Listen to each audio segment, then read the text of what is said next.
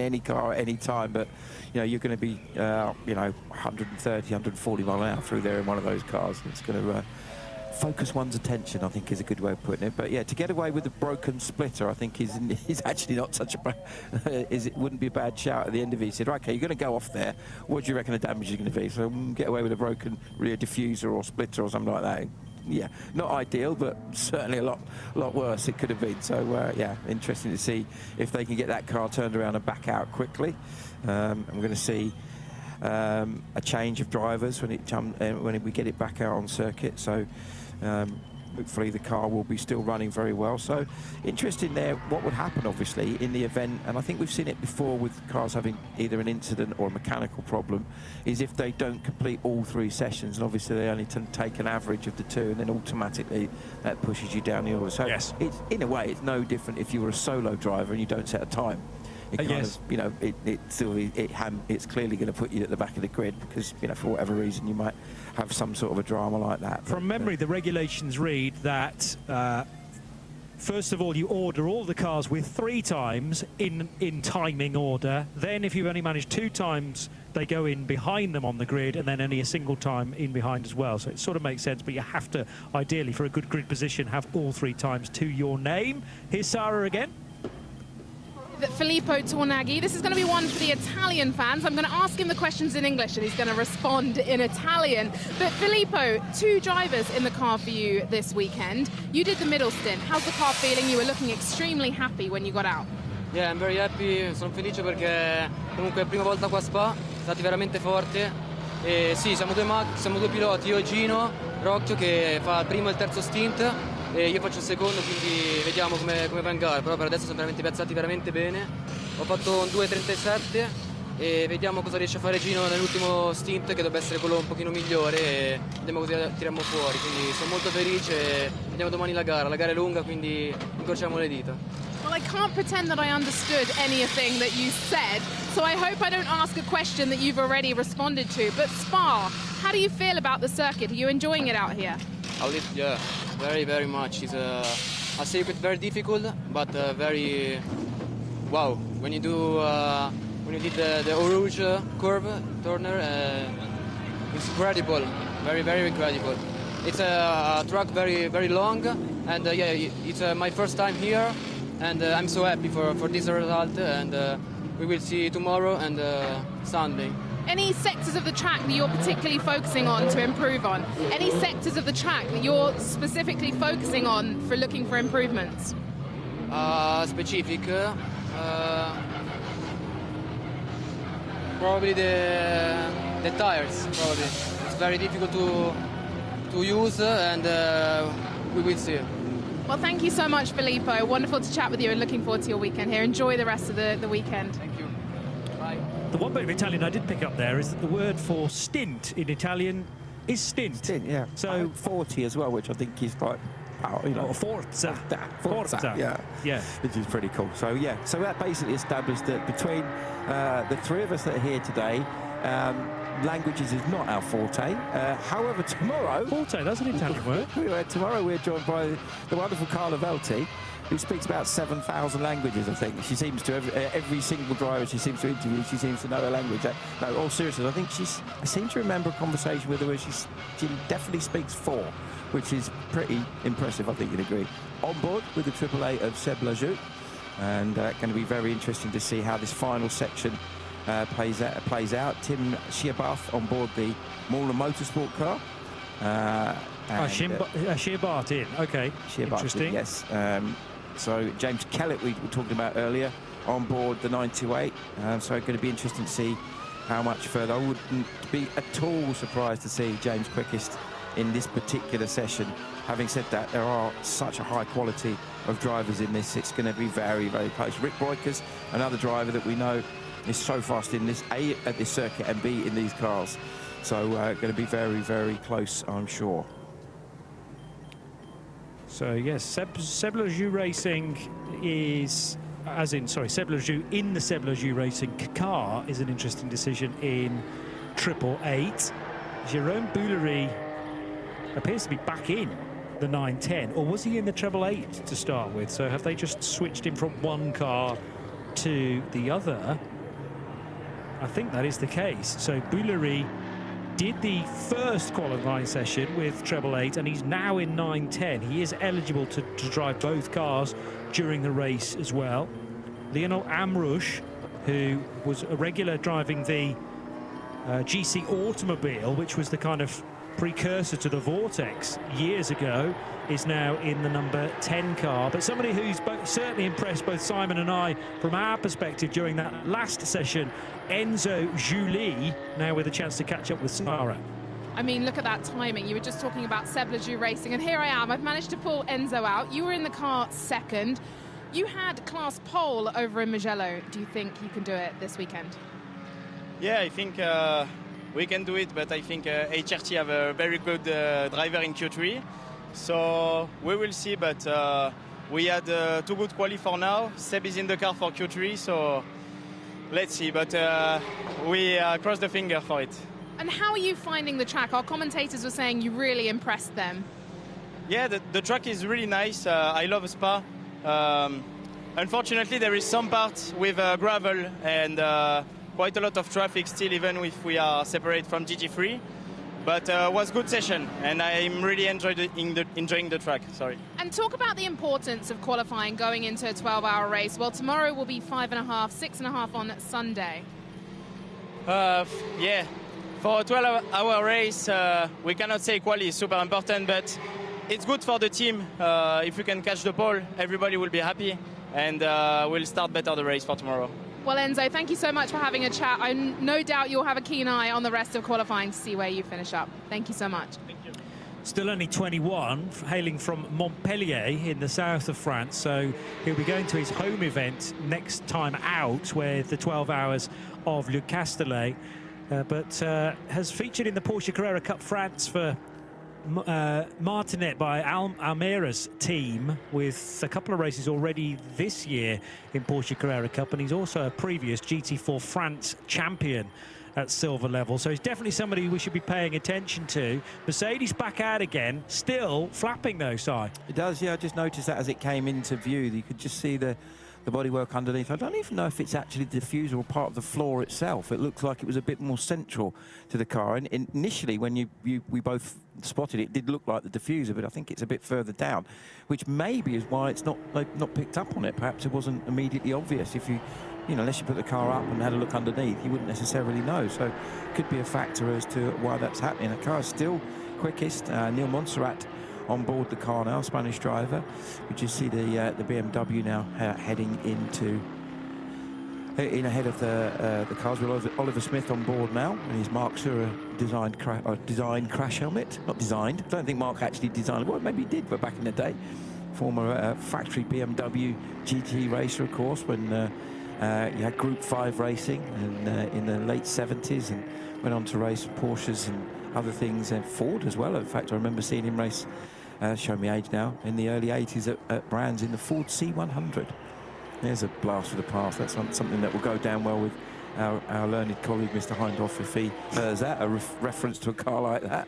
So, yeah, some great cars, great period of sports car racing, as we are now in today's Sure, race. yeah, certainly is. Periods Yeah, ever. So, Tim Schubert on board the Mulner is Mulner Motorsport 911 GT3 Cup car. They are currently quickest with an average of 2:20.866. Such an impressive pair of sessions so far. Kellett 2:22.6273 on his first flying lap.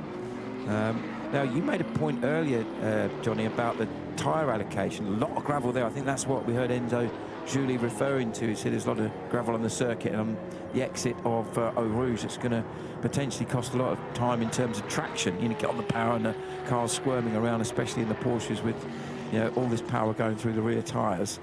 But yes, Kellett on board now. He's going to be a driver to watch. Let's have a look and see.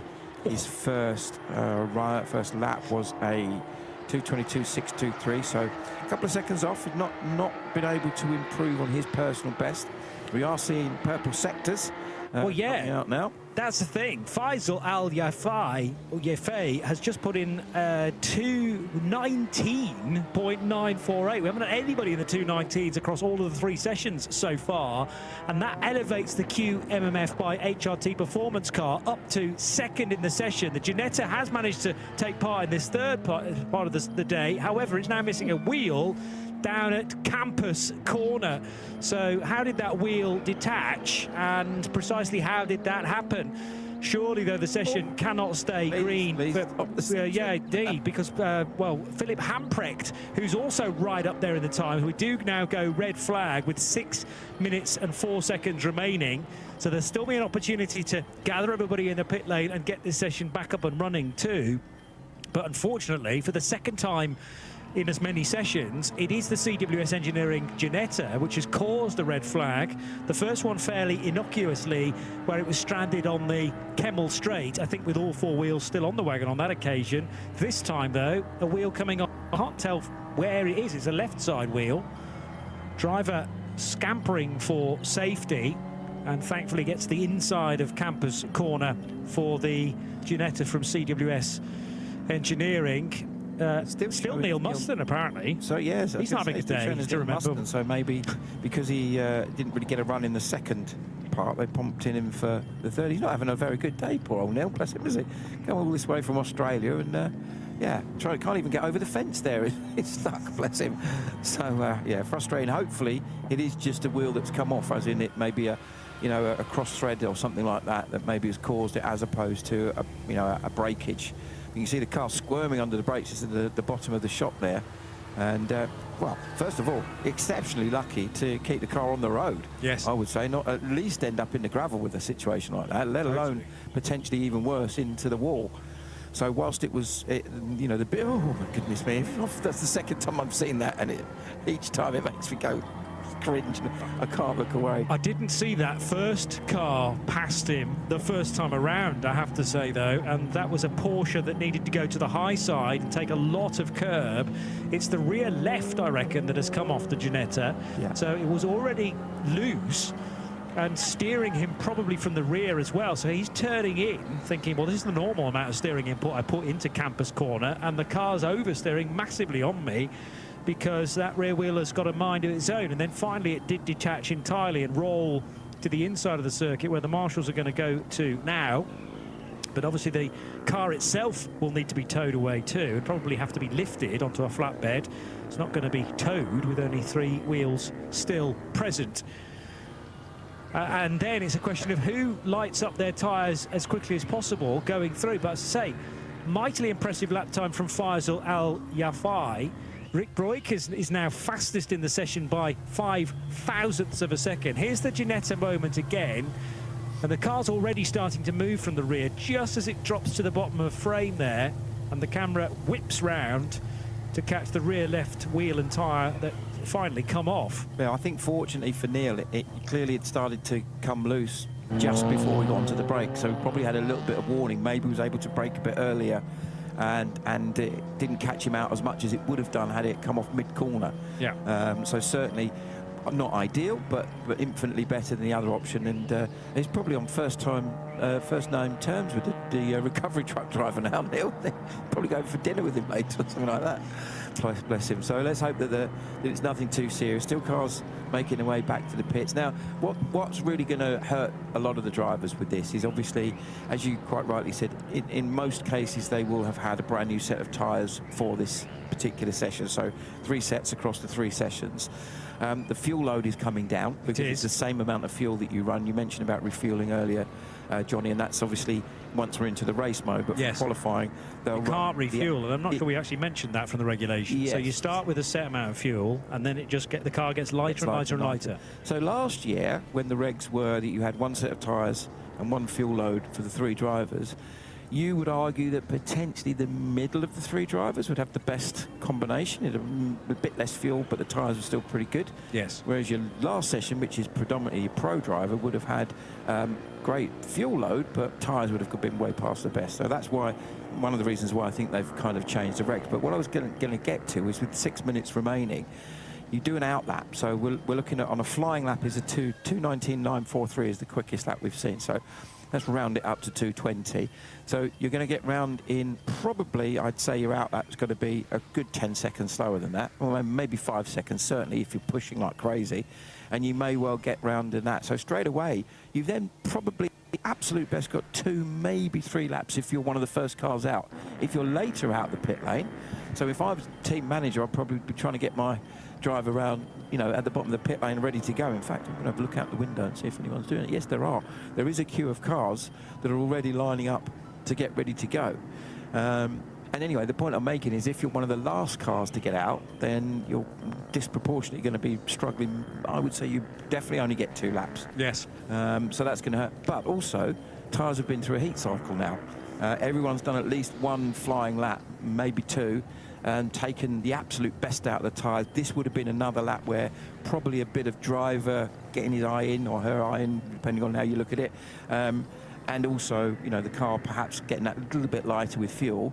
So you would have been improving as the session had gone on in that respect, but the tyres obviously balance out with the amount of grip you've got. So, yeah, it's going to be a lot of people who feel that will struggle to improve when they go back out for that simple reason. The tyres have just got hot, got colder, and got hot again. You know, Yeah, and it's about how they get cold, at what rate, and then also how you then bring them back in again. But they can't, the drivers can't afford to take their time in reheating the tyres, because it's just not going to be that amount of time left on the clock. So 6 minutes in total. An out lap's going to account for 3 of those minutes, and then it's a question of, yeah, like 1 or 2 laps. But if you're at the back of the queue, which is quickly forming now, everyone wants to get to the track as quickly as they can, but the red light greets them for the time being as this Ginetta is still being recovered. Very easily can see a situation where the last car to join the session, you get 1 opportunity to improve on their time. Exactly. There's 22 cars started the session. Obviously, we're seeing the Ginetta is clearly not going to take any further part in this session. So just looking down to see if there's anyone else that may not restart. I don't think so. I think everyone's getting ready to go. Looking down the pit lane, we've got about 12 cars currently lined up ready to go, mixture of the 3 classes that are there. And just a reminder that where we are in terms of pole positions for each sector. So we've got Tim Shearbath, who's currently on board the Milner Motorsport car, which at the moment is pole position overall in the session and in the can't really call it the pro class, it's the non-AM class, isn't it, for the 992s? Yeah. The pole for the AM class was that stunning lap by Faisal Al Yafei in the QMMF by HRT car, that beautiful purple coloured car that's in the very distinctive Oman colours, which looks brilliant. And then pole position Qatar colours, you mean? Sorry, Qatar. You said Qatar. Oman. Sorry, Qatar did I say colours. Oman? Yeah. My apologies. Yeah, which is a sort of how did Abdullah Al Khalifi described it to me yesterday? A burgundy. A burgundy. A burgundy QMMF. I think that's from the flag. A bit like the flag. I was going to say that's just, if using my knowledge of flags of the world, which is not very good. Well, I suggested to him that it might be maroon, and he said no. Burgundy. I said, okay. Isn't it interesting how we define certain colours, isn't it? It's like, you know, I always remember that there were certain colours that my grandparents would refer to, that you don't hear those sort of, you know, fawn is a word that springs to mind. Yeah. A fawn pair of slacks. Is there a more 70s granddad thing to say than wearing a fawn pair of slacks? But they were never, you couldn't call it a different colour. You couldn't say cream slacks. No. It had to be It wasn't beige, it was fawn. beige. Very definite. Yeah. So burgundy and a maroon is another one I think that springs to mind, that kind of era. Anyway, look, really are filling now, aren't we, where we're waiting for the session. I thought you were just describing to me Austin Allegro upholstery colours. Well, there you go. Nothing wrong with that. Somebody showed me a picture of the interior of a car they were looking at today, and it was fawn. That was the only car. It was actually a Porsche as well. I think it was a 996 Porsche. And they're like, look at this. This is really 90s. I went, excuse me, that's very 70s. Yeah. Yes. As someone who grew up in that decade, I remember seeing on seats those colours back in the day. My granddad's cars and my dad's cars and things like that. Pretty dull, but they have their own, I don't know, allure these days. Isn't it funny how things have come round, though, isn't it? Cars that were very everyday cars that are now really quite valuable and True. a lot of interest in that. We see the pit lane getting ready. In the background, you can see the Palin Motorsport Ferrari, one of the 2 Ferraris that's racing in this category, that and the Aero Motorsport. Easy to tell them apart. The Pelion one, as you can see, in the very familiar Gulf colours, the orange and duck egg blue. Is that right? Duck egg blue? I think that's the correct. Sounds good, isn't it? We've seen as we're doing a description of colours. And then just the other car, which is also very easy to see, is the purple and white Aero Motorsport Ferrari. So it's quite easy to tell those two cars apart when they're out on track.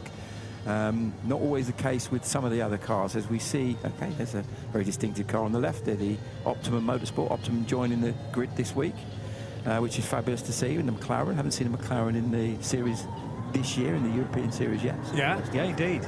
And there was an additional line in yesterday's drivers' briefing, by the way, held in Malmedy. Wonderful place when there was a car parade down to Malmedy from the track for them to assemble in the town square there, and then straight into the drivers' briefing. And the point was made by Zander de Haus that cars that will be in the GT3 sessions are able to access the fueling area during this final 992 and GTX session, but please do not attempt to join the track at any point in the remaining 4 minutes, because we will then have cars mixed up and there'll be a big penalty for that. So there are actually officials at the very end of the endurance pit lane saying, stay where you are, we're watching you.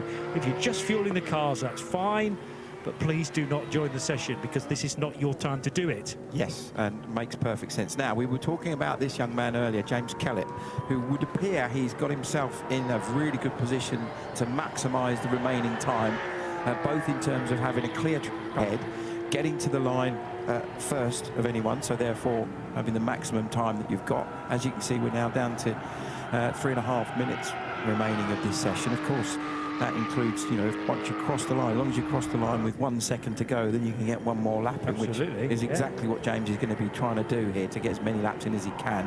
Get in the tyres. He's pushing very hard on this out lap as well.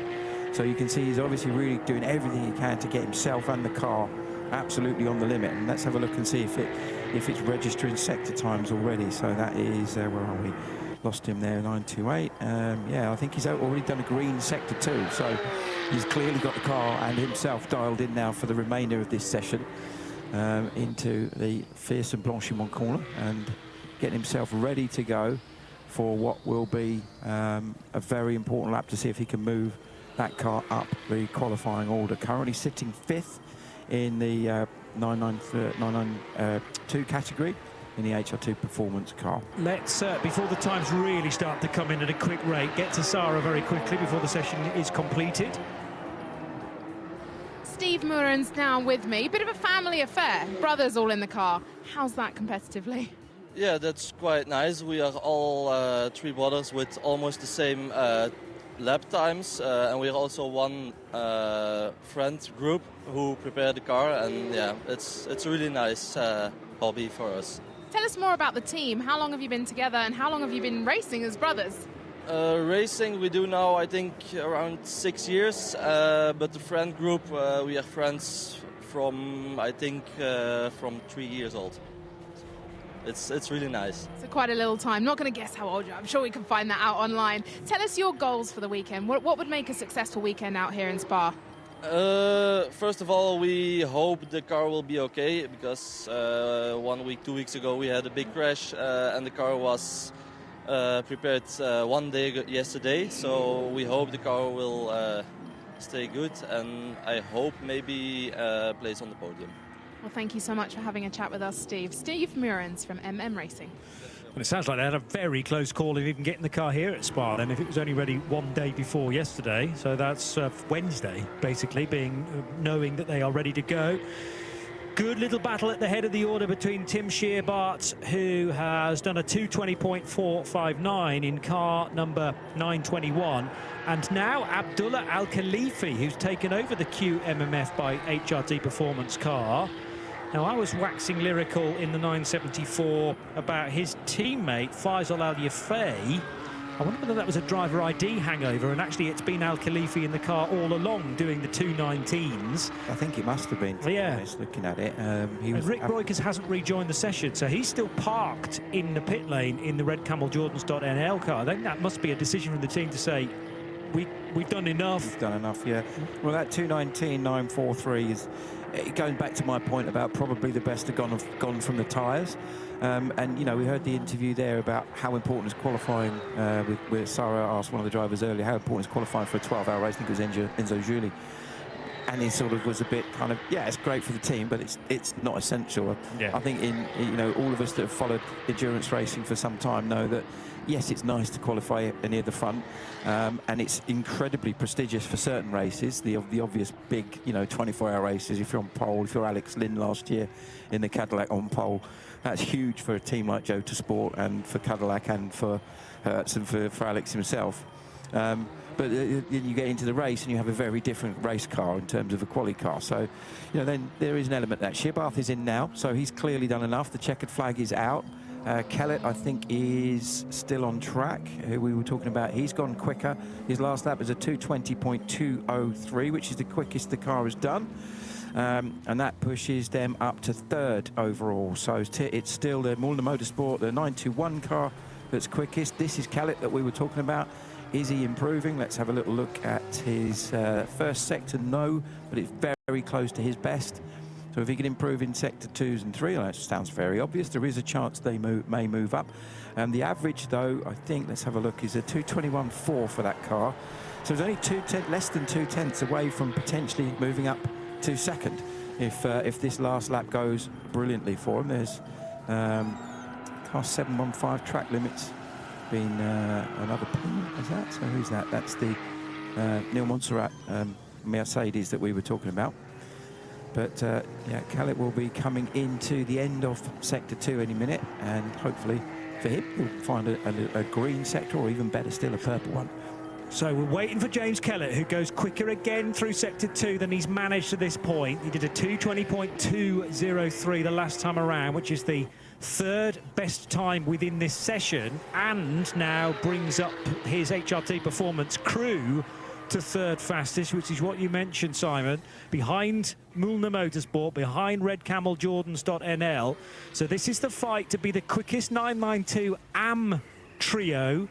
And Abdullah Al-Khalifi, is he still there or thereabouts? I don't think he's fast enough through the second sector with a 1:05. And Kellett goes fastest than anybody. So he's managed to go quicker than anybody through all three of the sessions there with a 2:19.810. Faster than Rick Breukers, faster than Abdullah Al-Khalifi, faster than Philip Hamprecht, who we haven't mentioned a great deal about because he parked it quite early on in the session, but drives with Tracy Crone for RPM Racing. A 2:19.810 is truly spectacular for James Kellett. Still doesn't improve the team's overall position, but they do get pole in 992 AM, and Sarah's been waiting very patiently down at Mulliner Motorsport. Hopefully you still have one of their drivers, Julian Hanses, to get his reaction.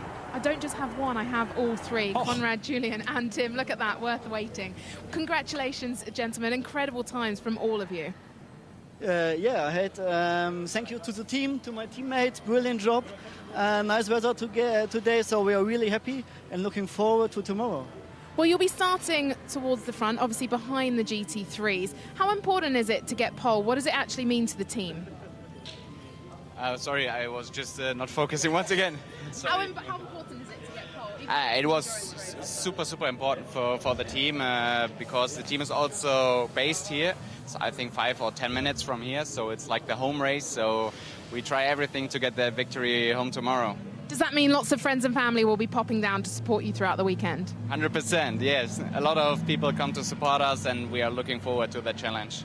And at Conrad, plan overnight and into tomorrow. What sort of things are you going to go away, look at, review ahead of the race tomorrow? Yeah, I mean, we're going to look at some data after the practice here, and then just relaxing for tomorrow, and yeah, that's it. And there's two parts of the race this weekend, 12 hours. What's the priority for the first half tomorrow? Just to stay on the lead lap, that's the most important, and then the second race is just, yeah, winning. Well, congratulations again. Conrad, Julian and Tim from Mulliner Racing, Mulliner Motorsport.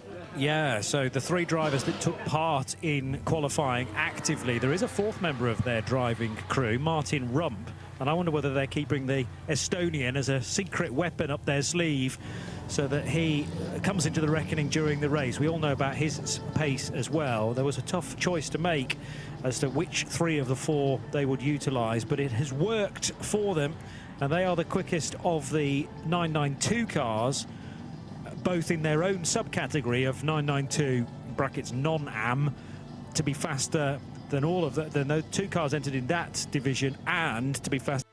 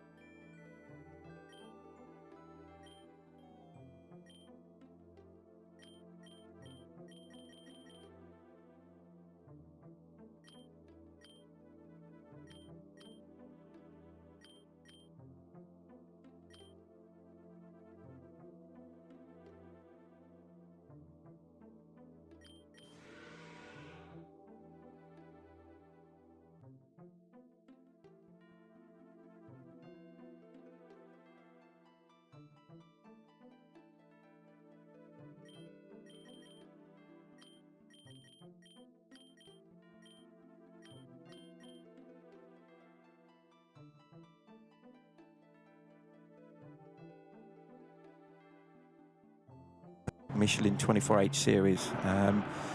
So yeah, that's going to be interesting to see whether they can maximise that. Had some strong performances already, and Campos purple in sector 1, so he's looking very strong to challenge that fastest time of Harry George. So 2:16.739 from Harry George, Ayrton Redal, Olivier Campos, Adam Osieka, Max Moritz, and Aaron Lim Se-Jun is our top 6 so far.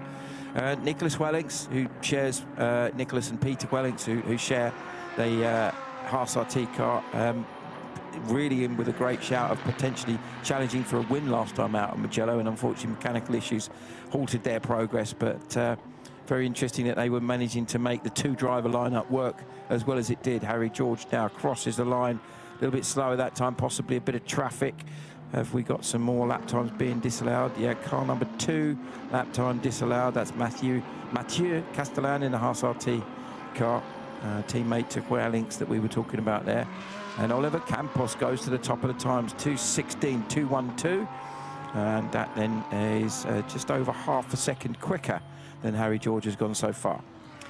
There's a concern for the Get Speed Mercedes number 28, which has not appeared in the session, and that should have had potentially Ben Pack driving it, and Marvin Klein, who I'm a big fan of, driven Aston Martins in the past and now found his way into Mercedes. Jordan Boisson and Patrick Charlet part of that team, but they are not running the other side of the Get Speed team, their team PCX Racing. There is one Get Speed Mercedes in the session, and Adam Osika putting that to good work, being second fastest in 286. There is, in fact, the Mercedes heading down the hill now, the only one. Oh, track right across the curb there. Sorry, Johnny. Well, for Osika. You know the rule, don't you, within Creventic, as in the curb does count as the track. So even if you've got, it appears all four wheels off, might still be okay. Yeah, and through there, I mean, you could argue that there's, you know, sometimes they look at corners with, you know, yes, you can run wide because there's no real advantage to be gained. Now, we talked about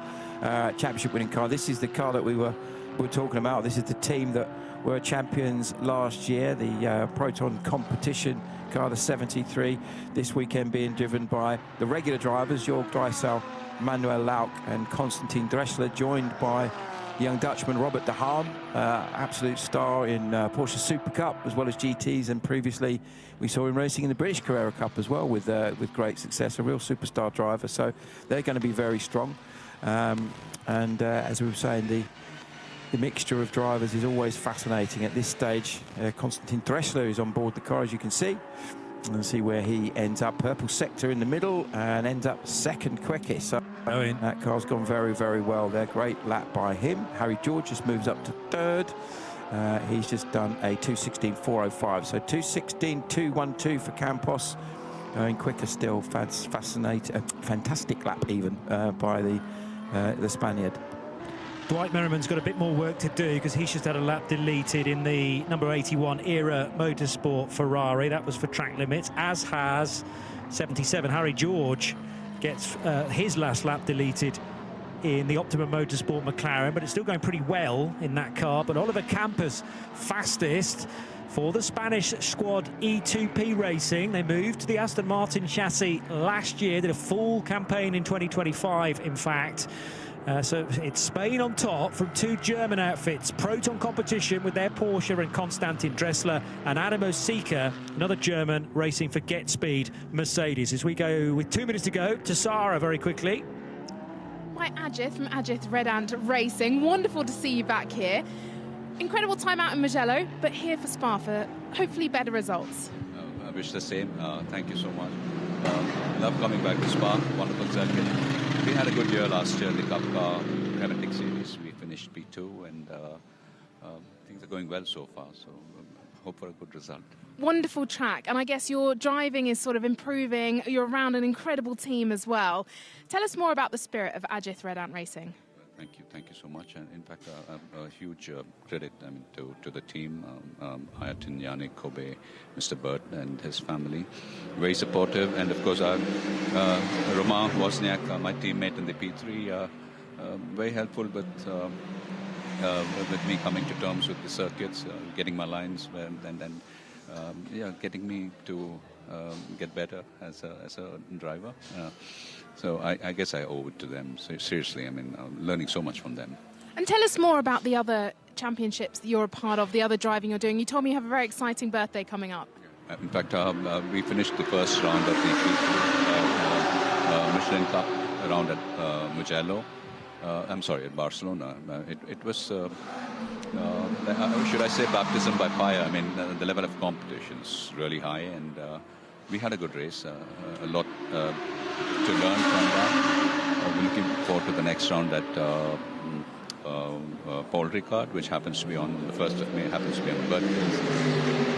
Yeah, so the Michelin Cup 2026, the Creventic 2026, and hopefully we plan to give our entry for the Asian Le Mans in a P2. So I want to give P2, the LMP2 cars a shot, and hopefully work towards Le Mans.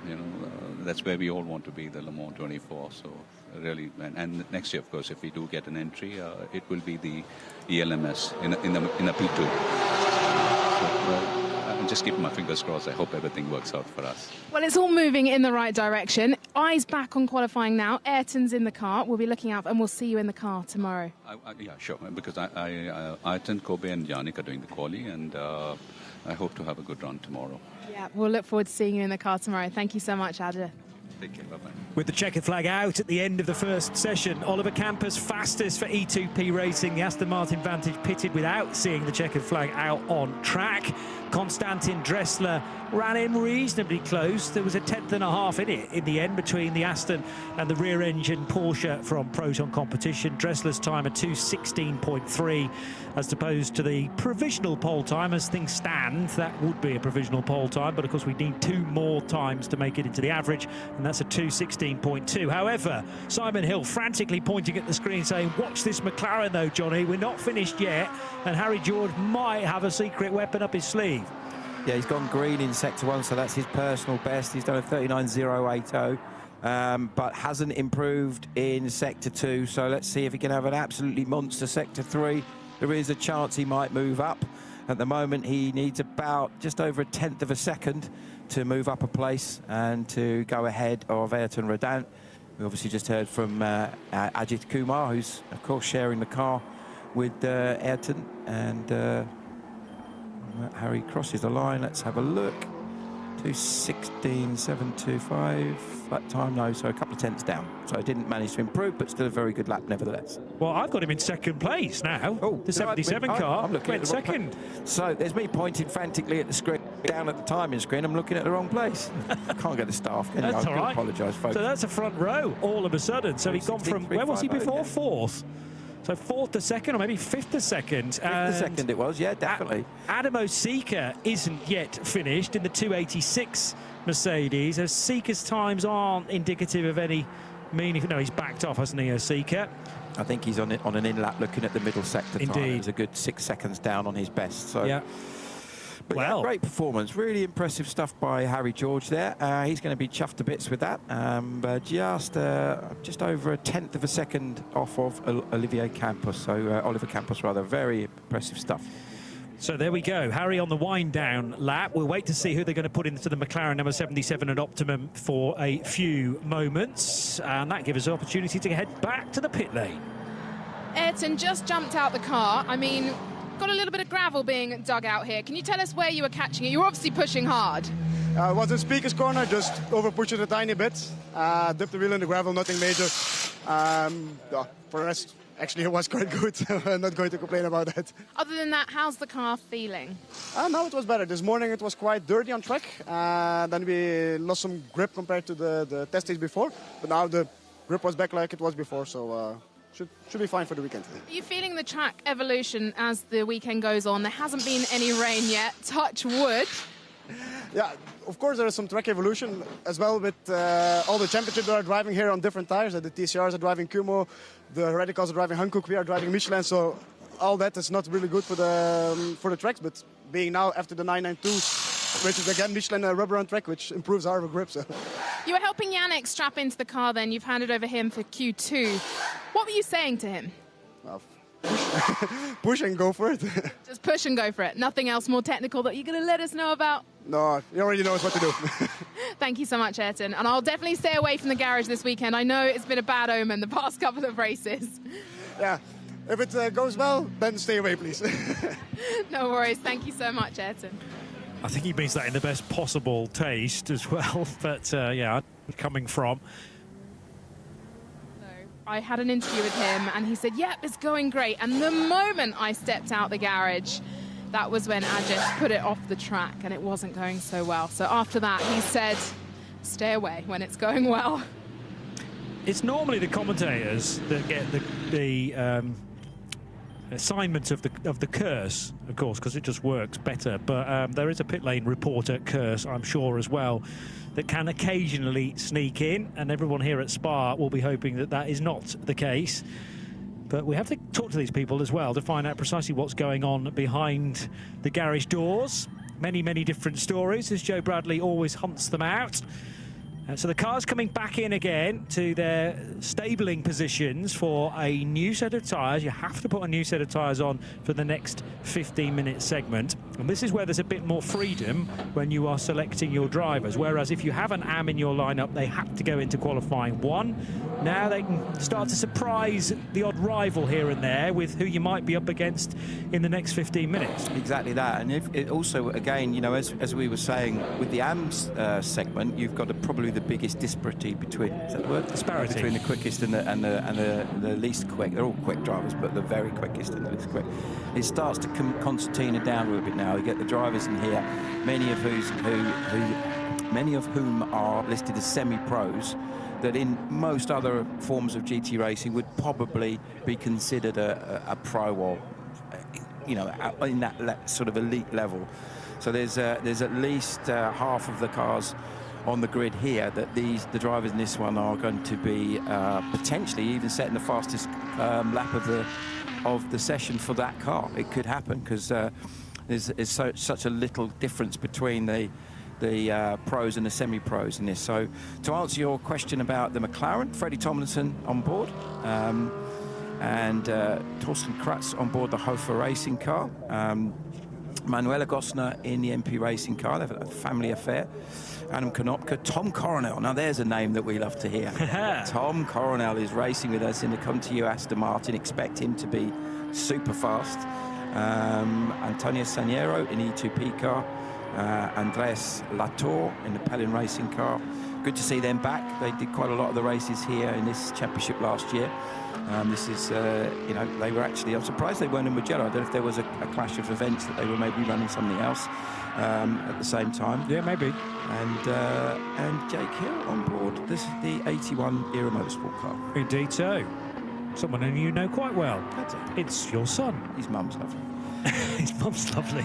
Nice line. You've been preparing that one for a while. OK, so Antonio Sainero in the E2P Racing Aston Martin. His teammate has been quickest so far. That was an Oliver Campos. And Sainero is the pro in the 90 car. So there is a chance that the Aston Martin will just keep on getting quicker now that they put Antonio into that car. A crew that will be hoping that that's not the case is Optimum Motorsport, with Freddie Tomlinson driving that. That means they're saving Salman Ovega until the final session of the 3. Manuel Lauch into the Porsche, and Manuel Lauch suggests rather that Robert de Haan will be held back for the final qualifying session in the Proton Porsche. Therefore, there's a little bit of guesswork on my part in that respect. And the perhaps most numerous manufacturer, as in Mercedes, unfortunately one is not appearing in the session, so there's clearly an issue with car 28, the other Get Speed car. I'm trying to do a little bit of digging to find out precisely why that Get Speed Mercedes number 28 hasn't featured yet, but it is in the Pro-Am lineup. And meanwhile, concentrating on the Spanish Aston Martin heading into Pouhon, Simon. Yeah, and that car has been very, very quick. Obviously, always great to see multiple manufacturers represented in this series. 18 cars should be starting tomorrow, as Johnny's just mentioned. One of the Mercs has not got out for this session. That's one of the really strong cars as well. Last time out, we saw Mauro Engel on board that car, and this weekend it has the other drivers, Jordan Boisson, Benjamin Pack. Are the sort of regular guys in that car, and this time Marvin Klein that you mentioned is a man, I think, was factory driver at McLaren. Am I remembering that right? No, that's I'll have to check that. It could be right, yeah. Yes. Could be, I don't know. So Quellink's quickest at the moment through the first sector.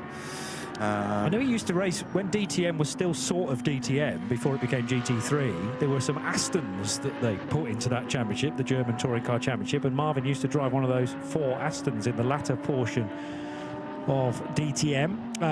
I'm hearing that the 28 car had actually a drama in free practice, which it just stopped out on track. So they've clearly not been maybe an engine or a gearbox, and we'll find out. We'll have the news for you tomorrow, folks, when we start the first part, Saturday's part of the race, as it were. But fingers crossed that their weekend is not over, and they may now have to seek special dispensation to actually start tomorrow's race, having not done any of the qualifying. Assuming they don't do any of the qualifying, they could pop out in Q3, I suppose, and then therefore would be eligible to be put at the back of the grid.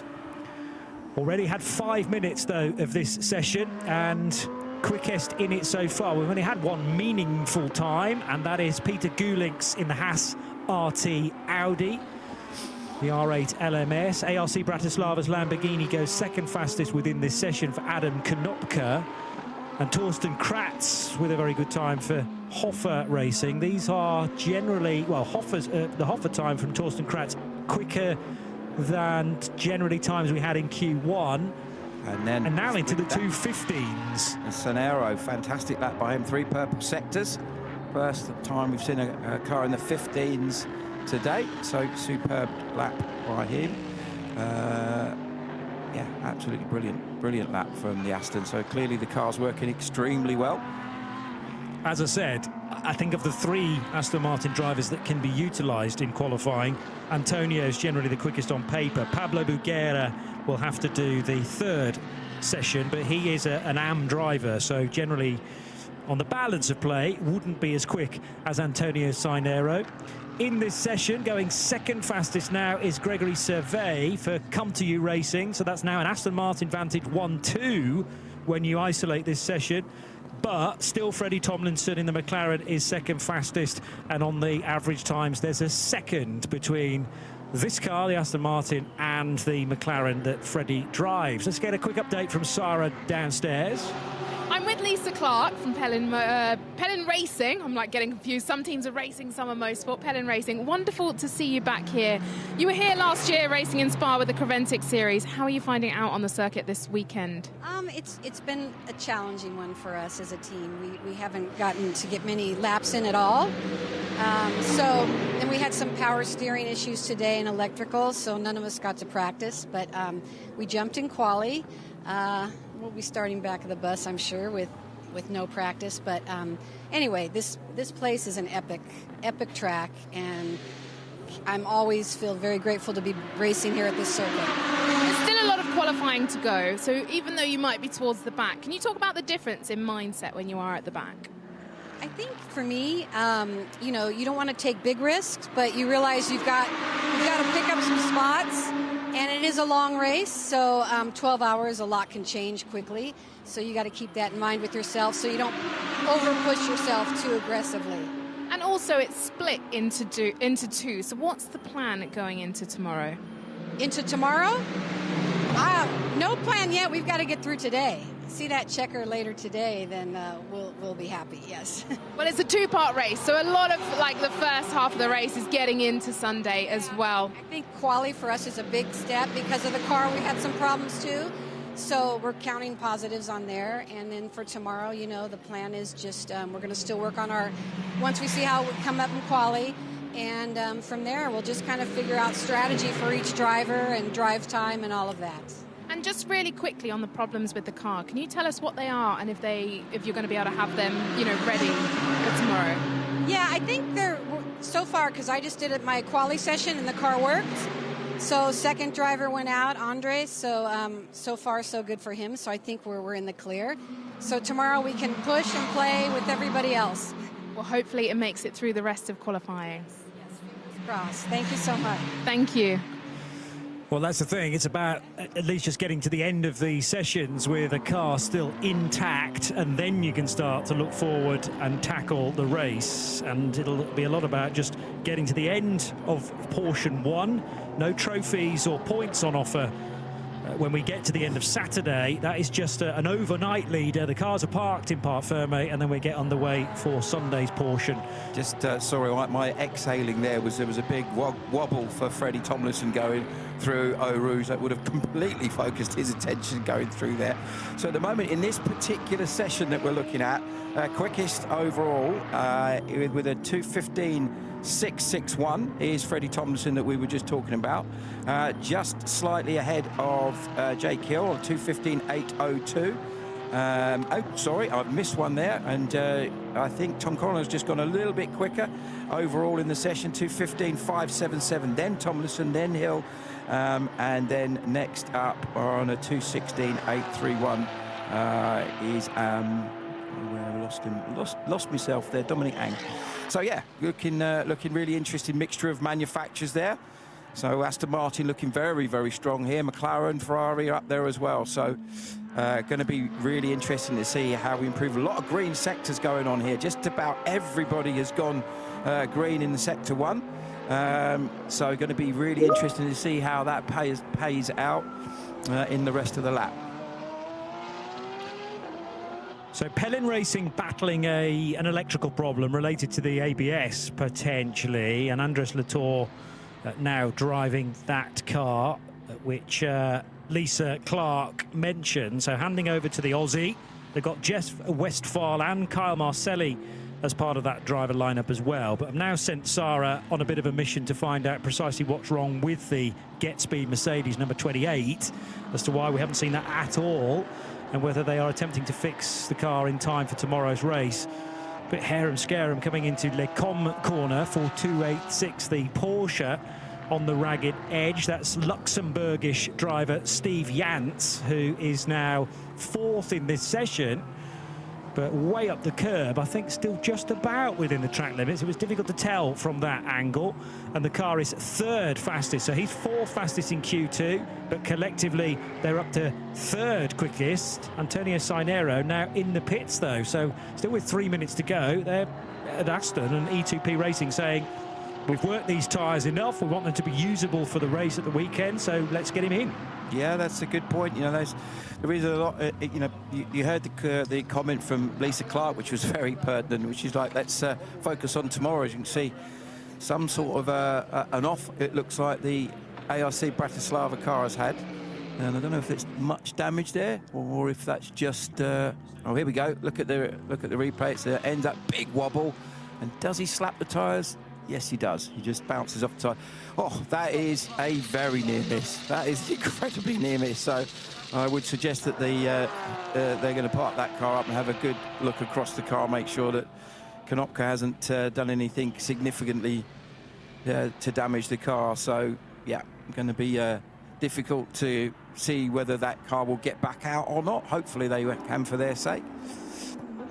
So with just over 2 minutes, or exactly 2 minutes now remaining, those drivers that are on a lap will, depending on obviously where they are on the lap, if they've just started their lap, this will be their final lap. So this car here, the 269 of Robert Renauer, been regular in this series, as it looks like they're pushing the Lamborghini, the RC Lamborghini. Oh, that was very close as the Haas RT car came in. They started to manoeuvre the Lambo backwards and forwards to push it into the pit lane, and almost manoeuvred into each other there. So yes, they're going to be a difficult one to see if they can get that car back out again or not. I think I might have misidentified the 2 3-digit numbered cars in GT3 because Alfred Renauer was the wayward guy. I for some reason got Steve Jantz in my head and figured that he was driving a Porsche, but he is not. It's a Mercedes, and that's the other Get Speed car, which is fine. And actually, speaking of Get Speed cars, let's go back to Sarah, because I sent you on a mission to try and find out what the issue is with car 28. Any news? Yes, it's not in the garage, it's actually in the paddock. It's got some technical issues that were picked up this morning, or they discovered this morning. It's not going to take part in qualifying, but they will be back out for the race tomorrow. They will be in the race tomorrow. Which is a shame, because they were pole in Mugello. That is their hope, but they will have to go sort of cap in hand to the race director and say, please, can we start? Because the regulations say if you've not qualified the car in any of the sessions, you're not automatically eligible to start the race. That's the whole point of qualifying for a race. Normally it's fine, and they'll do some checking, but yeah, there's still certain red tape that you need to encounter and get through before you're on the grid. Yeah, that's a really good point. Going to be interesting to see whether they can get the car back out, or get the car out rather for tomorrow. It depends on what's happened as well. Obviously, if it was something like if they did have a problem like some sort of chassis damage that they've discovered, then that could she put the car out for the weekend. So whilst we're assuming that whatever it is that's kept it out is a fixable, technical issue, it may not be. It may be a bit more severe than that. So hopefully for their sake, they can A, get it fixed, and B, get dispensation to be able to run. I would suggest probably the other teams need to agree to that. I think that's probably one of the first things. That's usually what happens when somebody has had a situation like this, is that the rest of the teams kind of say yes or no. If you're going to be selfish about it, you could say, well, it's one of the most competitive cars on the grid, so maybe we prefer it not to be on the grid if you're the other teams. But True. if you're the organisers and the championship, we want to keep as many cars on the grid as possible, and the fans, of course. And I know there's an awful lot of people that will be watching with great interest to see happens. But now we're really just seeing some time starting to jump down. 2:15, 2:11, the quickest in the session from Sonero. And then we've got quite a few cars in the 2:15s. Next up, I think, was Coronel with the 2:15.5. Tomlinson 2:15.6. And then the other Get Speed Merc, which should be Steve Jans at a 2:15.722. And then I think Jake, I think, was next up with a 2:15.802. So very competitive stuff, and also highlights just how strong the Astons seem to be here this weekend already, just looking at the times they're doing. Well, yes, occupying first and, well, for a time, second position, but the Come To You car now has dropped down to 8th position for Gregory Servet. But it's times within that session, certainly Tom Coronel doing nicely in the sister car, and Sonero that confident within E2P Racing that he parked the car with still 4 minutes or so of the session remaining to try and preserve the tyre life. And also into the pits then comes Tom Coronel, second quickest in that session, down in 11th, though, as I say, collectively on the average time. So still Optimum Motorsport are occupying a front row start, potentially. Still one more session to come, don't forget, which will start at 1:05 local time. Steve Jans for Get Speed Team JR286 driving a Mercedes. 286 number as well for that third place car, and Alfred Renau was pushing very, very hard within qualifying two. Alfred actually finished third fastest in the session, quicker than Freddie Tomlinson and quicker than Steve Jans, with then Jake Hill sixth fastest in the number 81 Ferrari. So ERA have managed to get to 14th spot, but that was because in the 81 Ferrari, there was a little bit of a difficulty with Dwight Merriman keeping a legal lap, and he needed a few attempts at that. I think he could have been quicker had his lines been a bit tidier. So again, Ferrari may be in a bit of a false position down there in 14th spot. There are two Ferraris in the entry. The other one's suffering with electrical problems and is further down in 17th position. That's another aspect of qualifying being one thing, but if you're battling either track limits or also the car not quite being right, it sets up a grid. But there's no saying that the cars at the front of the grid are going to be quickest in a 12-hour race. And there are definitely certain cars that seem to be consistently very, very strong in qualifying. And it tends to average itself out a little bit more in the race. It then becomes the actual performance of the cars tend to be relatively equal. It then comes down to strategy, and it comes down to a little bit of good fortune sometimes with things like code 60s and when you make your pit stop. On top of which, it also depends on which drivers are in at which time. So, for example, there's been situations in the past where you've got an AM driver who is significantly slower than the other drivers in the car, and there's a minimum amount of drive time that the AM drivers have to do. And if it so happens that the AM driver's in the car when there's code 60s on, you lose less time as a result, because obviously everyone's travelling around at 60 Ks. It's not like a safety car where you can gain or lose in that situation. If you look at other forms of sports car racing, IMSA being an obvious one where they use safety cars all the time. Yes. Daytona inevitably seems to be at least a two, maybe three car battle on the very last lap, and that's partly because of that. You have people that have been able to make up time after incidents or problems, and with good strategy and quick drivers, as to be honest, most of them are there. But yeah, so I wouldn't be at all surprised, just mentioning there, for example, the Ferraris, that both the Ferraris will be stronger in the race than they have perhaps been in qualifying. Both those cars, going back to my point, have what you and I would call a true amateur driver in there, in Dwight Merriman and Lisa Clark. They're both drivers who are relatively new to the sport and have been developing it. Although Dwight, it seems to sometimes forget, has actually been part of the winning team for Era Motorsport at the Daytona 24 Hours in the LMP2 class. True. Twice, Yeah. 21 and 2024, and was an Asian Le Mans champion as well. So, you know, Dwight's perhaps certainly compared to, say, Lisa, who's a bit less experienced, but both of them, you know, really passionate about their racing, and it's great to see them bringing those teams together and getting everybody on the grid as we go into the final and decisive part of qualifying for the Michelin 24-hour series here at Spa-Francorchamps.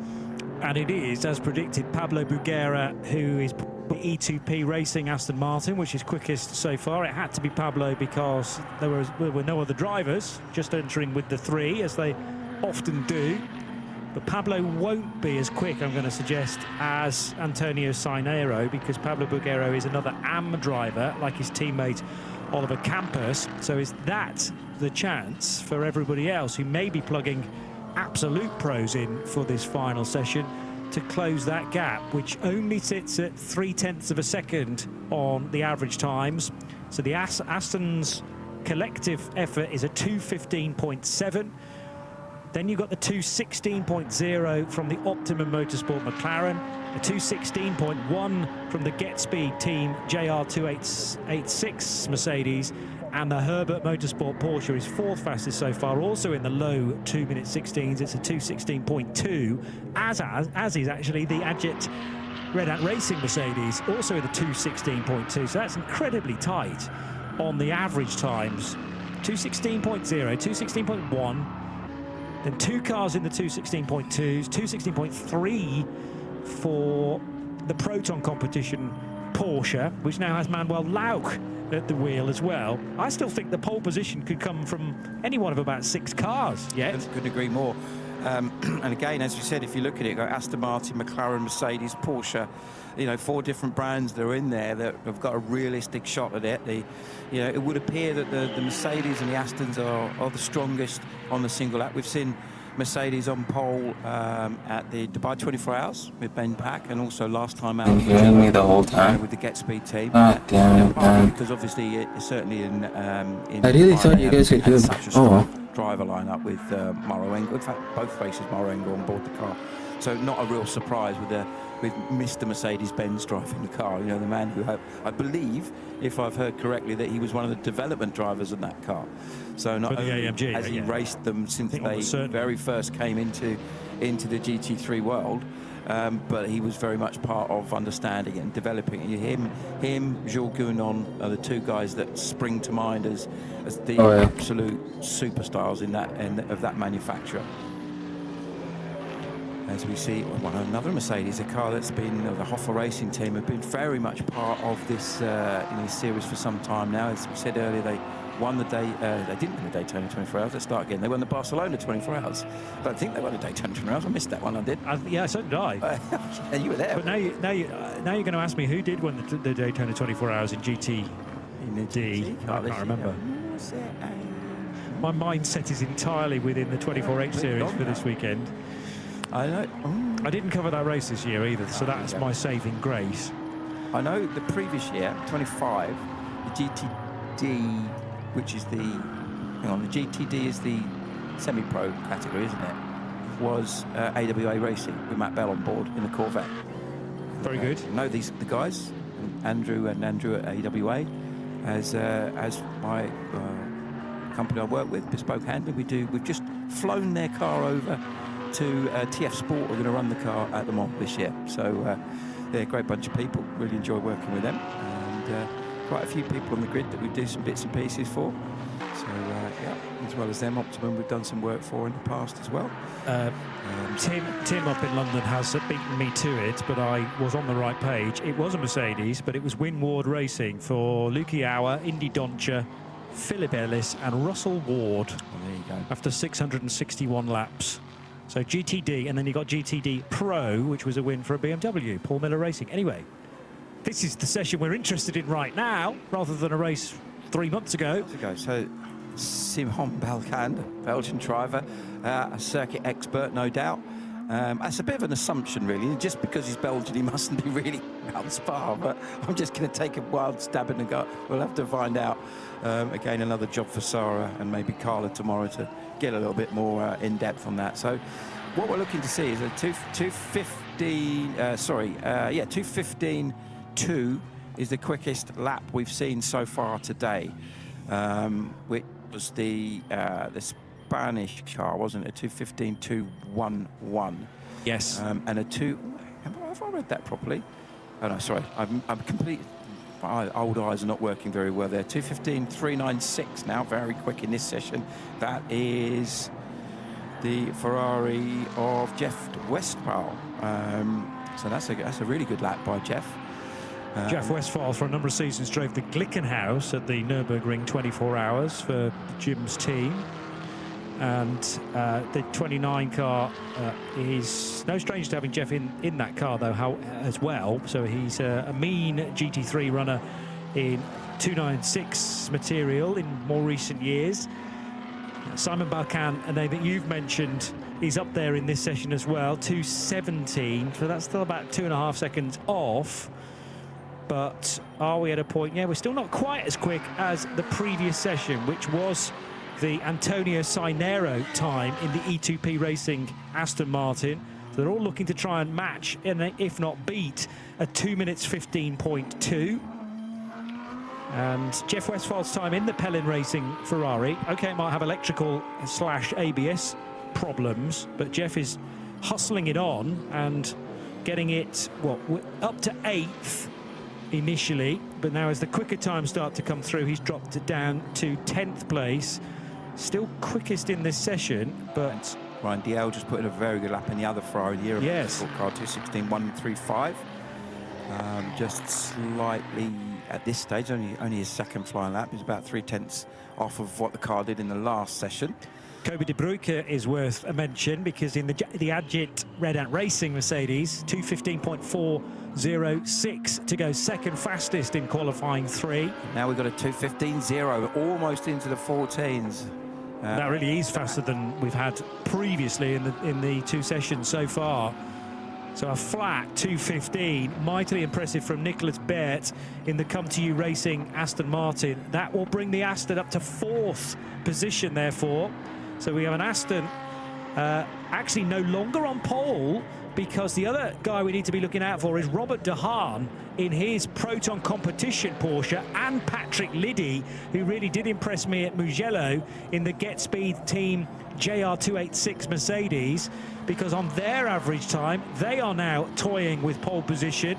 Yes, they might have a GT3 AM lineup, but they are 0.2 of a second clear of Proton Competition's Porsche and Robert De Haan's time, as now Klaus Bachler joins the party in his Herbert Motorsport Porsche. And the Austrian's just done a 2:15.133. The average is therefore down to a 2:15.8 to bring car 269 to second fastest. Nice. This is what I was talking about. This is what I was really looking forward Very nice. to. Lots of times in the 2:15s. Sorry to interrupt. Salman Vega in the Porsche, in the McLaren that we see on screen there, just set in a very, very fast very fast middle sector, purple in sector 2. So going to be interesting to see if that moves the car up. Won't take a huge amount, I think, and it could potentially move up into the top 3 if this lap is completed as well as the first part of the lap has gone. Comes out of the last corner. Let's watch to see what he does as he crosses the line. Yes, he goes to the top of the times with a brilliant. He's the first driver we've seen in the 2:14s, 2:14.593, and that takes the average down to 2:15.534. What a great lap.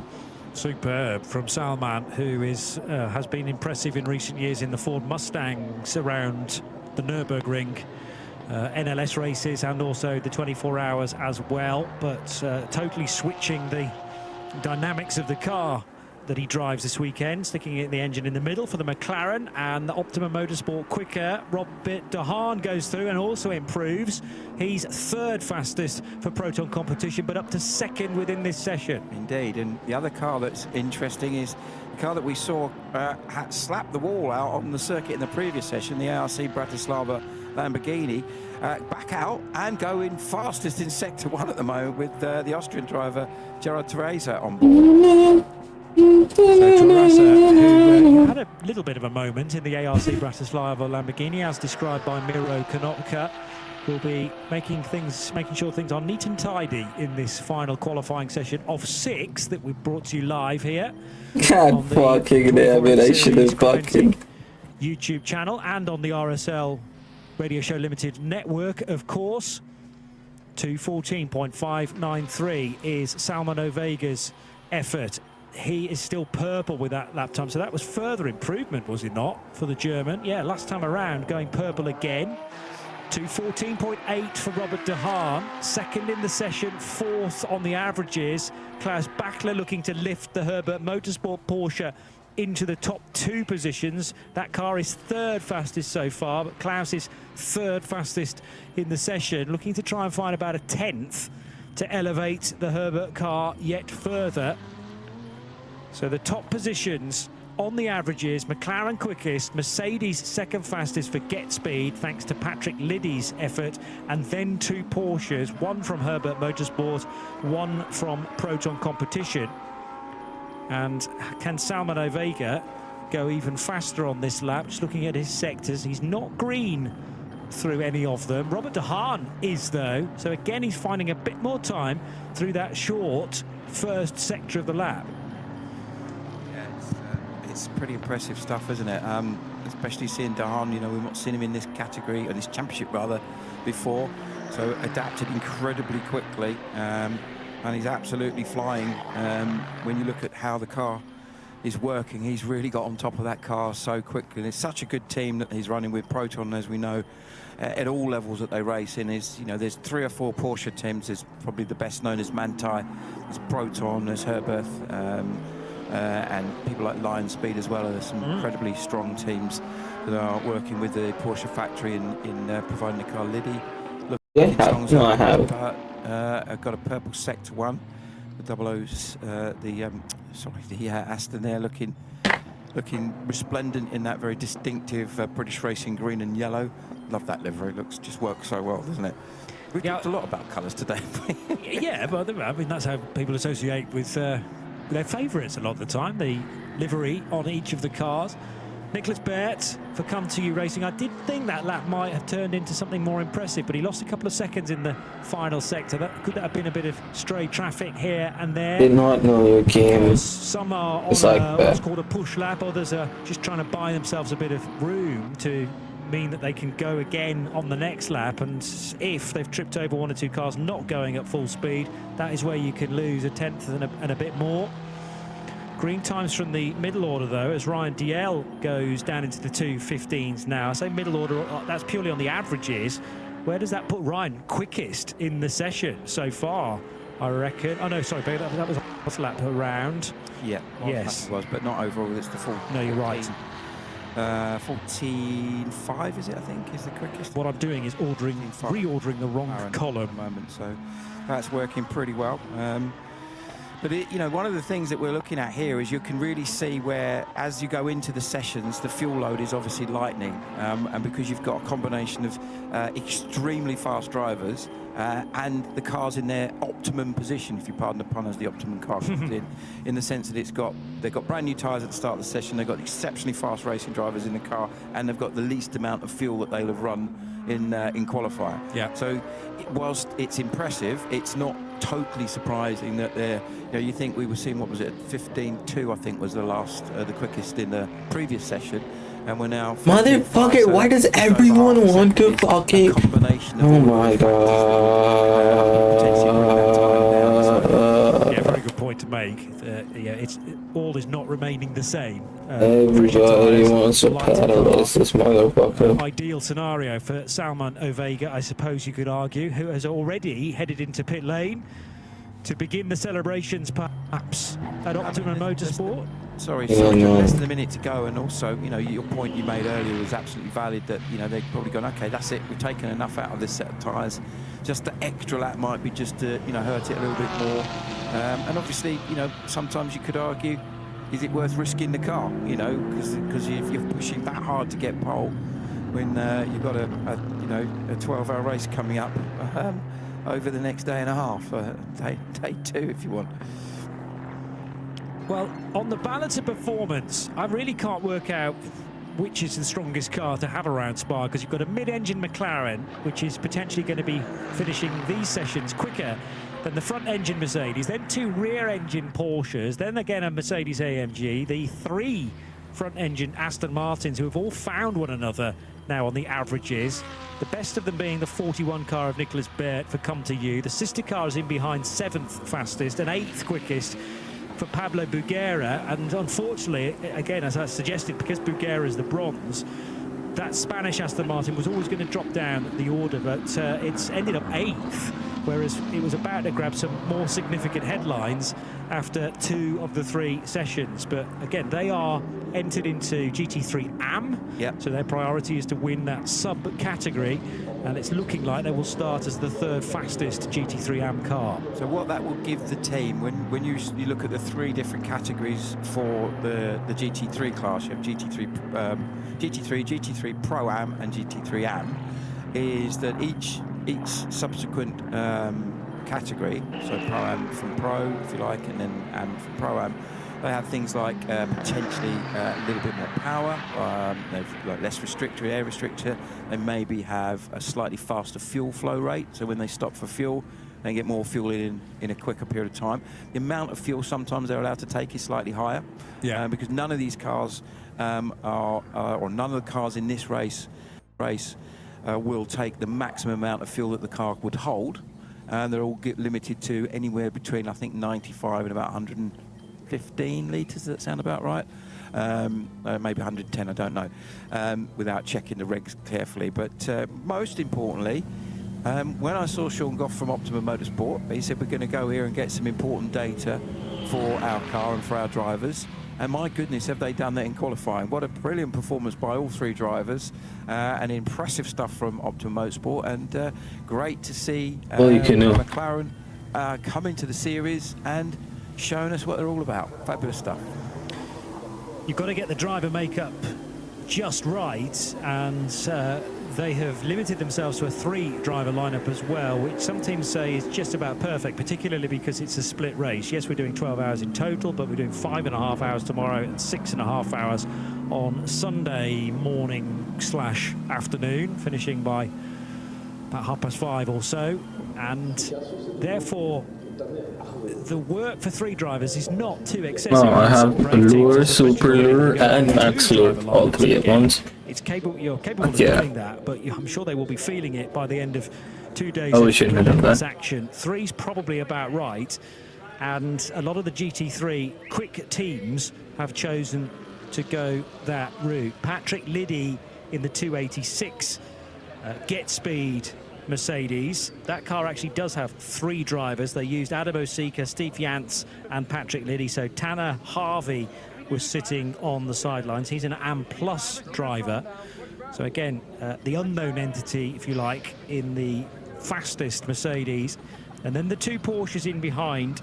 Car 269 for Herbert Motorsport. Max Moritz, who was utilised in the first session for qualifying. Alfred Renauer on the ragged edge, as I noticed, particularly up at Le Com, and Klaus Bachler, who hustled that car to 3rd position on the average times. So they will be the highest placed of the GT3 Pro-Am crews, with Proton Competition, their nearest rivals in Pro-Am, right alongside them for the start of the race tomorrow. Yeah, impressive stuff, and really great for these guys at Optimum. Standing up on the left of the photo shoot, as you look at the tall chap, is Jamie Wall, former British touring car driver and very, very talented guy. The chap there in the middle with the beard is Sean Goff, team owner, team principal of Optimum. So some very experienced and very strong folks as we trying to stick the Michelin badge and the badges that the drivers have to run as part of the championship. And there are some teams that where they're running in multiple championships, they have certain spaces on their suits with a bit of Velcro, so you can just change the badges rather than having to have a different suit for every race series. There's our Sarah is down there and is going to catch up with our pole position drivers. Well, congratulations on pole. Incredible stint for all of you. Tell us what it was feeling like out there. Did you feel like you'd had it? Yeah, I mean, it's my first weekend in the McLaren, and yeah, I'm delighted. The car feels really good and really fast, and I didn't know I was that fast, but it felt quite fast, yeah. Well, looking forward to tomorrow. Coming off the start, it is a 12-hour race, 5.5 hours tomorrow. What are you going to be looking to do into turn one? Who's going to be getting in the car first? We'll have a discussion about that later to find out who's going to start the race. But yeah, just got to try and build on a good qualifying performance and just get as big of an advantage over everyone as we can. Well, it's been pretty dry so far, but there is a little bit of rain forecast. Did you manage to get in the car and put some laps in during I think there was a bit of water on the track during practice earlier in the week? Well, I got the call yesterday afternoon, so I certainly didn't. Yeah, I've only done 8 laps this morning before qualifying. Car was mega. Yeah, if it rains, it's the same for everyone else, so, you know, bring it on. Well, not bad getting a last-minute call and then in a car and putting it on pole. Well, congratulations to all of you. Looking forward to seeing you out there tomorrow. I guess you've got lots to talk about overnight, and we'll see you back here tomorrow morning. An excellent collective effort then from Optimum Motorsport, Harry George, Freddie Tomlinson, Salman Ovega in that order, and they combined to produce a 2:15.584 second lap, 2 minutes and 15.5, to give them pole position by a couple of tenths. Get Speed Team JR286 Mercedes, second fastest with Patrick Liddy, an excellent time. What did he do in that session? A 2:15.25, so 2:15.7 for the Mercedes, and an all Porsche second row with Herbert Motorsport and Proton Competition, Klaus Bachler and Robert De Haan doing the most latest times within that 3-session segment. Kobe de Bruyke for Agit Red Ant Racing for Mercedes AMG. He was pretty quick as well in number 93. He's really their secret weapon, along with the 2 Red Ants, of course. Then you have in 6th position Come To You Racing, followed swiftly by the sister car within that Aston Martin team. 3 Vantages together on the grid, in actual fact. 6th, 7th and 8th places. 9th position for Haas RT's Audi, in fact 9th and 10th for the Haas RT R8 LMSs. Stephen Palette was in the number 2 car late on. Ryan DL did his level best to get the Era Motorsport Ferrari into the top 10, but just missed out in the number 81 car. Then ARC Bratislava's Lamborghini Huracan for Gerhard Torrasa, the semi-pro in that driver lineup, number 44. Ahead of Hoffa Racing's Mercedes for Michael Kroll. Continental Racing by Simpson Motorsports Audi, number 69, 14th quickest, ahead of Vipanitsa Racing's Mercedes. MP Racing's Merc there in 16th, and Pellin Racing battling electrical problems for much of their sessions, but Jeff Westphal did very nicely. We didn't see the 28 car at all, and fingers crossed that that Get Speed car can be fixed overnight in time for the race. Beautiful day here at Spa. Qualifying has passed by very swiftly indeed, and if you're just joining us now, where have you been? This is what you missed. Well, it did take a little bit of time for the really quick times to come through. That's the nature of exclusively reserving qualifying 1 for the AM drivers, but as we've said, most differential within qualifying 1, and that can pivot all on Q1 to determine where you finish on the grid for the main race this weekend. The ARC Bratislava car having a moment in the gravel, coming out of Lufania corner, doing a fair bit of wheel arch damage there. It's amazing what those stones can do at speed. Then the Mercedes started to come into their own, but of course the Aston Martin was looking strong from E2P Racing as well. After 2 drivers, they were fastest, Oliver Campos and Antonio Sainero, but then eventually that final qualifying session promoted Salman Ovega, We'll just said no more teammates at Pokemon. Optimum Motorsport and the McLaren to pole position. To look forward to tomorrow, day 2 of our race meeting here at Holy Spa-Francorchamps. We have the fuck. second Radical Cup Europe race, which begins at 9:40 Central European summertime, and then the Yeah, first I don't even know part of the which- race this weekend. 5.5 hours to get through, Simon. Looking forward to it greatly. As always, there is a question mark about weather at Spa-Francorchamps. Couldn't come to Spa and not talk about the weather. We've spoken about colours a lot today, but the weather not so much because it's been nice and sunny and there's been a yellow thing in the sky, which we love seeing. And a nice blue around it. And wonderful, yeah. So really looking forward to it. I mean, you look at that qualifying and it is literally anyone's race. There's probably a dozen cars on the grid that could win outright. As the same in the 992 class, and you know we're going to see. Take it on the chin. Absolutely no doubt. Two brilliant parts of the race tomorrow and on Sunday, and I really can't wait to see everyone get racing. With thanks to Sarah Esser in the pit lane and on the grid, to Simon Hill alongside me, we'll be joined by Carlo Velti tomorrow as well. From Johnny Palmer, get a good night's sleep tonight. You're going to need the energy for 12 hours of motor racing here at Spa-Francorchamps, round 2 of the European season of the 24H series. Bye-bye.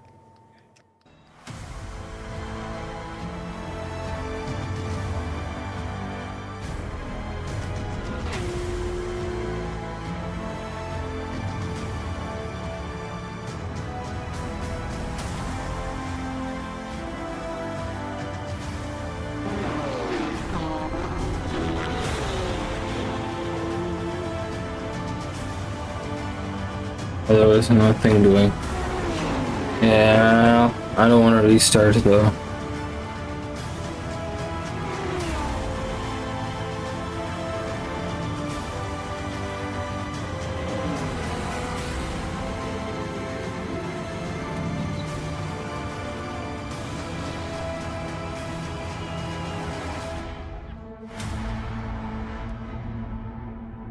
Dude, that guy's so fucking fast.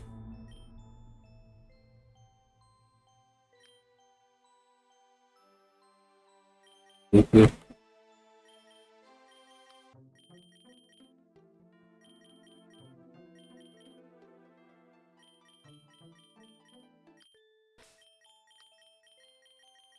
Rock, electric, ice, battery,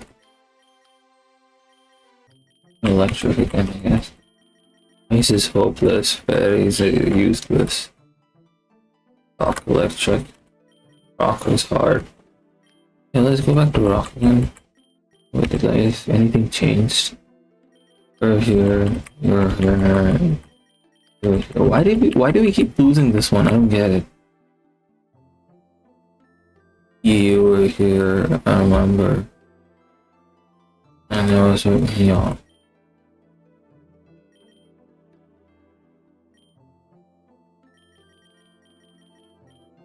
On 4, 5, 8, 9. Okay.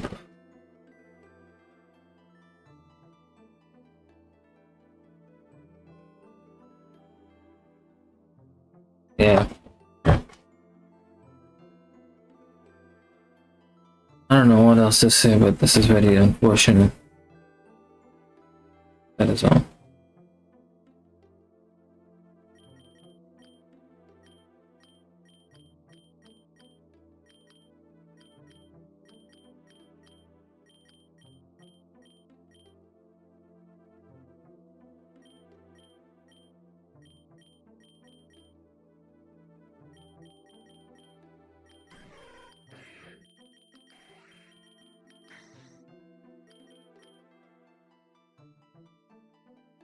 Work with 3. Okay. Padunada?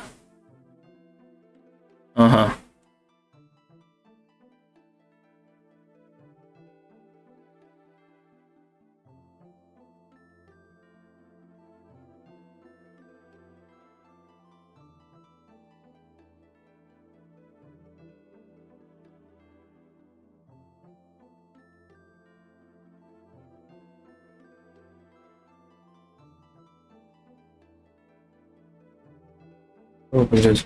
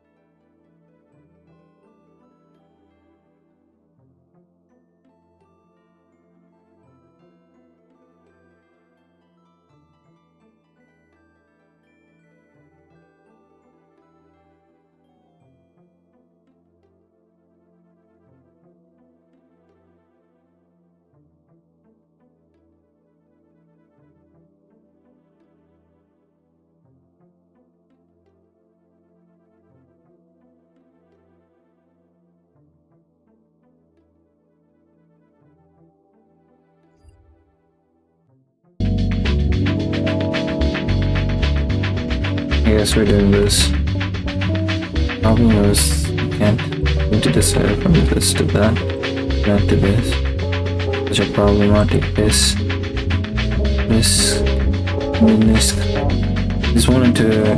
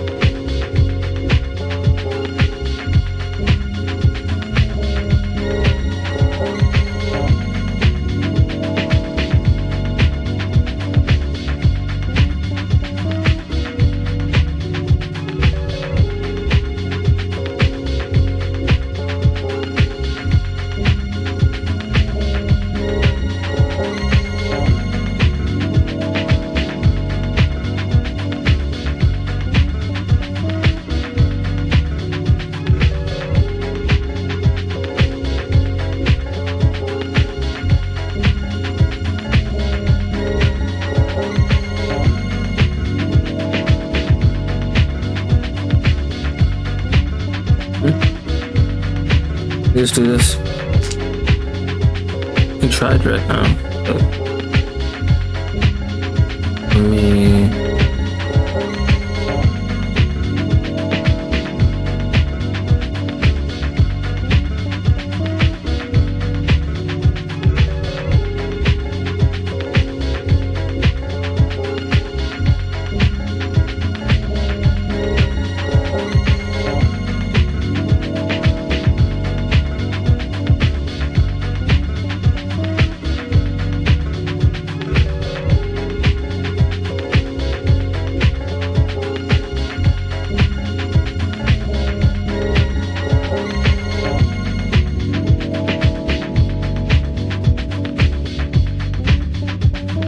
Yeah, there's no theoretical.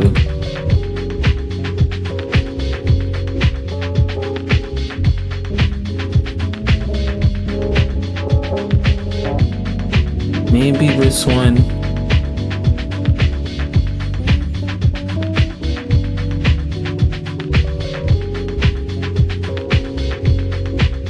Come on, really? Okay.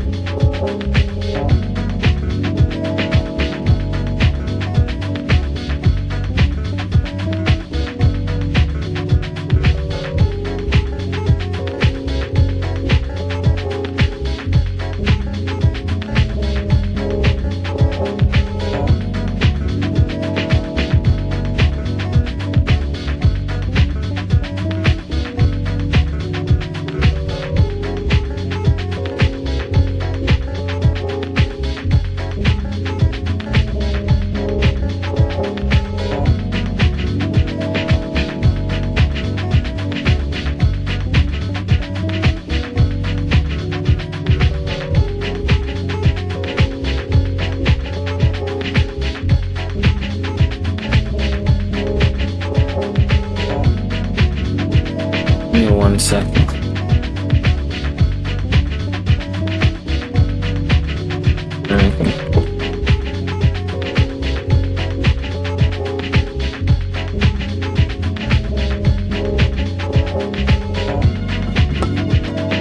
Two, 3, 6, 9,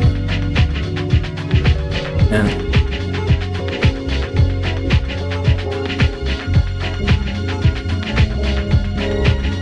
Actually, if I could reduce this thing, we could get one more in. Reduce cost, okay. With 2. Okay. Then I could get one more. Oh, that would be perfect.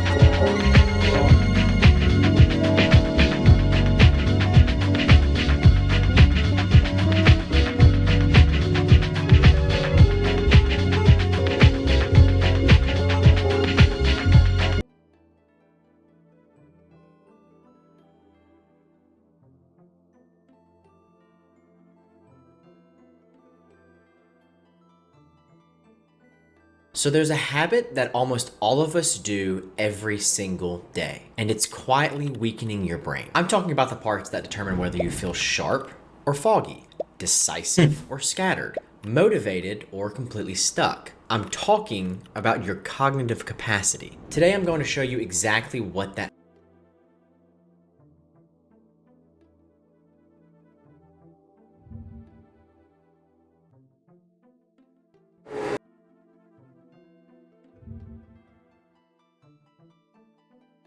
The Saikuno drama has to be the most chronically online tale of debauchery I've ever seen. As a 34-year-old man LARPing as a naive anime-born tale of debauchery I've ever seen. The Saikuno drama has to be the most chronically online tale of debauchery I've ever seen. As a 34-year-old man LARPing as a naive anime boy to get the attention of women wouldn't work in any other situation. For those who aren't chronically online, Saikuno is a famous streamer who has been caught cheating on his long-term girlfriend. As it turns out, he has been sliding into the DMs and comment sections of other creators, using the cringiest pickup lines possible. His technique appears to be LARPing as Deku from My Hero Academia, even speaking in the same weird over-the-top anime boy voice that people tend to parody. Wait, you're actually so much braver than I thought. Only 'cause you're here. Only 'cause you're here. Only 'cause you're here. He just released a response to the cheating scandal, and it's basically him saying that he apologizes and takes full responsibility. His girlfriend also gave a statement, ultimately concluding that she's staying in the relationship. This has led to even more memes about the fact that he can cheat and basically get away with it, as despite his actions, he's not facing real consequences except being clowned on online. However, none of this would be a particularly big deal if Saikuno didn't act the way he does on stream. It's just the fact that he so intently puts so much effort into speaking with that weird anime dub voice that has turned this otherwise boring story into an entertaining one. What's my type in a girl? In speaking with that online. This has led to even more saying that he a boy voice from My Hero Academia, even speaking in the same weird over-the-top anime boy voice that people tend to parody. Wait, you're actually so much braver than I thought. Only 'cause you're here. Only 'cause you're here. Only 'cause you're here. He just released a response to the cheating scandal, and it's basically him saying that he apologizes and takes full responsibility. His girlfriend also gave a statement, ultimately concluding that she's staying in the relationship.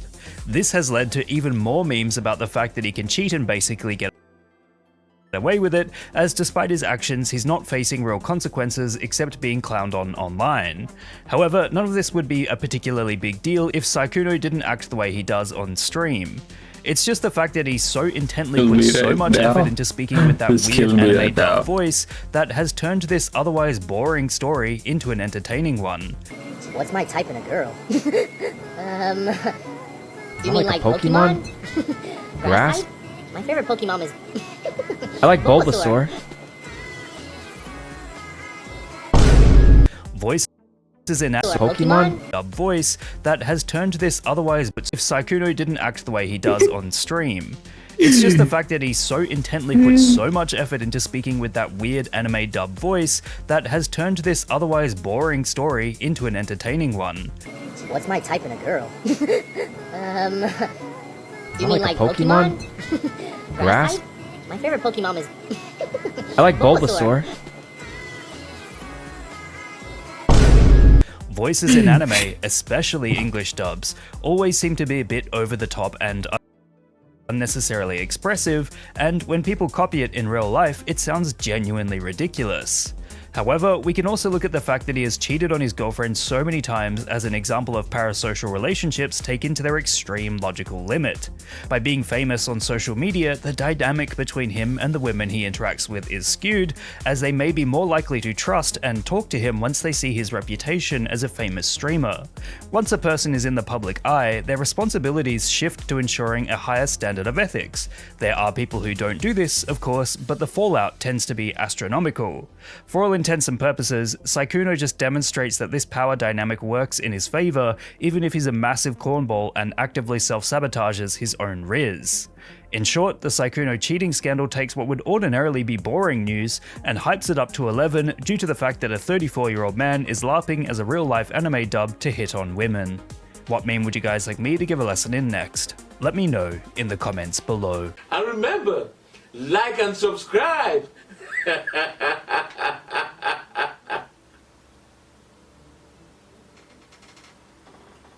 Or else.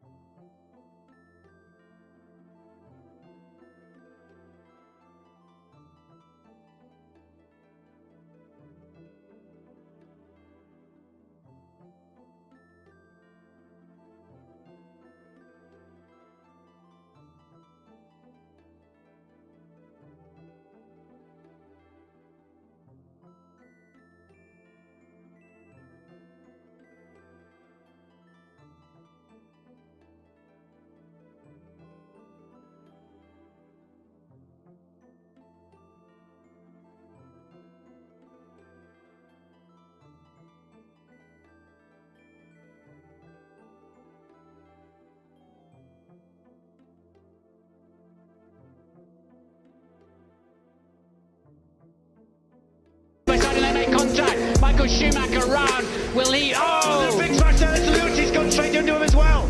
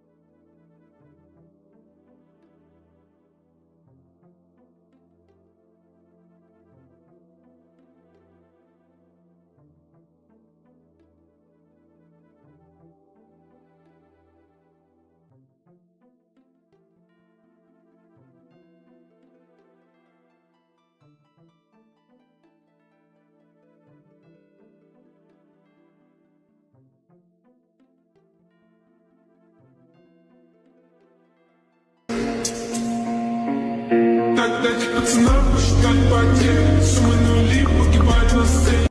make contact. Michael Schumacher round. Will he? Oh! The big smash there. Lewis gone straight into him as well.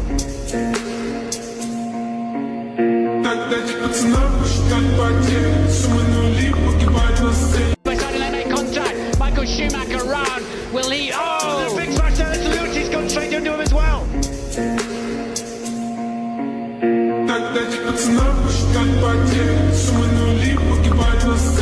They make contact. Michael Schumacher round. Will he? Oh! The big smash there. Lewis gone straight into him as well.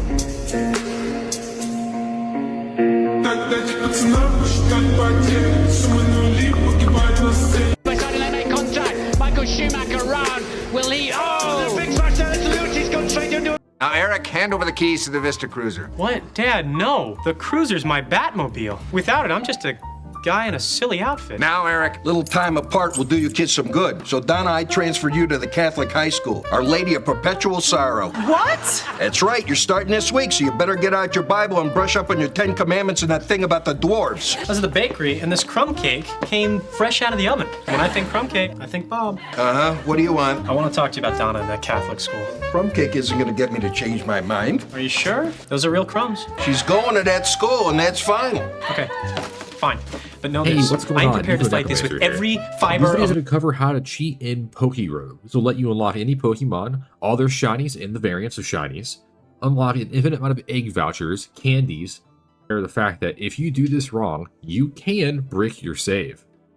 I, in fact, bricked my own save to be prompt right here. Check my notes. You want to go to scene and then game data.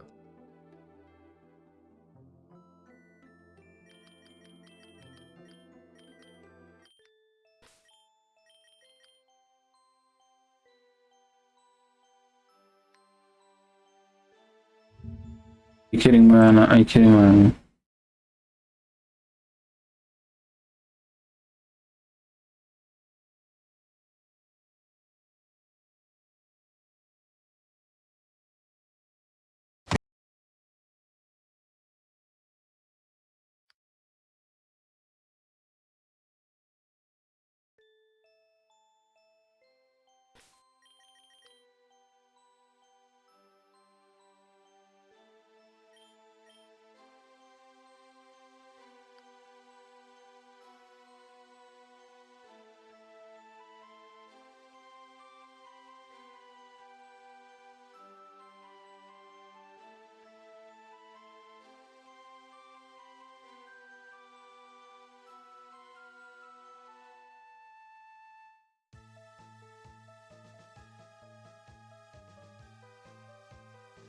One of my favorite but most forgotten shows. Anyone who knows me well knows I Hey, love what's the going on? shows. Nico Necromancer here. I found yet another exploit in PokeRogue. This time to allow you to actually set the candies. Instead of going in and having a bunch of eggs and Pokemon you want to then go and hatch, you can instead just set the value directly itself. So, to first show off this, we're going to go to my Pokédex. We're going to go to, in this case, Charmander, Pokemon number 4. So, all we're going to do is we're going to go and click on this, and we're going to see that I have exactly 3 candies, which is seen right here. Now, like all times with this exploit, you're going to go into a run. You're going to then go, back out of that, it doesn't really matter. You're going to go into the egg gotcha, and then go in this case to insert element, so Control-Shift-I. Once inside, you want to go to battle scene, then process input E, and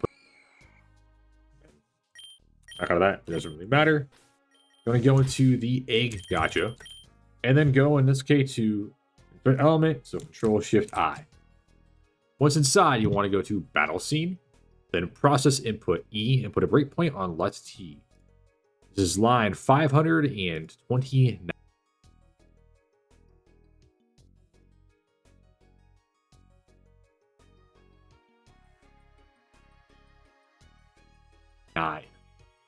Once you've done that, you want to go back to the main side over here.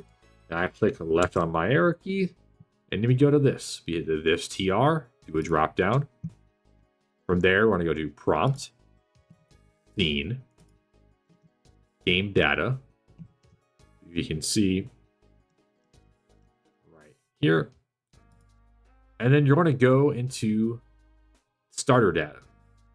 Now, as you can see there, we had starter 1, here's starter 4. And we can actually set a lot of things here. There's ability attribute, candy count, which is what we care about. We're going to set this to 300. You also have like your win count, egg moves, the friendship, and so on. But yeah, so this right here, we have our candy count, which is set at 300. So we'll simply close out of this. Hit the arrow keys like normal to get it reset. Back out and play around.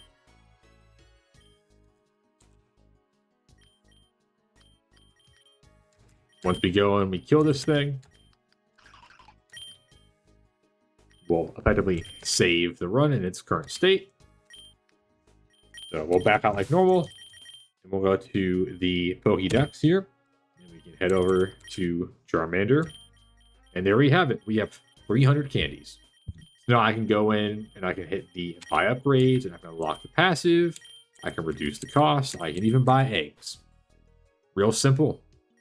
Now, apparently there's a possibility that you can brick your account, so just be careful.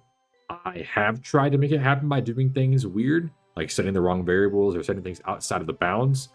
I have not been able to get to happen, but that's not to say that it can't happen. So just be a little bit careful. Don't do the wrong thing. But yeah, that's about it for this. Now, of course, to also go and show some other things as well. I have not tried this, so it's going to be a bit iffy. But if you go back to the egg gacha, the exact same location, you control shift I like normal and get back in. The breakpoint and set ourselves again back at prompt, into scene, then to game data down here. On your starter data, if you go to Pokemon 123, which is Saturn, you can see here that there is this attribute for move set. Now, these are your starter moves. That means that you can technically set this to whatever you want for those starter moves. I have not tried this. I do not know if it works. I just know that this is something that you can potentially do. I would be careful. Like, you can adjust the classic one count, sure. Egg moves, I think is something you can also adjust. I don't know what these values do, so just be careful. But it would appear that yes, you can set the starter moves once you've unlocked that first one and have this move set array existing. So something else you can try as well. But that's about all that I have. So like last time, enjoy. Don't break your account. And that's about it.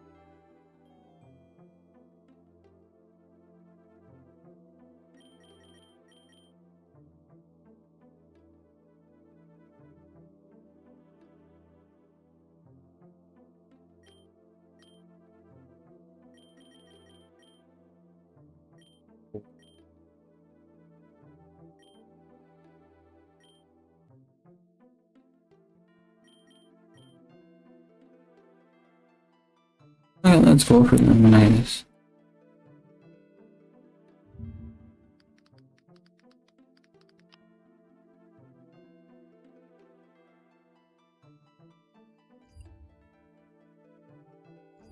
Now, Eric, hand over the keys to the Vista Cruiser. What? Dad, no. The Cruiser's my Batmobile. Without it, I'm just a guy in a silly outfit. Now, Eric, little time apart will do you kids some good. So Donna, I transfer you to the Catholic high school. Our Lady of Perpetual Sorrow. Yeah, we definitely need That's 11. right, you're starting this week, so you better get out your 7. Bible and brush up on your 10 Commandments and that thing about the dwarves. This is the bakery, and this 7 crumb there. cake came fresh out of the oven. There. When I think crumb cake, I think Bob. Uh-huh, what do you want? I want to talk to you about Donna in that Catholic school. It's Crumb 8 cake isn't gonna there. get me to change my mind. Are you sure? Those are real crumbs. She's going to that school, and that's fine. Okay. We'll go Fine. 7, 8, But know 7, this, 8. I'm prepared to fight this with every fiber of my being.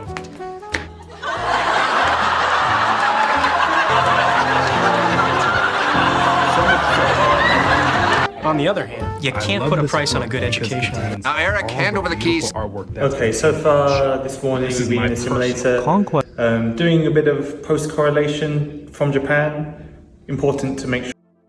Loved purging so much he genuinely considered challenging the Grand Regent when he was told to stop, which by the way would not have gone well for him. But no wonder the other Viltrumites are scared of conquest. His kill count against his own species is probably second to only the Scourge virus, though Thrag had to have humbled him at least once, because the next time we see them meet, Conquest is on his knees right away. Conquest loved purging. One of my Conquest. Hello? Ted Mosby? Yep. The window is open. The window is open. What are you waiting for? Run, Ted! Run! Lily, the window's open. Oh, make a hole, people! Run, Ted, run! Please tell me you got in the window. I got in the window. What is going on? What is the window? Every guy who meets Maggie falls madly in love with her. Since I've known her, she's only been single for like 3 brief windows of opportunity. When she moved here and broke up with her college boyfriend, I waited a month, so I wouldn't be the rebound guy. Well, the rebound guy lasted 2 years.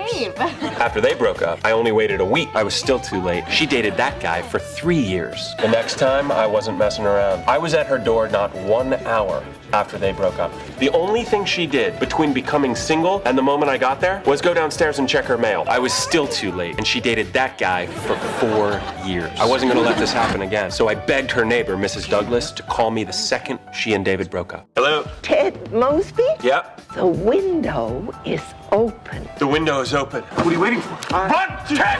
Run! Lily, the window's open. Oh, make a hole, people! Run, Ted, run! Please tell me you got in the window. I got in the window. What is going on? What is the window? Every guy who meets Maggie falls madly in love with her. Since I've known her, she's only been single for like 3 brief. We're not against the fat. Hello? Ted Mosby? Yep. The window is open. The window is open. What are you waiting for? Run, Ted! Run! Lily, the window's open. Oh, make a hole, people! Run, Ted, run! Please tell me you got in the window. I got in the window. We're not against the fat. We're against the rapid excursion of fat into the bloodstream. And the conventional people now are saying, don't eat seed.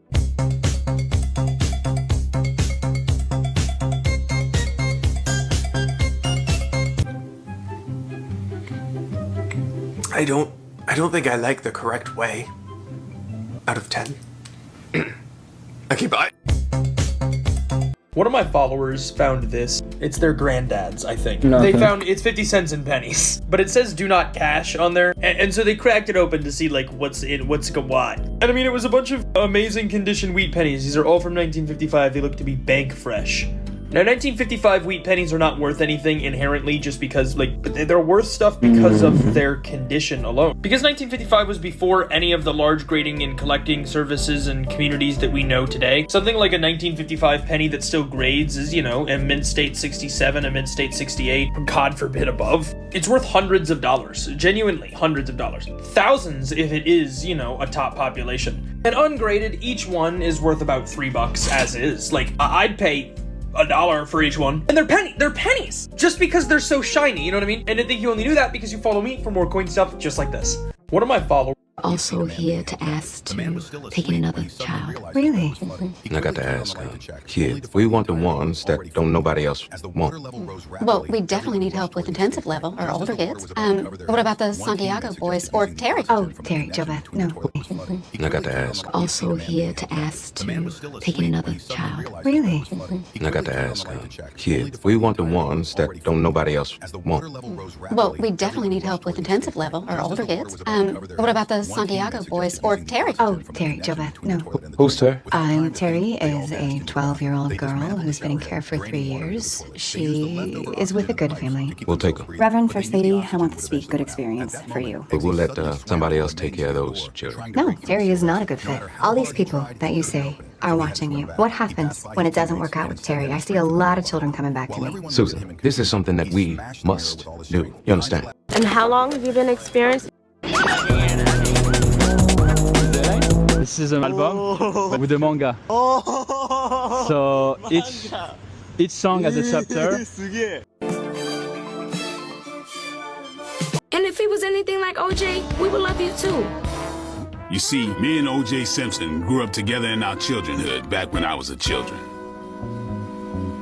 The truth is, I had likability issues even back then. 10-year-old black dynamite. Please spell white and use it in a sentence. White. H-O-N-K-Y. White. The man is a honky devil.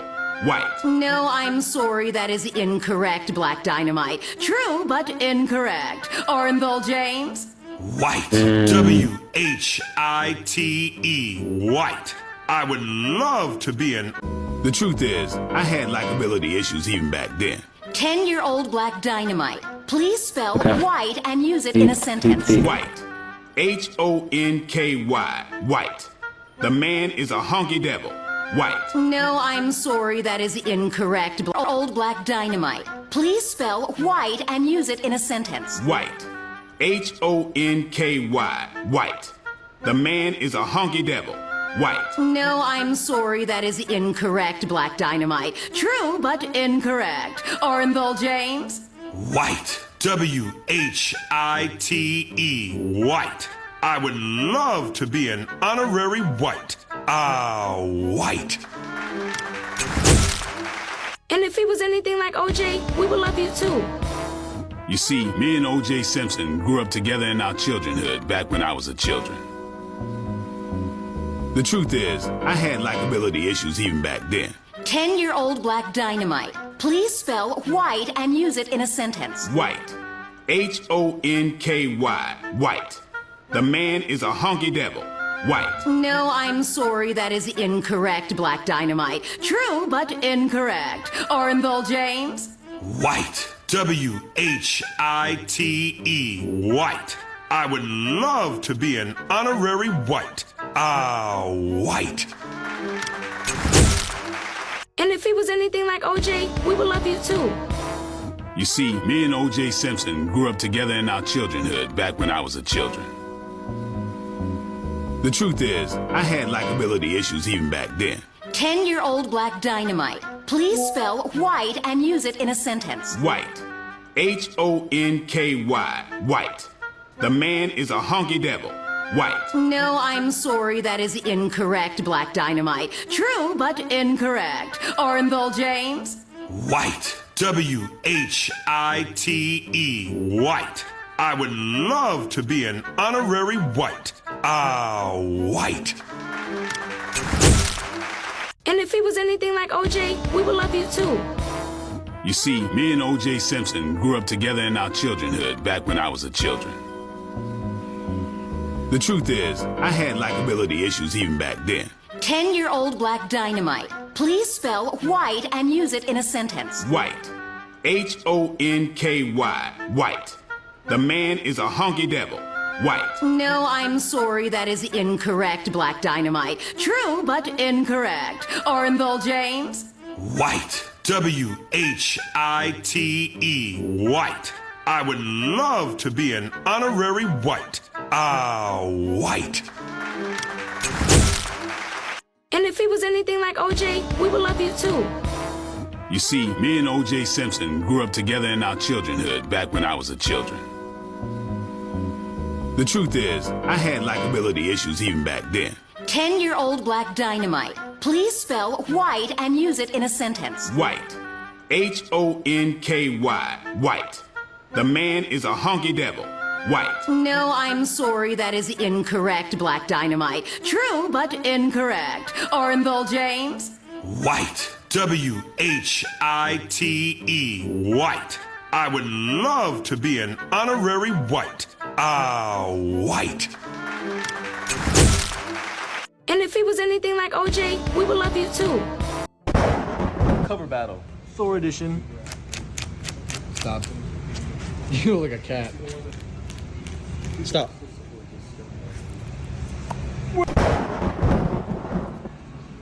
No way, dude. I'll show you the god of thunder. I already won. Cover battle. Thor edition. Stop. You look like a cat. Stop.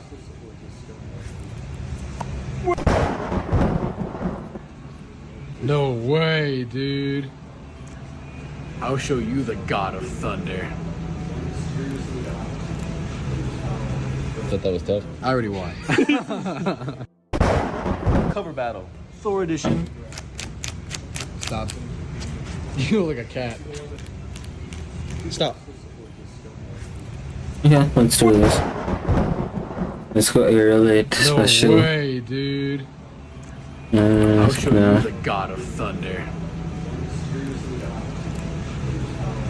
Thought that was tough. I already won. No. Cover battle. Thor edition. Stop. You look like a cat. Stop.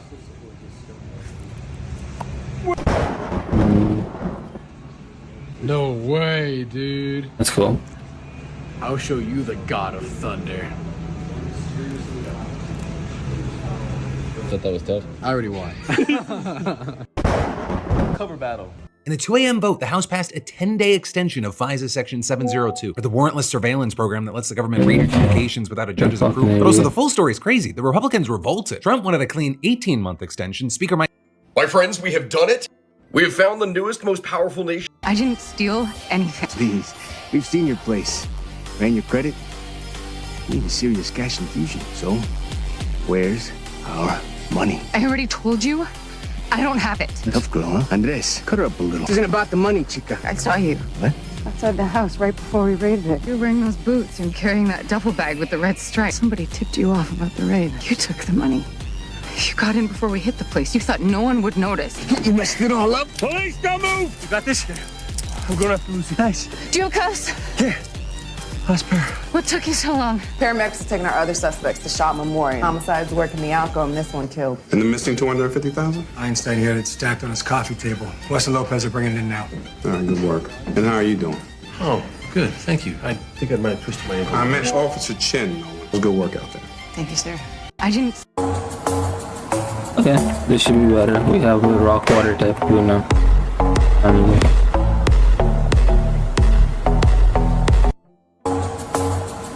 Rock dark, rock bug again, rock flying, rock dragon, and rock water. Something, let's try, please do work this time. Arigato. But we must.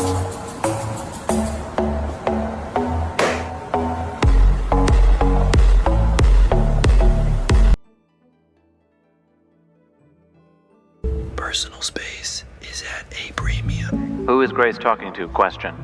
Personal space is at a premium. Who is Grace talking to? Question. Personal space is at a premium. Who is Grace talking to? Question. Personal space.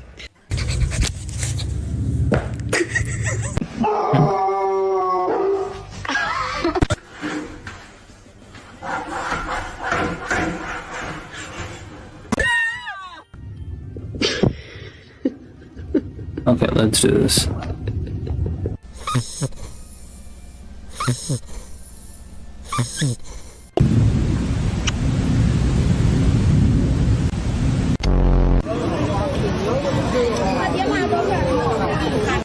masih kecil dia. Oh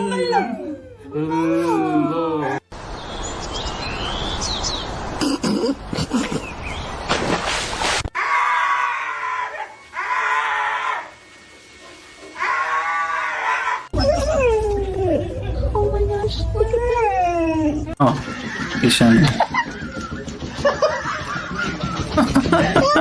Nice. Thank you. Ishan PG just like that puppy.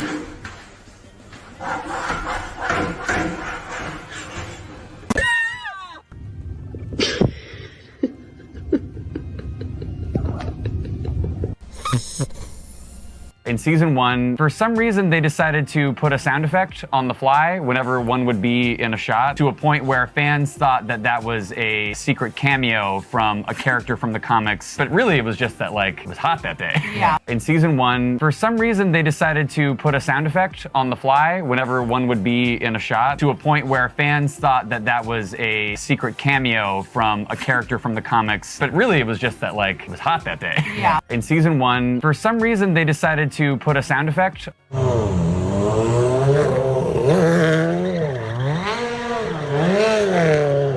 If there's one guaranteed way to get me to happy dance, it's hot pot. Today I was at hot pot and Mr. Maisel, what are you doing here? You contesting? No, sir, I'm not contesting. Then why are you here? Just moral support for my wife. Well, she divorces you. That's right. For adultery. That's right. It's very modern. Your Honor, the arrangement between Mr. and Mrs. Maisel is completely amicable. Well, that'll be a first. I'm not so sure of that. The couple before you, they were at each other's throats. That's the norm. It seems like the two of you are something different, and I want to make sure you're not making a mistake here. Tick-tock, tick-tock. Quiet! We are not making a mistake, Your Honor. But your husband is here lending moral support. Explain to me how that fits into this. It doesn't. Joel, get the fuck out of here. You're the one who's not supposed to be here. Whoa, order! Right now! Which brings me back to my point. Why are you divorcing? I just can't be your wife right now. Okay, but what about your children, Ethan and Esther? I'm taking care of them. Come on, and talk faster. I want you gone from this courtroom. Look, I slept with a ton of other women. Really? Yes. I'm one of them, Your Honor. He's a bad guy. You should go ahead and grant that lady a divorce. Go on. If you two don't want more time to think about it, I can't force you. Petition for divorce is granted.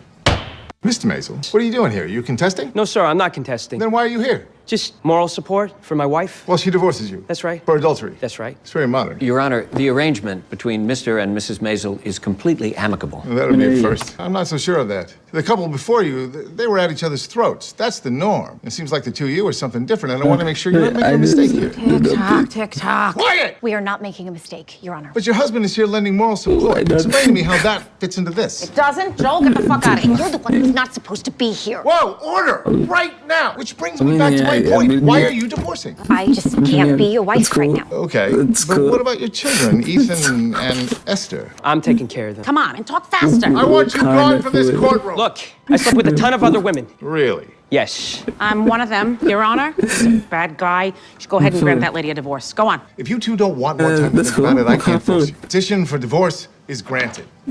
Mr. Maisel, what are you doing here? You contesting? No, sir, I'm not contesting. Then why are you here? Just moral support for my wife. Well, she divorces you. That's right. For adultery. That's right. It's very modern. Your Honor, the arrangement between Mr. and Mrs. Maisel is completely amicable. Well, that'll be a first. I'm not so sure of that. The couple before you, they were at each other's throats. That's the norm. It seems like the two of you are something different, and I want to make sure you're not making a mistake here. Tick-tock, tick-tock. Quiet! We are not making a mistake, Your Honor. But your husband is here.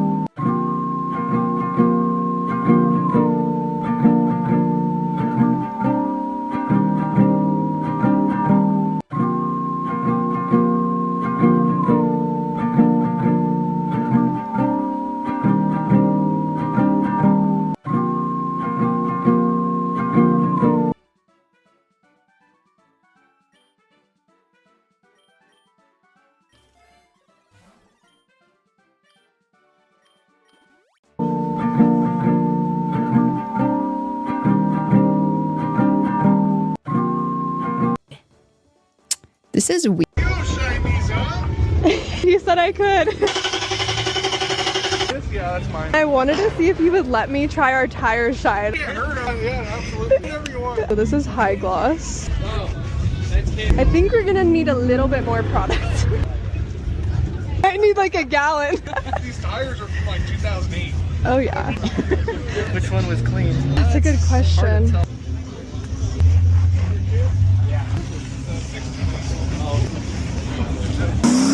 Why'd you keep it? Keep what?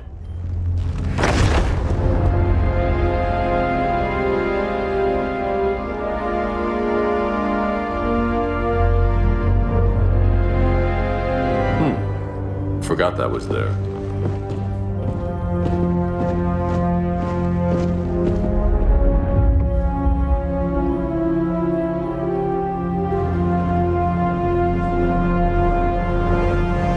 Why'd you keep it? Keep what?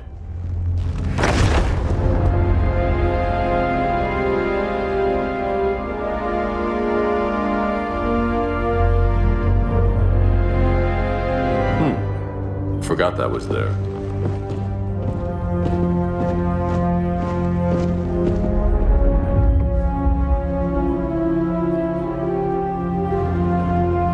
Too many to sort through. Why'd you keep it? Keep what? On October 5th, 2016, the community gathered in the Battle for Bikini Bottom Discord server to repeatedly refresh the game's done quick. It's officially 12:01, April 16th. We can all go home. Thank you so much for your efforts. Oh my God. We're good, we're good. He's waking up. He's waking up. Hey, bud, how are you? I work in HR. Can you tell me what's going on? Can you talk? How many fingers am I holding out? 1099. Little high. Can you tell me your name? Jacob. Jacob, great. And what day is it today? February 16th. I have to file extension. You already did, buddy. All right, it's over. It's over. It's April 16th. Have you eaten anything today? No. Okay, what about yesterday? No. What about the day before that? In all fairness, we did email everyone a $10 Uber Eats gift card as a thank you. Real nice. All right, buddy, I need you to. Everyone, please silence your notifications. He's sensitive. Sorry. Let my family know I survived. Just to level set expectations, we do have another wave in September. So What did I tell you about not telling him? I thought we were done for the year. You got through the worst version of it. I want to switch careers. Me too, kid. Been trying to find a new job for 23 years. It's officially 12:01, April 16th. We can all go home. Thank you so much for your efforts. Oh my God. We're good, we're good. He's waking up. He's waking up. Hey, bud, how are you? I work in HR. Can you tell me what's going on? Can you talk? How many fingers am I holding out? 1099. Little high. Can you tell me your name? Jacob. Jacob, great. And what day is it today? February 16th. I have to file extension. You already did, buddy. All right, it's over. It's over. It's April 16th. Have you eaten anything today? No. Okay, what about yesterday? No. What about the day before that? In all fairness, we did email everyone a $10 Uber Eats gift card as a thank you. Real nice. All right, buddy, I need you to. Everyone, please silence your notifications. He's sensitive. Sorry.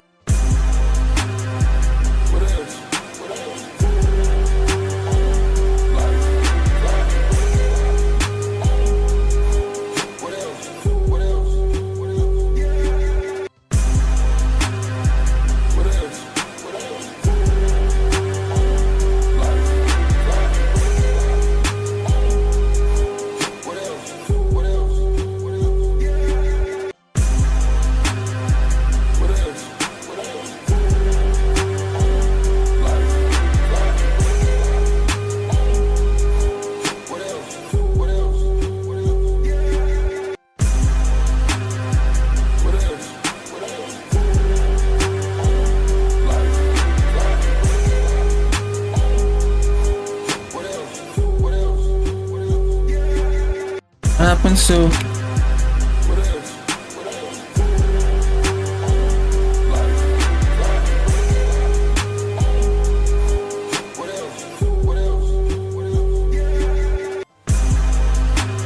no, fuck off.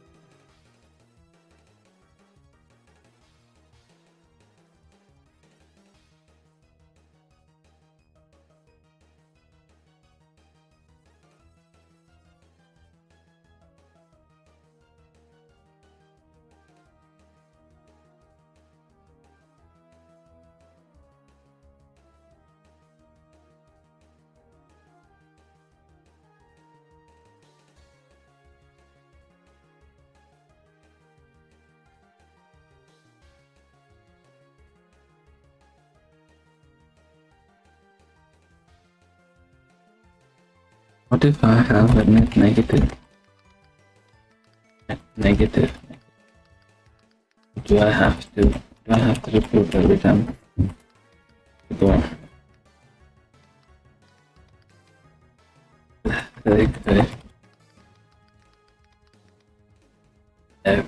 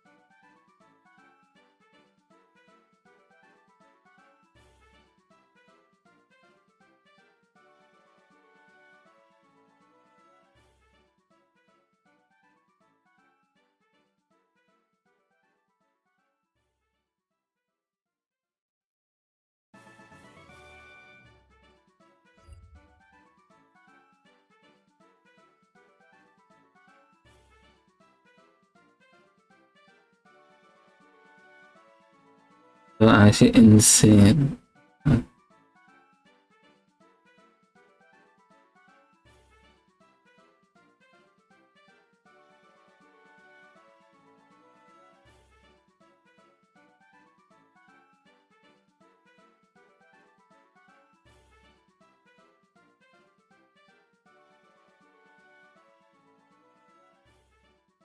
Sure, we get the simulator. Conquest loved purging so much he genuinely Cover battle, Thor edition. Do you think these will look good on me? Oh, those would look so good on you. Forrest? Yeah. You know you don't have to follow us around, right? Well, I've literally never done this before, so. You should go sit on the dad bench. How about them Tar Heels? Oh, yeah. ACC's pretty stacked. Think they can take it? Those are not my people. What do you think? Oh my gosh, Natalie, that is so cute. I like it. I love the colors. Yeah. What? I don't know. It seems to me that the waist is too high. It cuts you off. If I were you, I'd find something that cinches at the hip. You think? And with your complexion, you should be in cooler tones. Wintry blues, grays. What do you think? Pair it with that floral print skirt right there, and I love it. No way. Oh my god, Dad, it works. Yeah. Why are we surprised? I mean, look at him. He's always so perfectly put together. Yeah. Shut your stupid faces. What? Shut up. Have you seen my socks, though? Look at these. Oh my God. Do you think these will look good on me? Oh, those would look so good on you. Forrest? Yeah. You know you don't have to follow us around, right? Well, I've literally never done this before, so. You should go sit on the dad bench. How about them Tar Heels? Oh, yeah. ACC's pretty stacked. Think they can take it? Those are not my people. What do you think? Do you think these will look good on me? Oh, those would look so good on you. Forrest?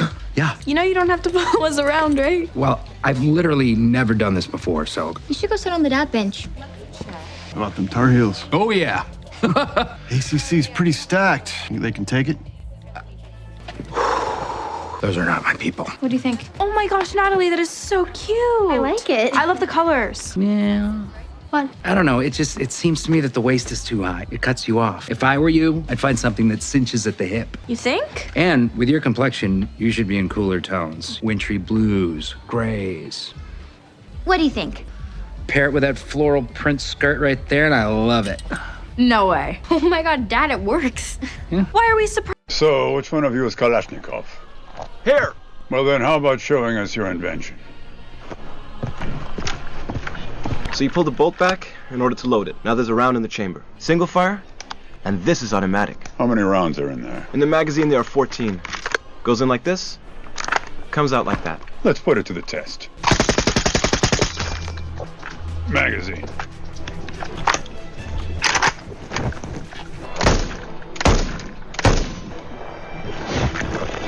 Binoculars.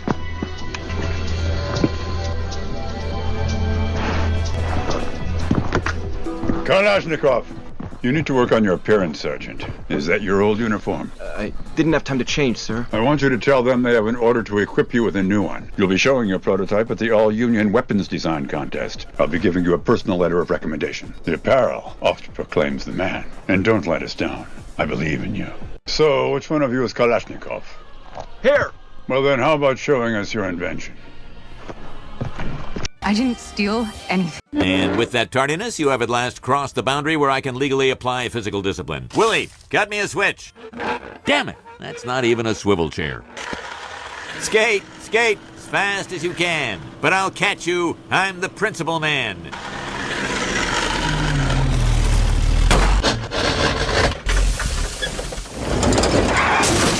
Your car is totaled. Woo!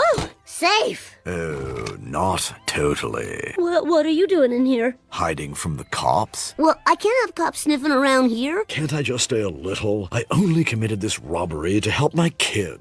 Need to get him braces? Bart, we're in whatchamacallit, a pursuit. So why'd you come here? Just wondering if you've seen anything. Word is, you'll snitch for candy. Nice real estate. You got a deal. I saw a guy with a gun and a snake tattoo say he was gonna hide out on top of Mount Springfield. Strap on your crampons, boys!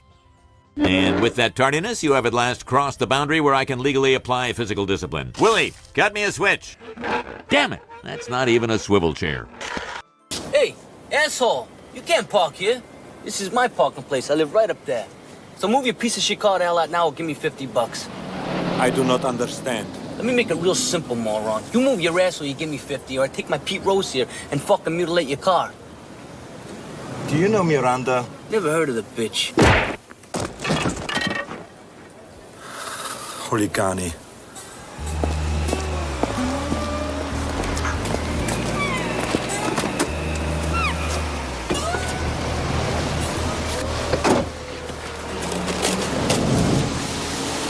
Everything okay? Yes, fine. No problems. What about that sack of shit laying on the sidewalk? He lives here. You're a real beaut, you know that? Hey, asshole, you can't park here.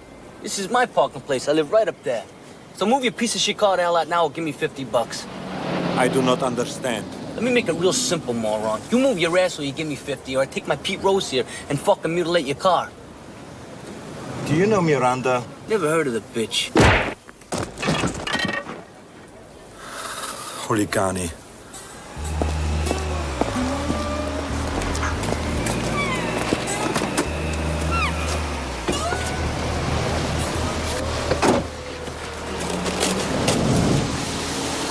Everything okay? Yes, fine. No problems. Did I oversleep? Shift starts at noon. Captain called me to bring you in early. Why? She didn't say. That sounds bad. It's not good. What time did... Get dressed. What's going on? I told us to gather our boots, same as you. We have a situation. Money counters are telling us that we're missing 200. Hey, asshole, you can't park here. This is my parking place. I live right up there. So move your piece of shit car the hell out now or give me $50. I do not understand. Let me make it real simple, moron. You move your ass or you give me 50, or I take my Pete Rose here and fucking mutilate your car. Do you know Miranda? Never heard of the bitch. Napolicani. Did I oversleep? Shift starts at noon. Captain called me to bring you in early. Why? She didn't say. Well, looks like Jackie and Kelso are back together. I wanted Bizla. You guys, what happened? I don't know. All of a sudden, the van just started shaking. Guys!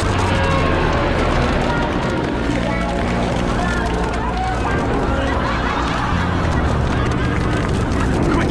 Everyone, give me your belts. Together, we can pull it out.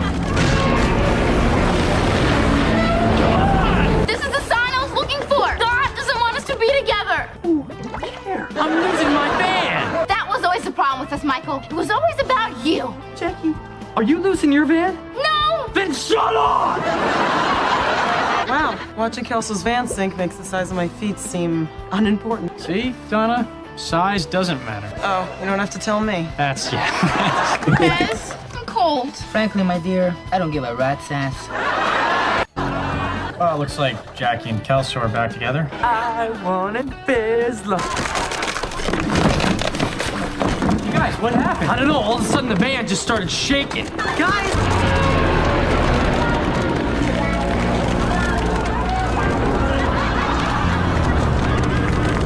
Quick!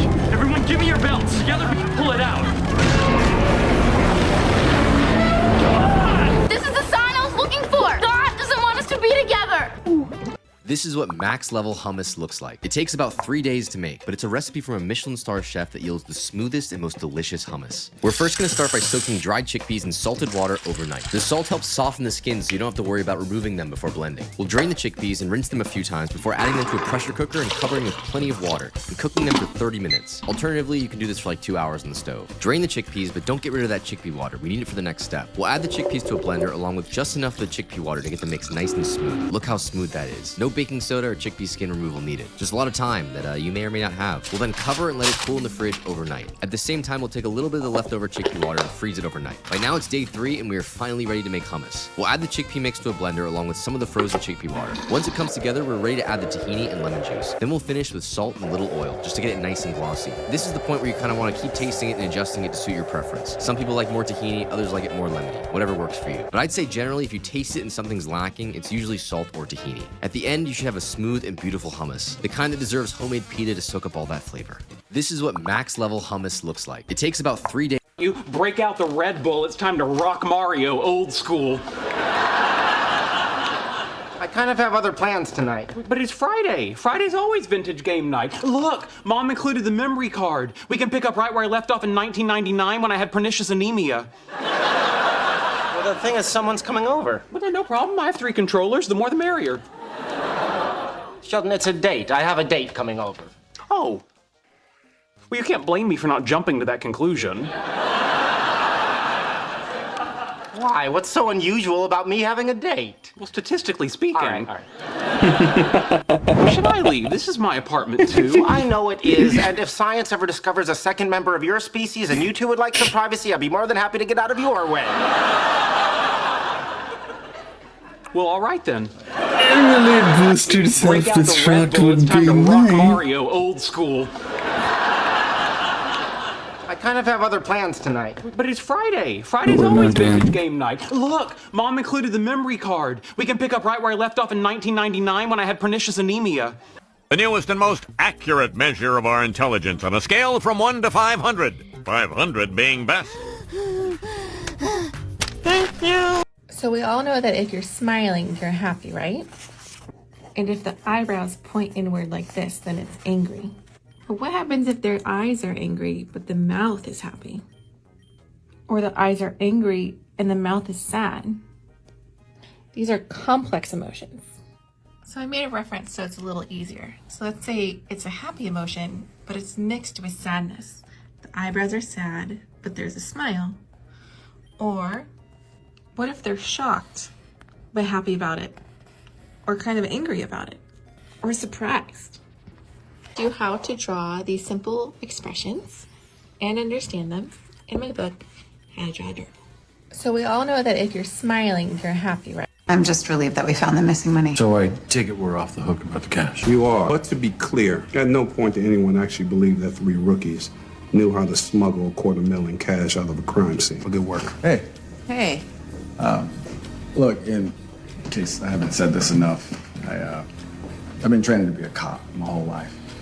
I walked in here thinking I knew everything about everything, and I can only imagine how annoying that's been. I wouldn't call it annoying. I call it, yeah, no, annoying's about right. Well, I'm sorry. Good time? Of course. Come in, Captain. Hey, I thought you'd like to know. We recovered the missing $250,000. It's really good news. Turns out it was gone before we even showed up. Gang member Franco DeSantis took it just before our raid, pulled his cell records. Turns out there was an incoming call just before he grabbed the cash and walked it out the door. You know where that call came from? I have no idea. The station. And you think I made it? Oh, I know you did. See, Franco.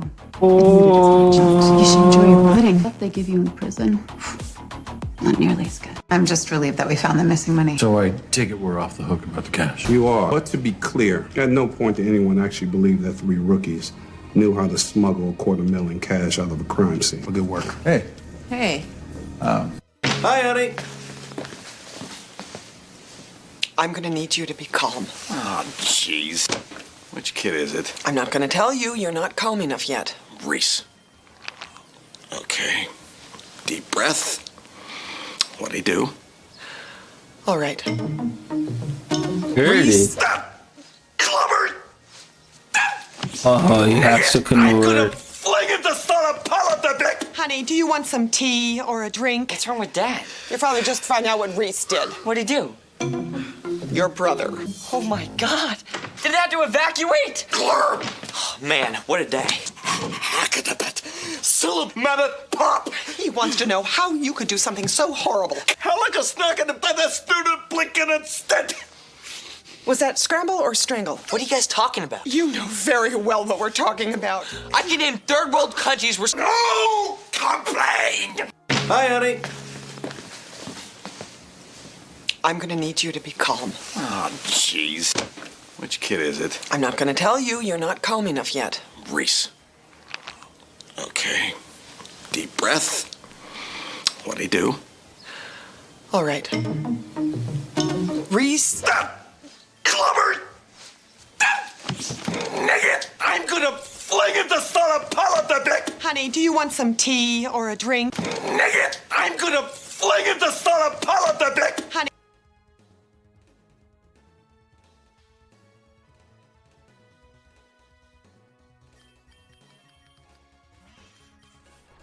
The coup is expected to take much of the strain off of America's real economy, providing the global community does not discover. Oh! So cute! So cute! Oh! So cute! But you guys, the funniest thing just happened to Jackie. Michael, the most horrible thing just happened to me.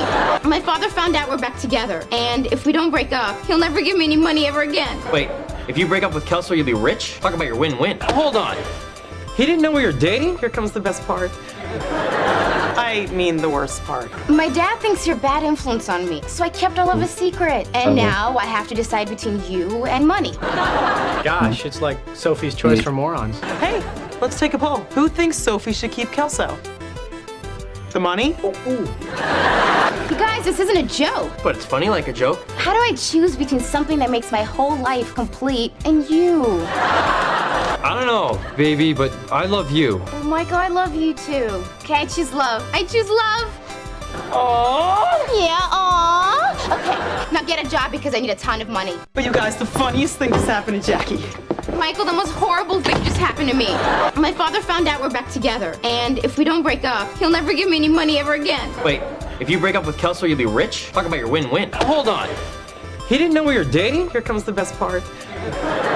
I mean the worst part. My dad thinks you're a bad influence on me, so I kept all of a secret. And now I have to decide between you and money. Gosh, it's like Sophie's Choice for morons. Hey, let's take a poll. Who thinks Sophie should keep Kelso? The money? You guys, this isn't a joke. But it's funny like a joke. How do I choose between something that makes my whole life complete and you? I don't know, baby, but I love you. Oh, Michael, I love you too. Okay, I choose love. I choose love. Aww. My friends held an intervention for me to stop asking intimidatingly specific questions. I tried to explain that I'm just a good... Oh my God!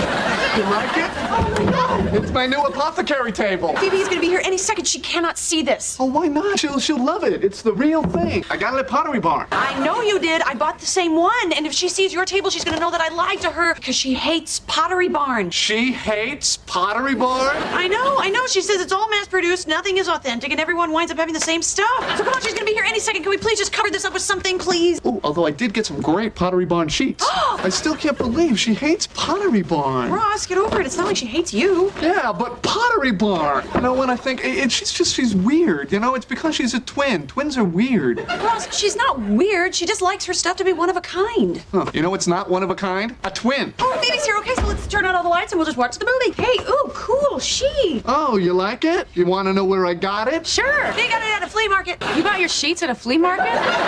Ross, come on, you gotta loosen the purse strings a little. Oh my God. You like it? Oh my God. It's my new You're right, friend of human. My Oh my judgment God, was he less looks so than the cool. standard It's by like a which I proper judge my confidence. peers, of which I have none. I will retrieve your friend from the 37th dead world.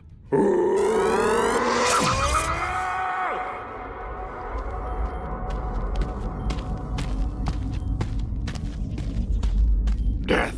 King of Mars, what's your business? I need this one back. What will you give me for him? Not this time, Your Majesty. In that case, I offer my immortality. Deal.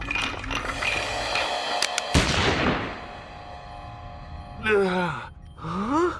Hey, I'm alive! Yay! King of Mars saved you! Yes, but at what cost? Oh, man. You're right, friend of human.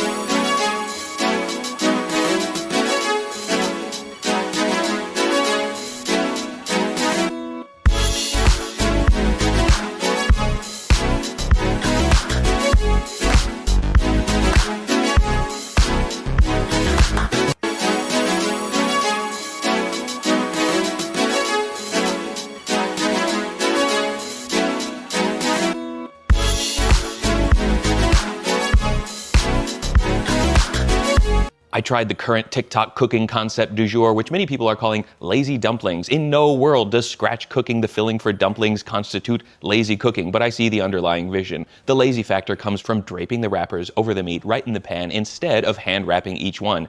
Mine came out tasting good, but the lack of wrapper adhesion ruins the eating experience. It's slippery and hard to grab without each one falling apart. This lady says, guys, I've cracked the code. You just need to put the filling in the wrapper and smush it against a plate to get them to stick. This, like last season's viral cheesecake yogurt hack, is a shareable abstraction that quickly got to a point of, what are we even doing here anymore? The top comment on each one of these is always, guys, this is not called lazy dumplings, this is called shumai. And while I do disagree, if I ever ordered shumai and these came out, I would be pissed. It does feel like with each disappointed eater of each viral cooking trend, the big hack slowly reverts back to the original interpretation of the dish. If you're already making a filling from scratch, you might as well stuff it into a proper shumai shape. Just like how if you're already gonna impregnate a tub of no-bake cheesecake filling with Biscoff cookies and a sweet cookie butter drizzle, you might as well arrange a no-bake cheesecake that doesn't have to be munched out of a bucket like horse feed.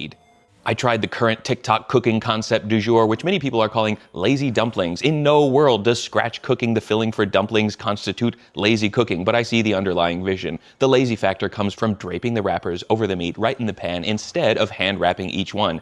Mine came out tasting good, but the lack of wrapper adhesion ruins. Y'all check out this first look at Hext. Coming to theaters November 25th. We got some new details. Linear and Chuto, then Dreadnought. Really dope. And Rashida Jones is her type A mother, and the animation style looks so cute and colorful here. It is a new original film that follows a teenage oddball and her type A mom who discovers her weirdness is actually hidden magic, transporting them to a world where magic. Fun fact.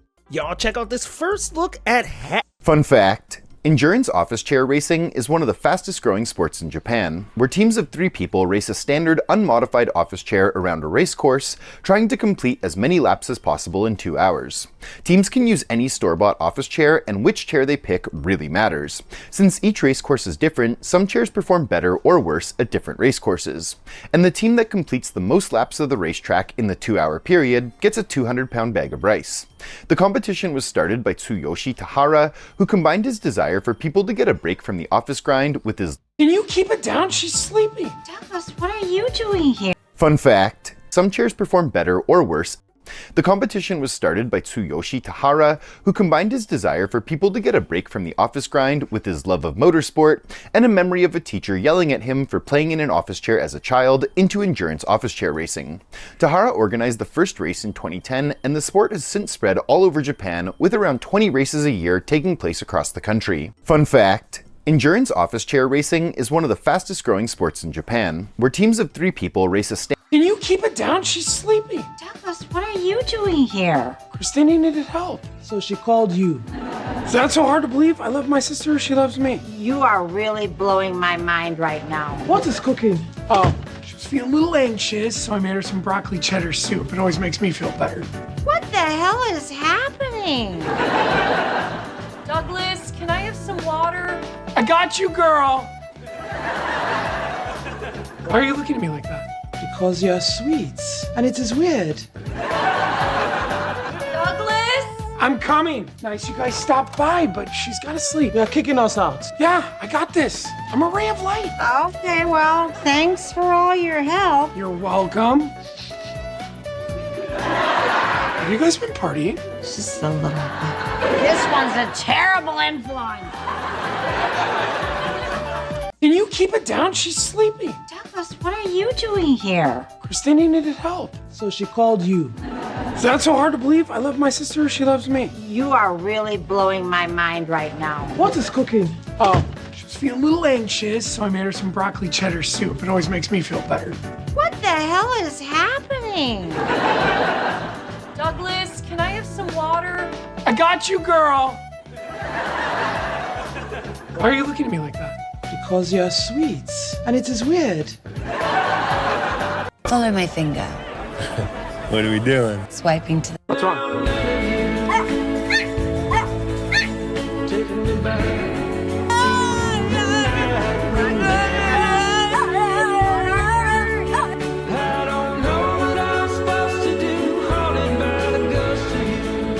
What's wrong? Hey, Uncle Matt. Why aren't you at the Strawberry Festival with your family? I just woke up and nobody was here. I'm sure your parents will feel terrible when they realize they left you out. No, they won't. Dad'll come in and he'll be like, "Oh, how'd you beat us in from the car?" Yeah, I know what it's like being a middle child. I mean, look around this place. There's no pictures of me anywhere. You know what? All that changes today. Today is middle child. What is something that you have always wanted to do, but you haven't been able to do because you're the forgotten? You know, there is a piercing place around the corner. Only got 1 star on Yelp, but that's fine. What if I love this? What if I give you all the money in my wallet and we just call this a day? Are you scared of heights? Look at you, you're amazing with the thing with the legs you went upside down. It was incredible. Thank you. Would you like a souvenir photo of you on the trapeze? Oh. Or you being lifted out of the net by a cable? Oh, man, I don't even remember that. This is great. I can't wait to see their faces when they notice these pictures. You think tomorrow I'm gonna go back being the middle kid that doesn't get invited to the Strawberry Festival? Yeah, probably. But I won't ever see you that way. Hey, Uncle Matt. Why aren't you at the Strawberry Festival with your family? I just woke up and nobody was here. I'm sure your parents will feel terrible when they realize they left you out. No, they won't. Dad'll come in and he'll be like, "Oh, how'd you beat us in from the car?" Yeah, I know what it's like being a middle child. I mean, look around this place. There's no pictures of me anywhere. You know what? All that changes today. Today is middle child. What is something that you have always wanted to do, but you haven't been able to do because you're the forgotten? You know, there is a piercing place around the corner. Only got 1 star on Yelp, but that's fine. What if I love this? What if I give you all the money in my wallet and we just call this a day? Are you scared of heights? Look at you, you're amazing with the thing with the legs you went upside down. It was incredible. Thank you. Would you like a souvenir photo of you on the trapeze? Oh. Or you being lifted out of the net by a cable? Oh, man, I don't even remember that. This is great. I I can't wait to see their faces when they notice these pictures. You think tomorrow I'm gonna go back being the middle kid that doesn't get invited to the Strawberry Festival? Yeah, probably. But I won't ever see you that way. Hey, Uncle Matt. Why aren't you at the Strawberry Festival with your family? I just woke up and nobody was here. I'm sure your parents will feel terrible when they realize they left you out. No, they won't. Dad'll come in and he'll be like, "Oh, how'd you beat us in from the car?" Yeah, I know what it's like being a middle child. I play Jesus on the History Channel, and you know what's funny? So I'm a good son. So as soon as I booked that, I called my mother. Okay, I was like, "Mom, guess what? I'm gonna play Jesus." And you know what my mom said? My mom's like, "Are you offended?" I was like, "Why would I be offended?" She's like, "Because they think you look like Jesus." I'm like, "Mom, when I was in middle school, people said I looked like Osama bin Laden, okay? This is an upgrade to the Lord, dude." This is a true story. When I was in middle school, me and all my friends, like first day of 7th grade summer, we wanted to celebrate, right? So we went to the water park, okay? And there was this 4th grade girl there who I'd never met before, this little piece of shit. She came up to me and she was like, "Hi, mister, will you come with me and play the Al-Qaeda game?" And I was a kid. I had no idea, like, what that even meant, you know? So I chased her around the water park for like 45 minutes until I finally beheaded that bitch, you know? Because she was wearing a swimsuit, and that's against Sharia law, of course. And if you want to play the Al-Qaeda game, you gotta live with the Al-Qaeda consequences. I play Jesus on the History Channel, and you know what's funny? So I'm a good son. So as soon as I booked that, I called my mother. Okay, I was like, "Mom, guess what? I'm gonna play Jesus." And you know what my mom said? My mom's like, "Are you offended?" I was like, "Why would I be offended?" She's like, "Because they think you look like Jesus." I'm like, "Mom, when I was in middle school, people said I looked like Osama bin Laden, okay? This is an upgrade to the Lord, dude." This is a true story. When I was in middle school, me and all my friends, like first day of 7th grade summer, we wanted to celebrate, right? So we went to the water park. Water crunch. There was this 4th grade girl there who I'd never met before, this little piece of shit. She came up to me and she's like, "Hi, mister, will you come with me and play the Al-Qaeda game?" And I was a kid. I had no idea, like, what that even meant, you know? So I chased her around the water park for like 45 minutes until I finally beheaded that bitch, you know? Because she was wearing a swimsuit, and that's against Sharia law, of course. And if you want to play the Al-Qaeda game, you gotta live with the Al-Qaeda consequences. I play Jesus on the History Channel, and you know what's funny? So I'm a good son. So as soon as I booked that, I called my mother. Okay, I was like, "Mom, guess what? I'm gonna play Jesus." And you know what my mom said? My mom's like, "Are you offended?" I was like, "Why would I be offended?" She's like, "Because they think you look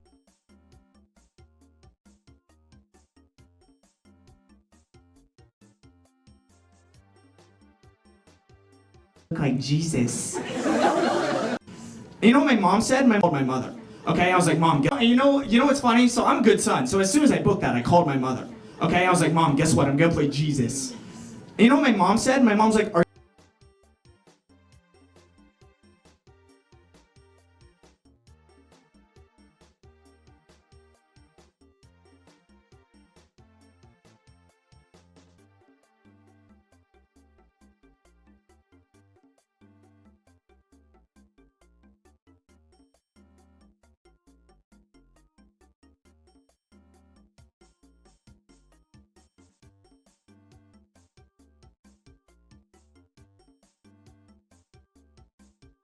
I need your help, Leonardo. No. Does it work? What? What are you asking? Does it work, Leonardo? Can it really fly? I don't know. It's only a prototype, an idea. It's not ready yet. Have you tried it? No. It's too dangerous. To test it, you'd have to leap off a tower. Who would be mad enough to do a thing like that? Leonardo, I think you just found your madman.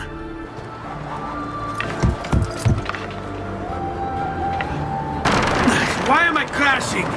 This is ridiculous. The palazzo's too far away. Diavolo, I give up. I'm gonna end up killing myself before I ever kill another Templar. I can't believe it. It worked. It really worked. You flew, Ezio. You flew. See, I need your help, Leonardo. Better time on. Does it work? What? What are you asking? Does it work, Leonardo? Can it really fly? Donald, what the fuck am I looking at? Sir, I believe that is one of the invincible variants that was left behind. Yeah, no fucking shit. I'm talking about that. Sir, like I just said, it's one of the invincible variants. Tech Jacket has already been deployed to take care of it, sir. Shalom, evildoer! Israel has the right to defend itself! Donald, that's not just the standard Mohawk or gay variant. That's an entire Voltron composed exclusively of invincibles. And you sent to Fill-In Jacket to deal with it? Sir, that's our only option for now. I just left my car in stall 4. Perfect, I can take it from here. Okay, great. And I apologize, but my son threw up in the back. Okay, it's no problem. We can clean that up for you. Thanks, you're the best. Hey, Levi, we got a backseat vomit in the maroon PT Cruiser. Hey, so I'm really sorry, but I threw up all over the front seat. Not a problem. Thanks, man. Late for a flight. Levi? Levi?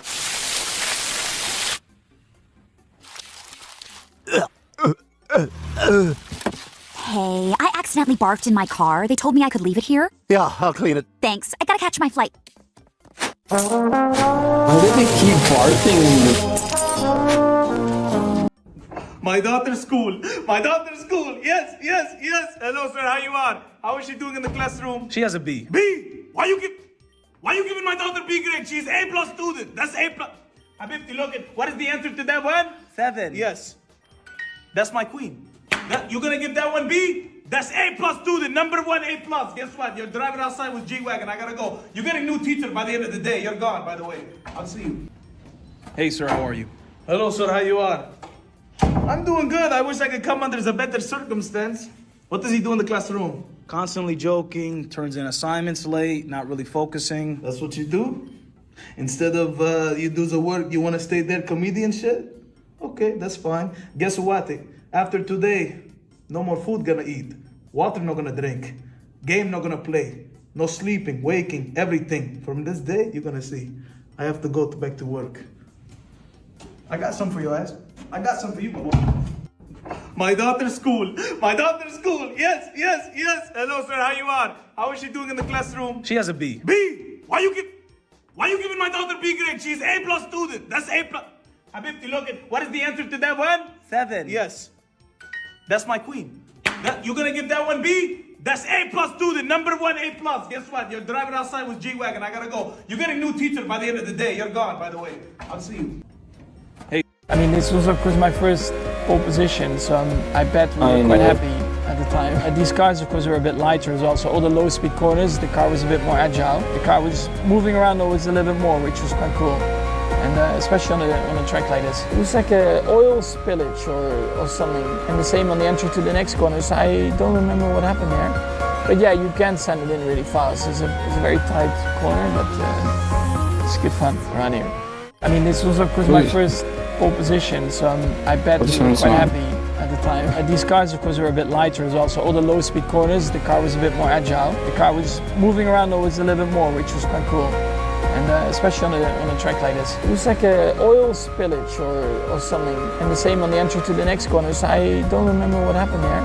But yeah, you can send it in really fast. It's a very tight corner, but it's good fun around here.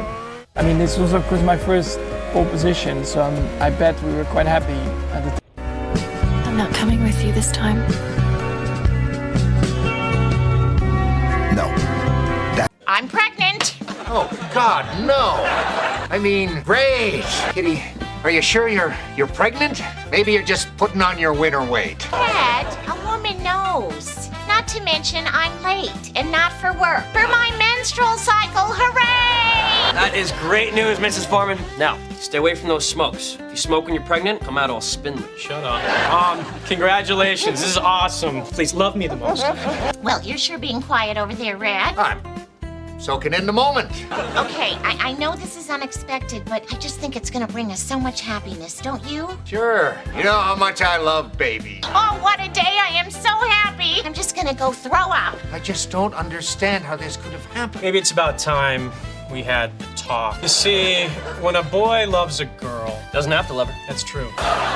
Anywho, the boy's sexual organ. Hey, shut it, dumbass. Aki's gonna love it here. I'm pregnant. Oh, God, no. I mean, rage. Kitty, are you sure you're pregnant? Maybe you're just putting on your winter weight. Dad, a woman knows. Not to mention I'm late and not for work. For my menstrual cycle, hooray! That is great news, Mrs. Foreman. Now, stay away from those smokes. If you smoke when you're pregnant, come out all spindly. Shut up. Congratulations. This is awesome. Please love me the most. Well, you're sure being quiet over there, Red. I'm soaking in the moment. Okay, I know this is unexpected, but I just think it's gonna bring us so much happiness, don't you? Sure. You know how much I love baby. Oh, what a day! I am so happy! I'm just gonna go throw up. I just don't understand how this could have happened. Maybe it's about time we had the talk. so See, when a boy loves a girl, doesn't have to love her. That's true. Anywho, the boy's sexual organ. Hey, shut it, dumbass. Aki's gonna love it here. I'm pregnant. Oh, God, no. I mean... Riley, all women are not hoes. We're talking 25% tops. Okay, but if they not all hoes, then why I got to pay to take them out to eat then? I mean, I'm paying. That's payment. I don't know, because that's just what you do. You meet a girl, you take her out to dinner, but you're not paying the girl. You're paying the restaurant. But I'm paying, which makes her a hoe. Why don't I just give her the money I was gonna spend on dinner, and that hoe can go grocery shopping? Riley, all women are not hoes. We're talking 25% tops. Okay, but if they not all hoes, then why I got to pay to take them out to eat then? I mean, I'm paying. That's payment. I don't know, because that's just what you do. You meet a girl, you take her out to dinner, but you're not paying the girl. You're paying the restaurant. But I'm paying, which makes her a hoe. Why don't I just... Type in your slices. What the fuck? Stupid. What do you mean he filled you up with water? He took my cap off and he filled me up about a third of the way with water and then he shook the living out of me. And I probably gave me a concussion or something. My eyes are killing me. Why would he fill you up with water? Water's obviously not gonna clean his hair. His hair is so greasy. I don't know why he did it. Oh my God. Do you think he's gonna get rid of me soon? He's not going to get rid of you. I'm going in the trash, aren't I? I'm going in the... He's had you for how long? For 3 years? Two and a half years. 2.5 years. He's not gonna get rid of you, trust me. I think this is it, man. Just relax, come on. Hey, perpetually wet washcloth, what do you think? Hey, keep me out of this, fellas. I'm just here to be wiped on his ass very... 2.5 years. 2.5 years. He's not gonna get rid of you, trust me. I think this is it, man. Just relax, come on. Hey, perpetually wet washcloth, what do you think? Hey, keep me out of this, fellas. I'm just here to be wiped on his ass very infrequently. What do you mean he filled you up with water? He took my cap off and he filled me up about a third of the way with water and then he shook the living out of me. And I probably gave me a concussion or something. My eyes are killing me. Why would he fill you up with water? Water's obviously not gonna clean his hair. His hair is so greasy. I don't know why he did it. Oh my God. Do you think he's gonna get rid of me soon? He's not going to get rid of you. I'm going in the trash, aren't I? I'm going in the... He's had you for how... Really good news here, guys. David was literally just arrested in connection with the death of the 14-year-old who was found in his Tesla trunk months ago. All of that happened. Whoa, stop right there. This is a seal fact checkpoint. If you're like me, the only thing you know about seals is that they're always up to some kind of unserious behavior. Ridiculous and completely unprofessional, honestly. But here's something really cool. What's the difference between these two seals? This one looks ridiculous and is called a harbor seal, and it lives pretty much everywhere. But this one also looks ridiculous and is called an Ungava seal. It's one of the rarest seals in the entire world. In fact, there's hardly any photos of them online. It's thought that there's only around 100 Ungava seals in the entire world. And while they're technically a subspecies of harbor seal, the thing that makes them so strange is that they only live in fresh water, only exist in a handful of lakes near Canada's Ungava Peninsula. The range is thought to cover only around 250 square miles of freshwater lakes and rivers, making them one of only 5 freshwater seal populations in the entire world. But here's the big question. Why do these random rivers and lakes in the middle of nowhere have their own population of an animal that's almost always found in the ocean? This part of the world was covered in a giant sheet of ice until only around 10,000 years ago. And this ice was so heavy that when it receded, the ground itself was literally compressed from its weight. Because of this, the ocean actually covered this area while the land slowly rebounded back up. up. Even though seals are a marine animal, they'll still hunt in fresh water. So as this area rebounded, they thrived in the margins between the fresh and salt water. Since there was enough food, the seals just kind of kept going. There's like tens of thousands of lakes up here, and they create like an unsolvable maze. At some point around 5,000 years ago, the sea level had sunk enough that a population of seals just got stuck in these lakes. Since they're a mammal who breathes air, it doesn't really matter if they're in fresh or salt water as long as there's enough food, and have slowly evolved to have different color patterns and skull shapes than their harbor seal cousins. The area that they live in is incredibly remote. It both protects them from humans, but also makes them really hard to study. Frankly, I would settle for just a single video of one of them doing this. If you also think the world's a fun little place, you should sauce me a follow for more. You should check out my full videos for free over on YouTube. Whoa, stop right there. This is a seal fact checkpoint. If you're like me, the only thing you know about seals is that they're always up to some kind of unserious behavior. Ridiculous and completely unprofessional, honestly. But here's something really cool. What's the difference between these two seals? This one looks ridiculous and is called a harbor seal, and it lives pretty much everywhere. But this one also looks ridiculous and is called an Ungava seal. It's one of the rarest seals in the entire world. In fact, there's hardly any photos of them online. It's thought that there's only around 100 Ungava seals in the entire world. And while they're technically a subspecies of harbor seal, the thing that makes them so strange is that they only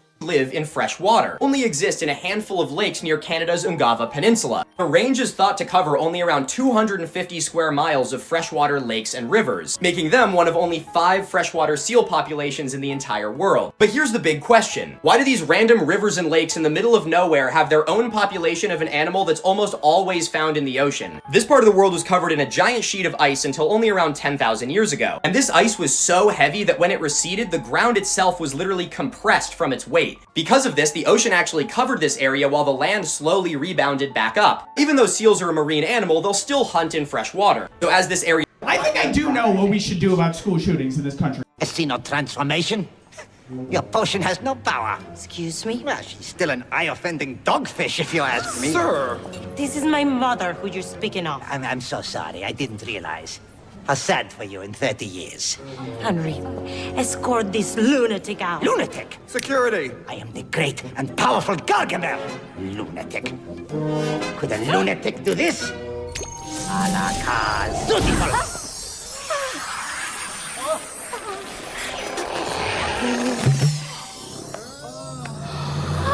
Dios mío, mamá! Yes, and seriously, me next. So sorry, but lunatics and great wizards never reveal their secrets. I see no transformation. Your potion has no power. Excuse me? Well, she's still an eye-offending dogfish, if you ask me. Sir! This is my mother who you're speaking of. I'm so sorry. I didn't realize. How sad for you in 30 years. Henry, escort this lunatic out. Lunatic? Security! I am the great and powerful Gargamel. Lunatic. Could a lunatic do this? A la carte. Beautiful.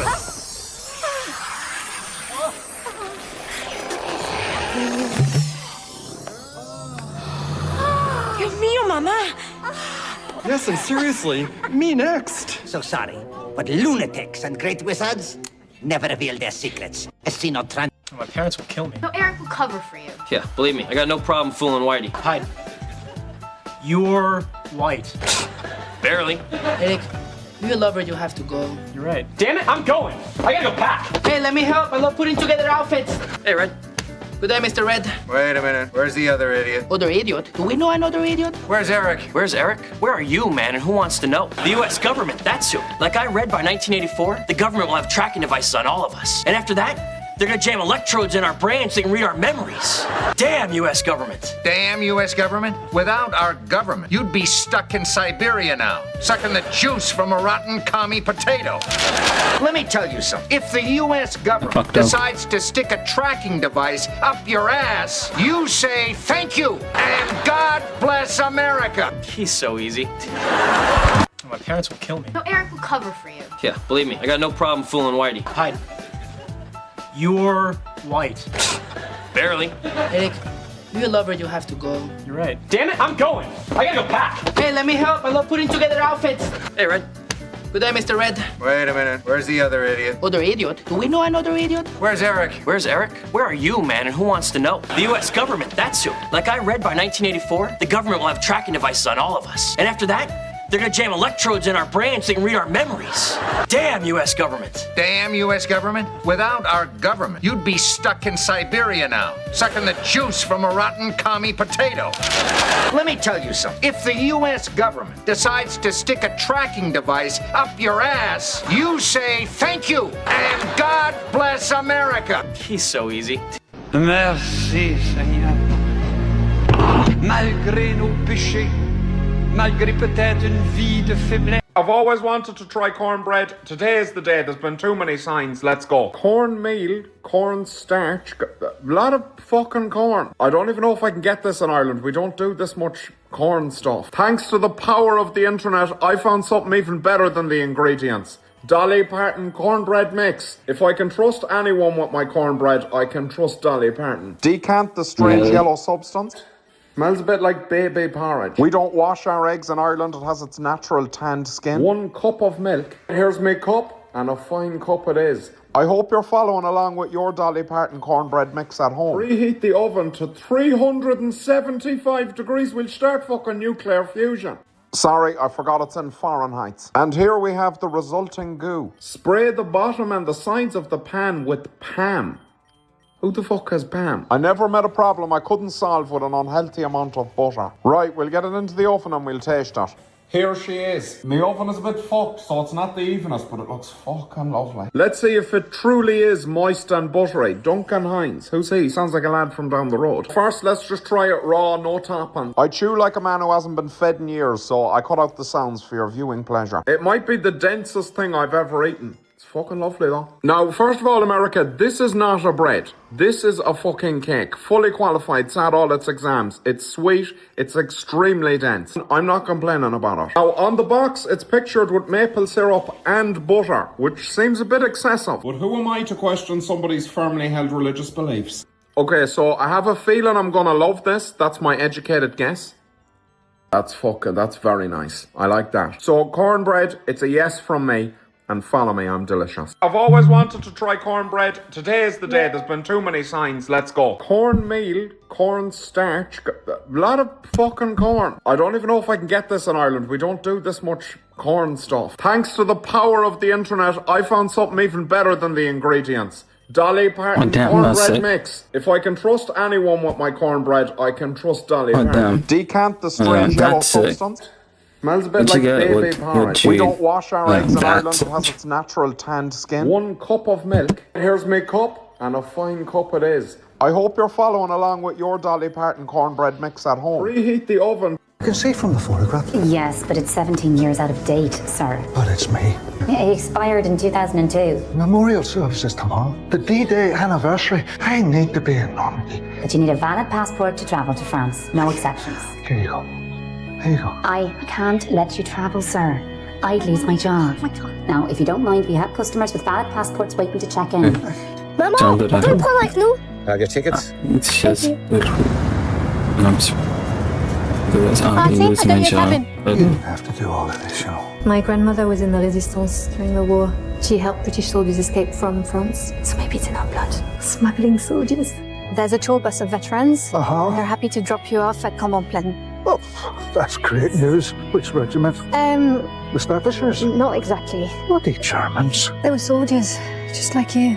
12th SS and a bit. Yes. At the end of the war, you had little choice. You murdered innocent men. Murder is a strong word. Medics who tried to help, shot in cold blood. It was war. Aye, it was war. And there were rules. We knew nothing of rules. We were just boys. We were all just boys. It's a shock to learn you've lost the war. It's a greater shock to discover you've been on the wrong side. 75 years ago, we tried to kill each other. None of us can ever forget. But perhaps in another place, in another time, we might have drank a schnapps together. Artie, you've caused quite the stir. You're a celebrity, all over the news. The last rifler. What do you mean, the last? Well, they're saying you're the last of your regiment. Oh, you mean the 2nd Battalion? No, I mean all of the battalions. Last of the Royal Ulster Rifles. Artie? No hero. I killed my best friend. We were getting hit from all sides. I was terrified. But Charlie, he wouldn't go on without me. If he'd only just kept on going, he would have been fine. But he turned back. He just got blown to pieces right before my eyes. And all because of me. Well, how's that your fault? I was scared, all right. How does that fit into your big hero story? You can see from the photograph. Yes, but it's 17 years out of date, sir. But it's me. It expired in 2002. Memorial services tomorrow. The D-Day anniversary. I need to be in Normandy. But you need a valid passport to travel to France. No exceptions. Here you go. Here you go. I can't let you travel, sir. I'd lose my job. Now, if you don't mind, we have customers with valid passports waiting to check in. Maman, on peut le prendre avec nous? Your tickets? Thank you. Artie, I got your cabin. You didn't have to do all of this, you know. My grandmother was in the resistance during the war. She helped British soldiers escape from France. So maybe it's in our blood. Smuggling soldiers. There's a tour bus of veterans. They're happy to drop you off at Cambon-Plaine. Oh, that's great news. Which regiment? Oh, Jesus. Hey, how you doing, pal? Remember me? Yeah? Mr. Morello's a little bent. Shouldn't go helping Salieri's goons, huh? I'm gonna have to give you a beating. Just so you always remember who runs this town. Make it so you won't do much locking for a while.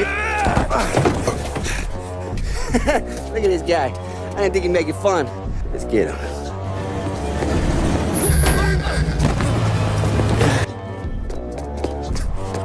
How you doing, kid? Dino, Lou. You got business with the Don? Nah, we're just trying to talk to that cabbie over there, that's all. Well, this here's the Don's favorite driver. So anything you gotta say to him, you can say to me. I'll tell you something, pal, we ain't leaving empty-handed, that's for sure.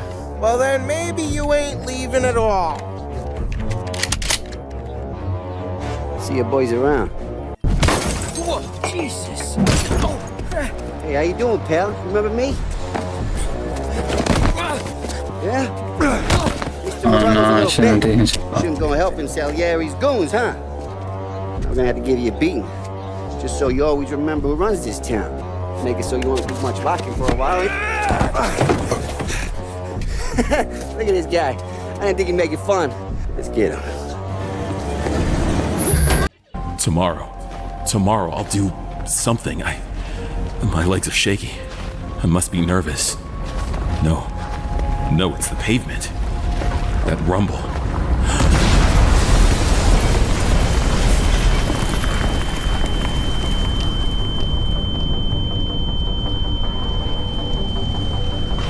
I hear a baby crying. No, not a baby. Sirens. Fire trucks.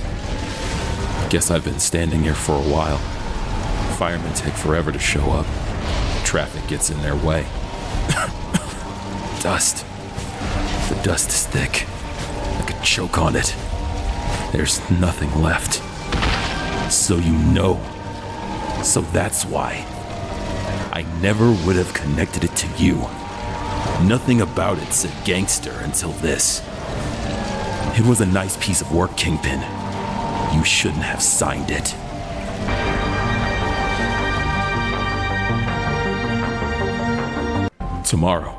Tomorrow I'll do something. My legs are shaky. I must be nervous. No, it's the pavement. That rumble. Puppy interview with Lando and Oscar. Videos like finish the lyrics. Can we build a Lego racing car? Hello everyone. Last time Lando asked you what kind of content you guys want to see, and you have responded. So I'm gonna find out what you guys want. Lando and Oscar playing games. Okay. Can we build a Lego racing car? Probably not. I don't have the skills for that. Us playing Twister, never again. That's a one and done. Share some wallpapers. People behind this camera, they can sort that out for you. Bruce and his parents, as in Tamagotchi Bruce. I don't know where Tamagotchi Bruce is. He was adopted since Japan. Bruce is good, I've been told. So, okay. Puppy interview with Lando and Oscar. That I reckon that could happen. Videos like finish the lyrics. So we were gonna do that in China, but we ran out of time with the Hannah Montana thing, unfortunately. So we're trying our best. What can I say?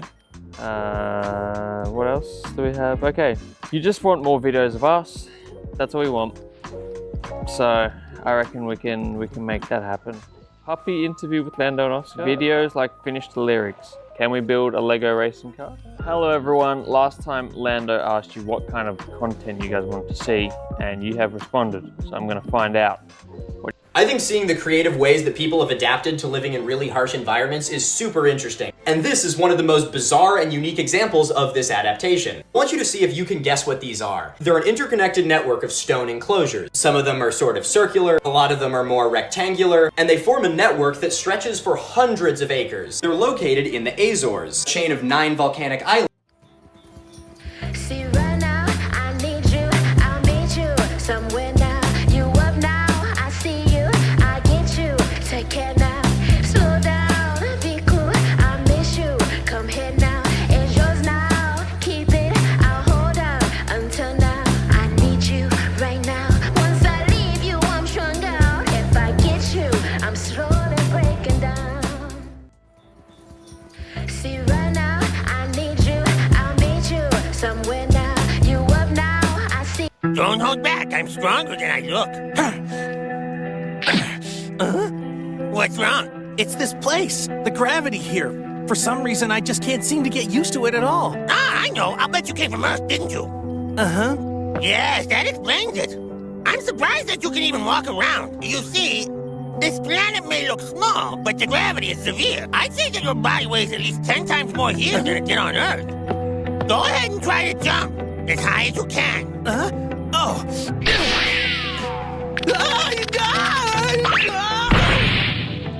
Bummer. This is really embarrassing. This one may prove to have talent after all. If he can jump that high at 10 times his normal gravity, then there's hope for him yet. Maybe. Don't hold back. I'm stronger than I look. What's wrong? It's this place. The gravity here. For some reason... Oh, hey, hi, is that you? I didn't recognize you without Skankarella hanging off your face. Are you still on this? It's like having a wife. Don't flatter yourself. I'd only marry someone who's nice to his friends. Her friends, shut up. Man, I get the point. And you can drop it, all right? She dumped me. What? Yeah, she said she didn't like you. I told her too bad we're friends. Man, I feel terrible. Is there anything I can do? I don't know, man. I kind of really liked her. How does $10 sound? 10 lousy bucks can't replace Jill. How about 20? Jill who? Jill, what are you doing here? I asked Jill to meet us here. Jill hides my friend. That's no reason to break up with him. What? He broke up with me. He said he had to spend time with you because of some brain inflammation that made you act like a dillhole. I don't have a brain thing. He forgets he has it. It's part of the disease. Why'd you lie to me? Yeah, and me. You're like the Little River Band. No, I can't be with a girl who likes the Little River Band. Yeah, take that, Missy. And you wouldn't shut up about me making out on guys' night, which wouldn't have bothered you if you had a tongue stuck down your throat. So for the love of God, man, find a tongue. I do need a tongue. Hey, Jill, I like the Little River Band. You're both freaks. Nice try. Oh, hey, hi, is that you? I didn't recognize you without the skankarella hanging off your face. You still on this? It's like having a wife. Don't flatter yourself. I'd only marry someone who's nice to his friends. Her friends, shut up. Man, I get the point. And you can drop it, all right? She dumped me. What? Yeah, she said she didn't like you. I told her too bad we're friends. Man, I feel terrible. Is there anything I can do? I don't know, man. I kind of really liked her. How does $10 sound? 10 lousy bucks can't replace Jill. How about 20? Jill who? Jill, what are you doing here? I asked Jill to meet us here. Jill hides my friend. That's no reason to break up with him. What?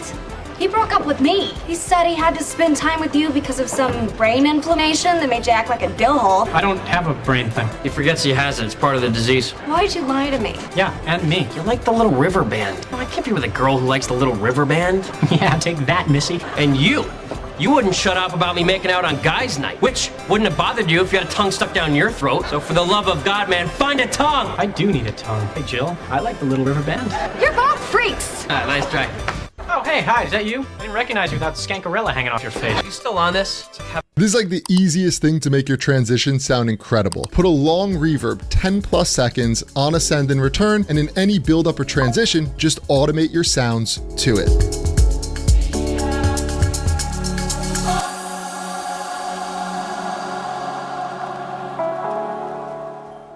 This is like the easiest thing to make your transition sound incredible.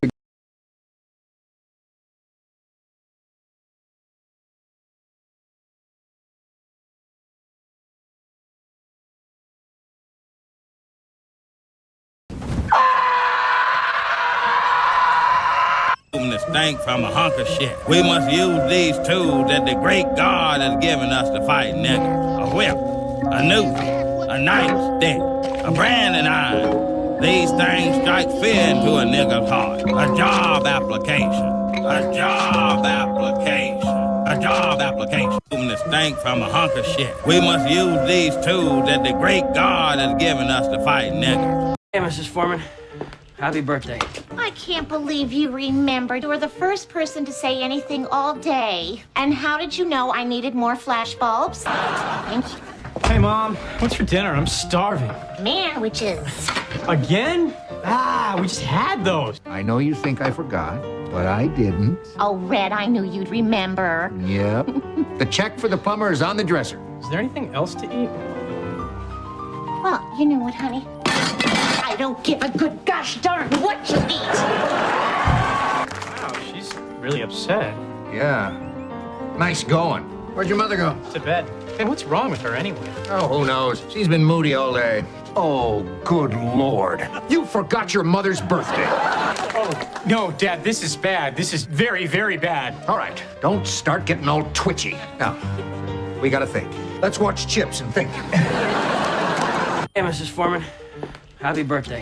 I can't believe you remembered. You were the first person to say anything all day. And how did you know I needed more flashbulbs? Hey, Mom, what's for dinner? I'm starving. Sandwiches. Again? We just had those. I know you think I forgot, but I didn't. Oh, Red, I knew you'd remember. Yep. The check for the plumber is on the dresser. Is there anything else to eat? Well, you know what, honey? I don't give a good gosh darn what. How you doing, kid? Dino, Lou. You got business with the Don?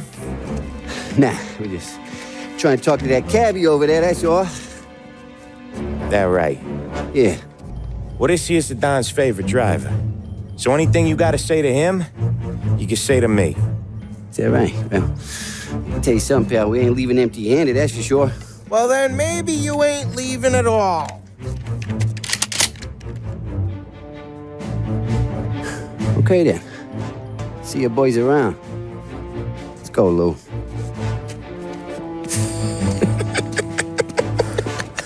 Hey, thanks. How you doing, kid? Dino, Lou. You got business with the Don? Nah, we just trying to talk to that cabbie over there, that's all. That right? Yeah. Why is Black Noir's head full of cartoon animals? Black Noir's real name was Irving, carrying the dream of becoming a black action superstar. But in a mission in Nicaragua in 1984, this dream was brutally shattered. At that time, Soldier Boy used his shield to frantically bash his head. Half of Black Noir's skull collapsed, and his vocal ability was physically destroyed. After that mission, the physical destruction triggered Black Noir's extreme post-traumatic regression. When the pain and gore of reality exceeded his limit of endurance, his brain was forced to retreat to the innocent state before the trauma. Thus, those weird-looking singing and dancing little animals appeared. They were originally the mascots of his childhood pizza parlor, and at this moment, they became his psychological comfort to keep living. However, Black Noir's spirit severely diverged from reality. He began to live in his own fairy tale. The little animals danced and praised him as a brave little soldier, inducing him to execute the most cruel missions. To him, all his violent behaviors essentially stem from a morbid psychology of obeying Vought and being a good boy. He must use absurd fairy tales to maintain his motivation for survival. Until Homelander discovered that Black Noir hid the secret of Soldier Boy, Black Noir was not trying to deceive, but wanted to use the silence of his remaining life to guard Homelander's fragile and breakable heart. However, this deep and twisted loyalty could not get Homelander's understanding. Black Noir fell silently. One by one, the little animals in his mind said goodbye to him, and his fairy tale finally shattered. Why is Black Noir's head full of cartoon animals? Black Noir's real name was Irving, carrying the dream of becoming a black action superstar. But in a mission in Nicaragua in 1984, this dream was brutally shattered. At that time, Soldier Boy used his shield to frantically bash his head. Half of Black Noir's skull collapsed, and his vocal ability was physically destroyed. After that mission, the physical destruction triggered Black Noir's extreme post-traumatic regression. When the pain and gore of reality exceeded his limit of endurance, his brain was forced to retreat to the innocent state before the trauma. This might ごめん、あまない。俺は今、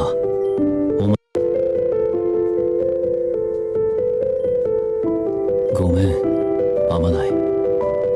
俺は今、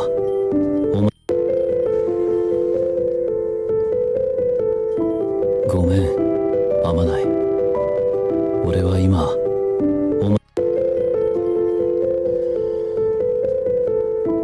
ごめん、あまない。俺は今、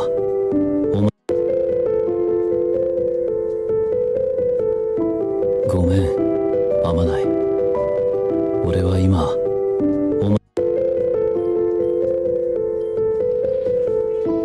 ごめん。 This might be the scariest espresso tool that exists. I mean, just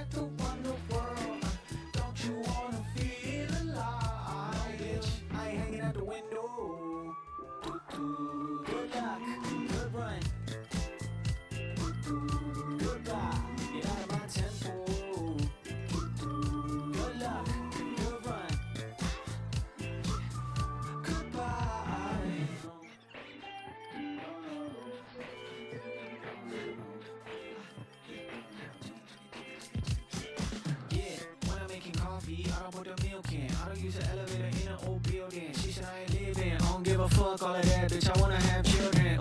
She be on a pill though, and she got a bill roll. Had a couple shots, still looking for a thrill though. Said I'm really living too much, bitch. When is enough shit? I said, do you like the feeling? She said, oh yeah. But you're hanging from the ceiling. She said, always. She said, don't be so concerned, don't be scared to run the world. Don't you wanna feel alive? Bitch, I ain't hanging out the window. Good luck, good run. Good die, you're out of my tempo. Good luck, good run. Goodbye. You're so dangerous, made me so anxious. She said, oh yeah. She said, oh yeah. You're so dangerous, made me so anxious. She said, oh yeah. She said, oh yeah.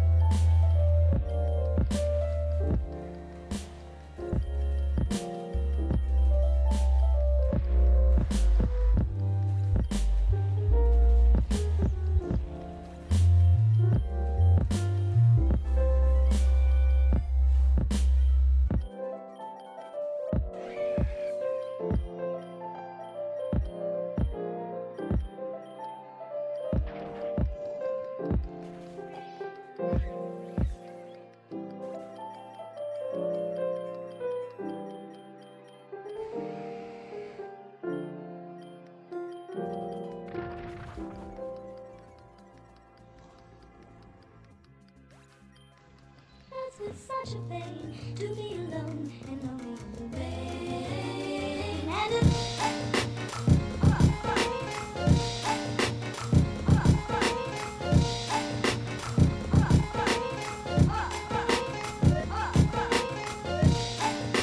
That's on me. That's on me. My bad.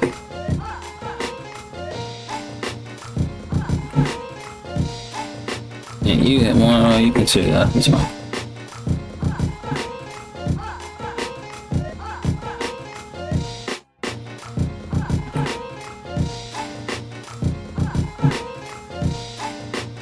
Nice.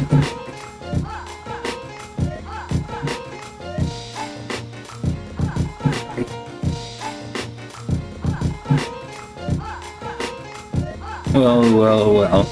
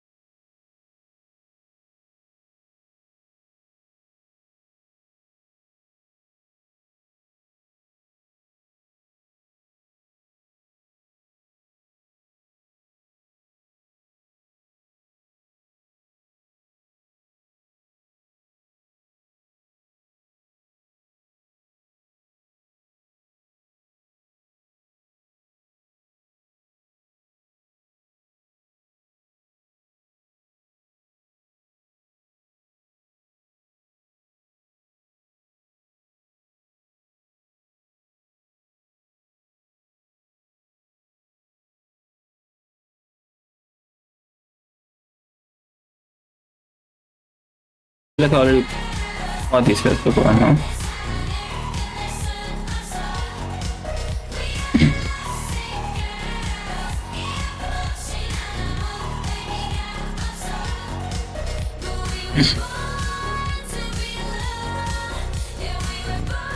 I'm not sure.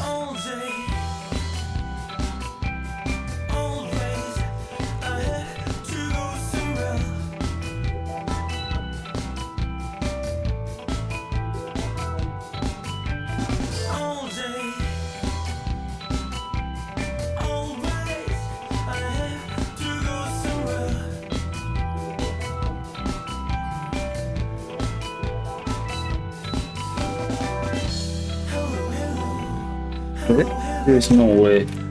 After what I ordered, I literally missed it.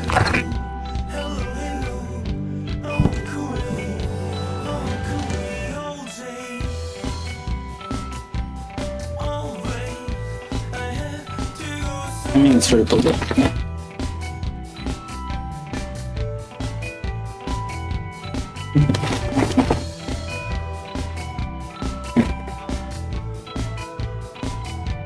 That's not extra potato real quick. Okay. That's it.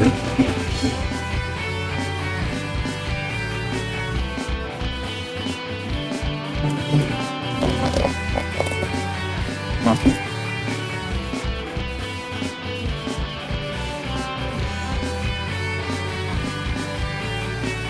$4, yes. Too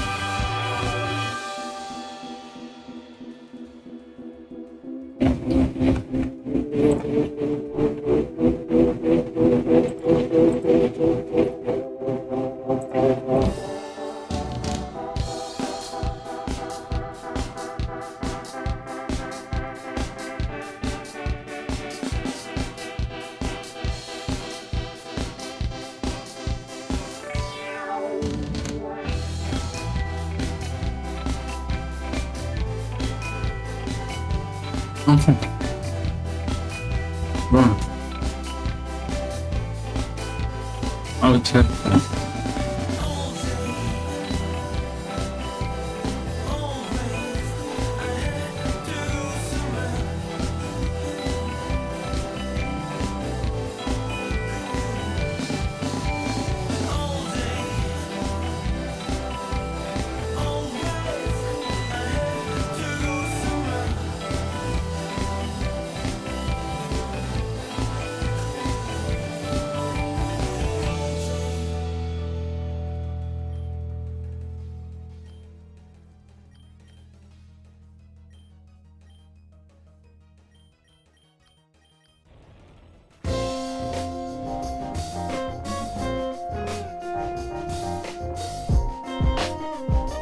Like this song.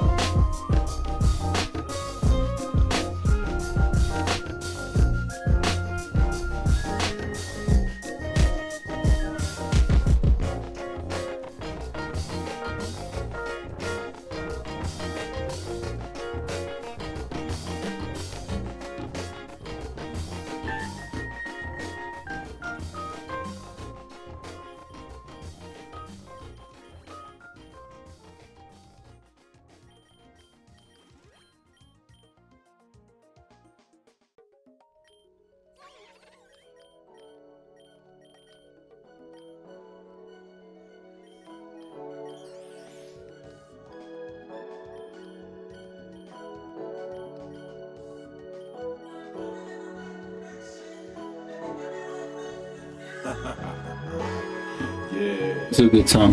You are now tuned into the midnight hour, making your soul quiver, your spine shiver. The one dead and long stroke. And I'm about to put the sounds of the majestic Cafecino Bandito in the furious fire. Contemplate it slide in the skylark gliding, dipping inside my hood, deep and running from sirens. I'm by my chips, never been about no spending time on my two own server, busted a trip. You ain't no factor, looking like just an actor. Penny bitches hanging up on my nuts, coming after. I'll play a swallow, envious of Apollo, whipping the boogie just like Good talk. collars.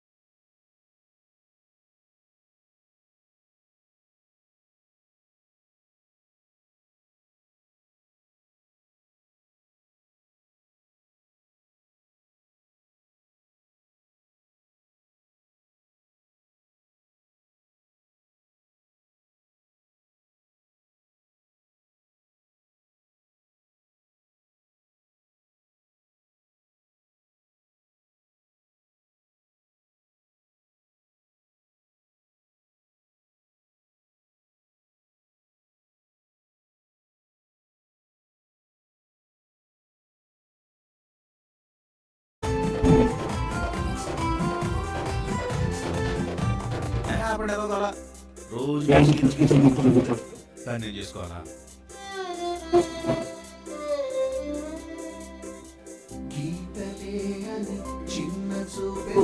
never mind.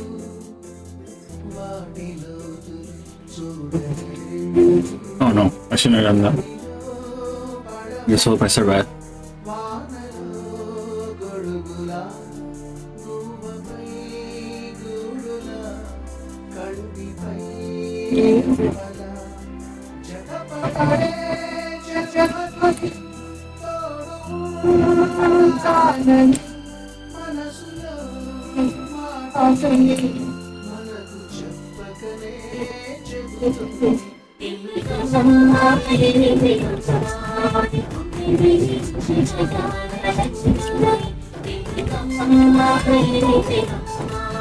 A plus plus is kind of bullshit, that's all I'm saying.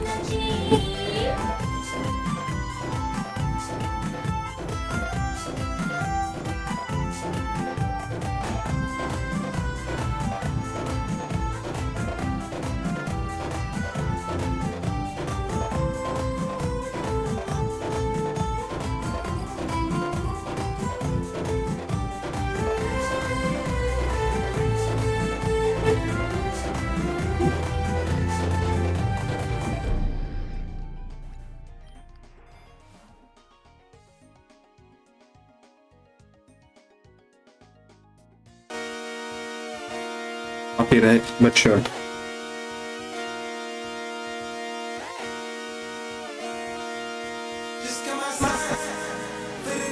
What deplorable human being made such a banger music. So unfortunate.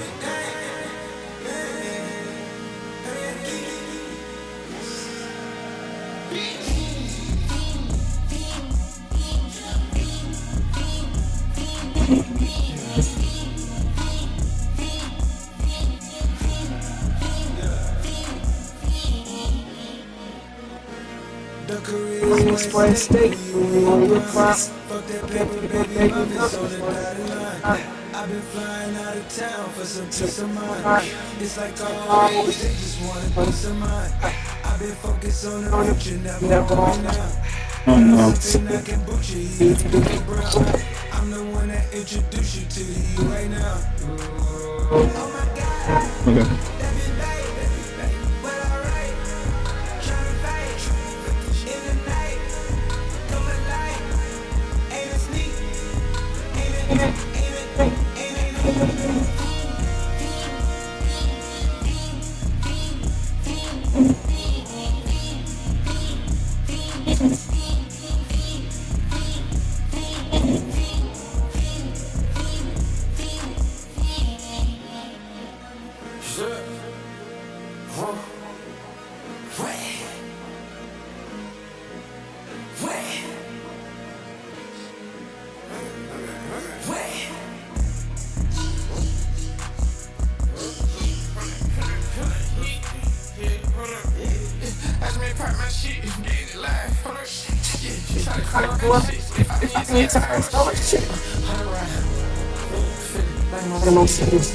That's all.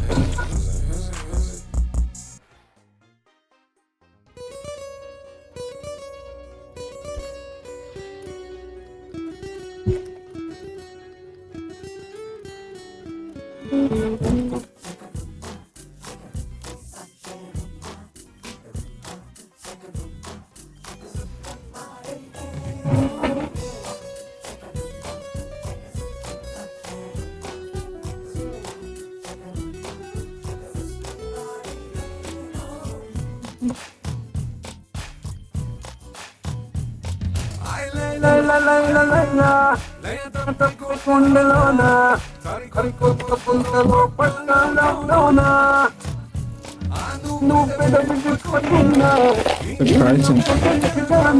Frequency. Not complaining.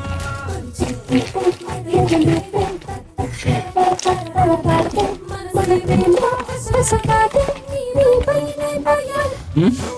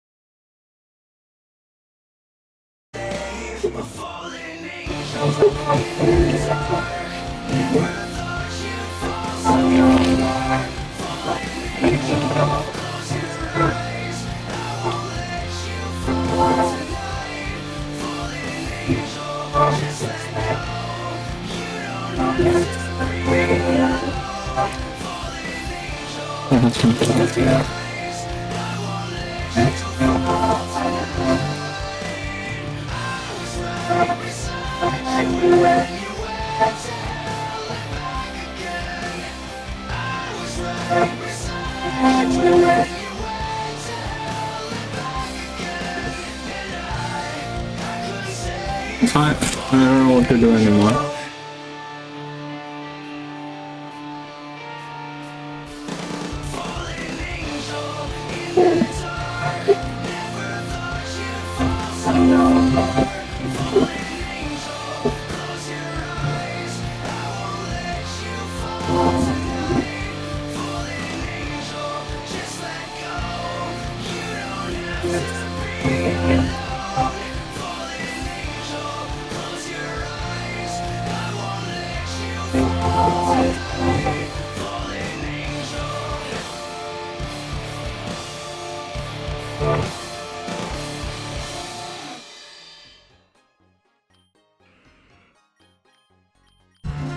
Lucky Punk has been so useful so many times so far.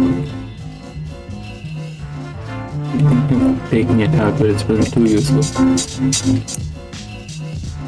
Plus the damage is pretty good. Yes.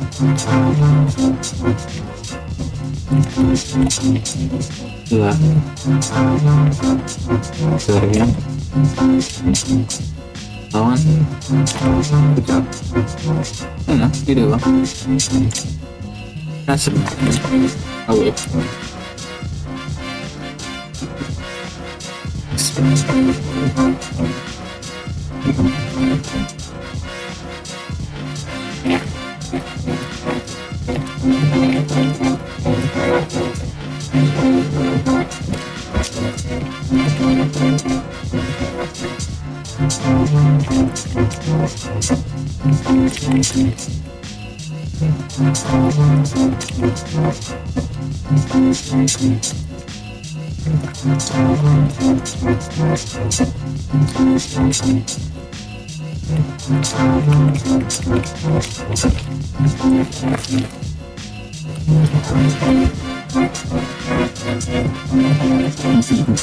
No.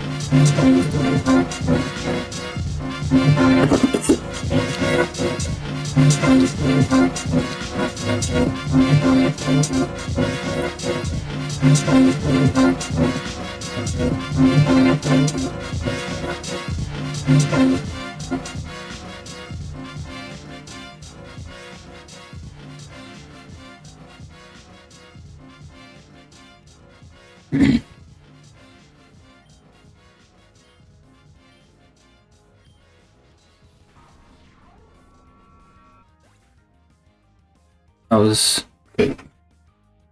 We haven't tried everything. Yeah. Oh yeah, we have.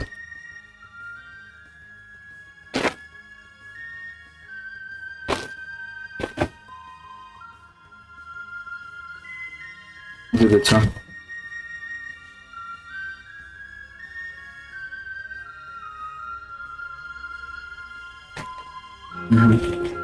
Good job. Good job. Good shit.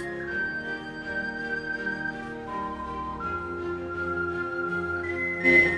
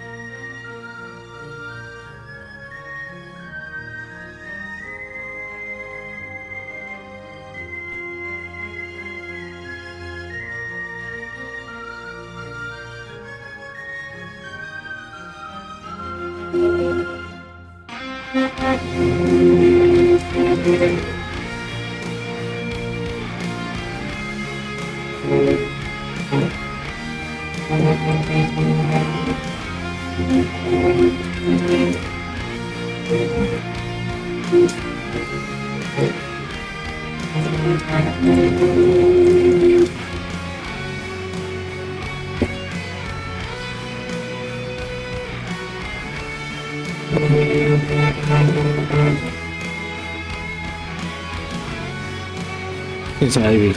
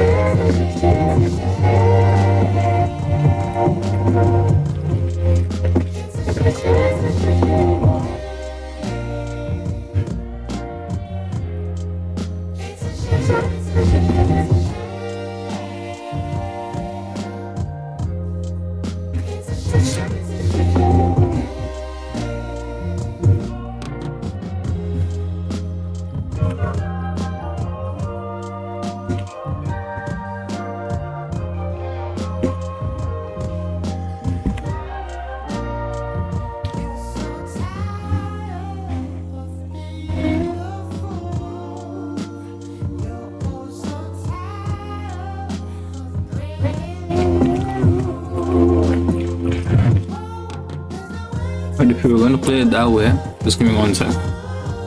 1 sec.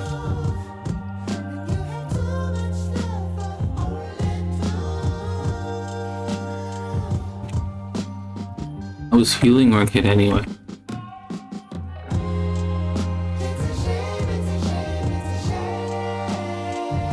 And you'd go for a water type move. Underground.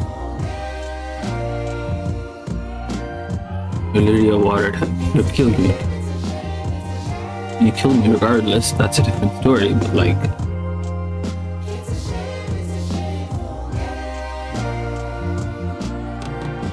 I'll take that.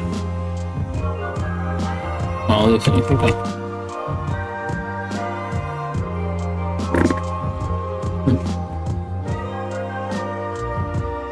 dated enough now, bro.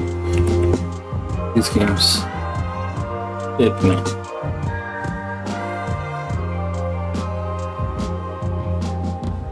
Oh, shit.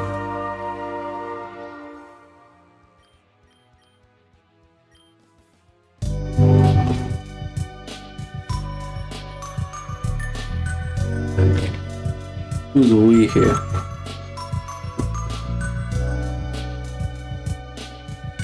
I'm just glad he survived. But this is going.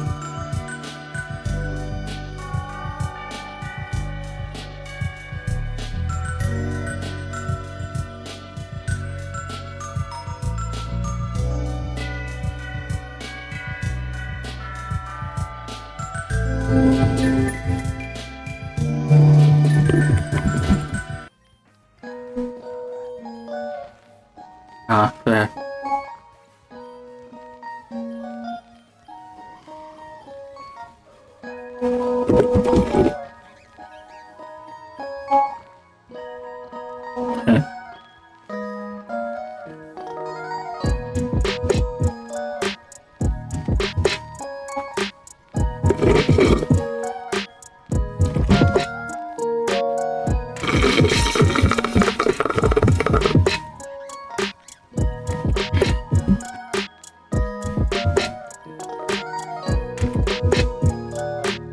Or 5.3.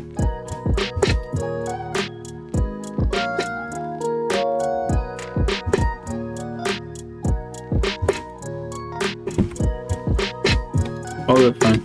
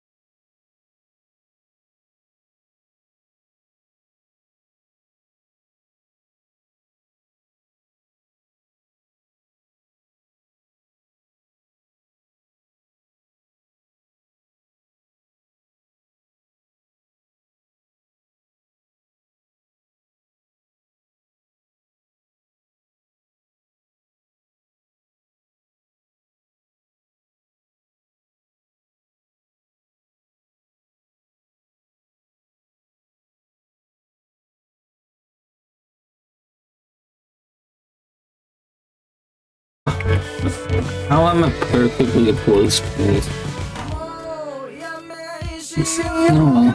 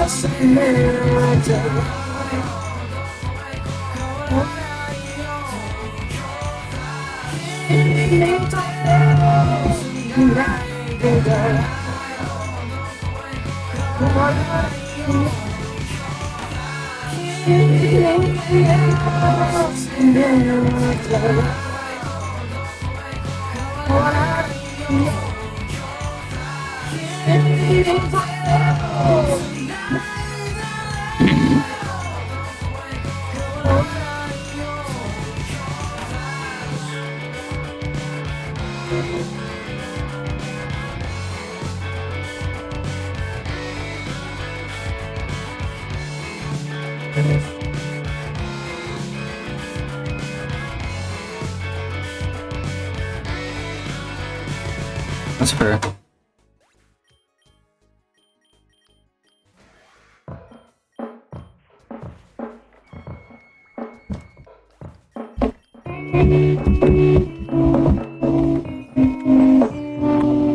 Oh, cool. Did I not have it before? I'm confused. I read this. I'm not gonna use them in a cheaper form. Is that it? I'm so confused. We'll find out. Let's go though. Took like 100, huh?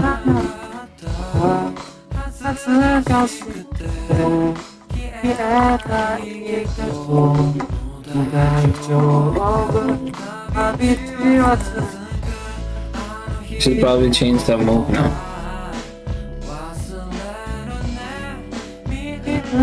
Yeah, I should change Storm Throw to something else.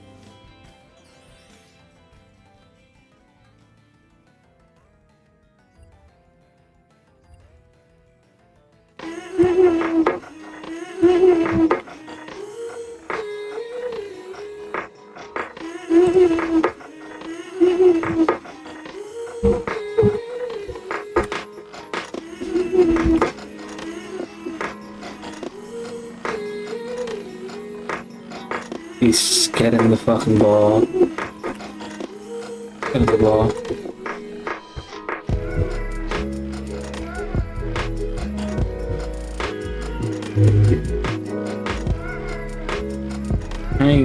Thank you so much. Dude. No thanks. A pretty productive one actually, surprisingly. Getting a lot of new Pokemon.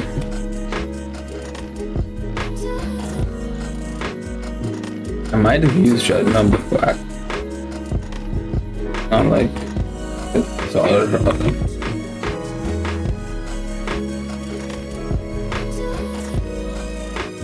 Shell Smashers. Shell Smashers.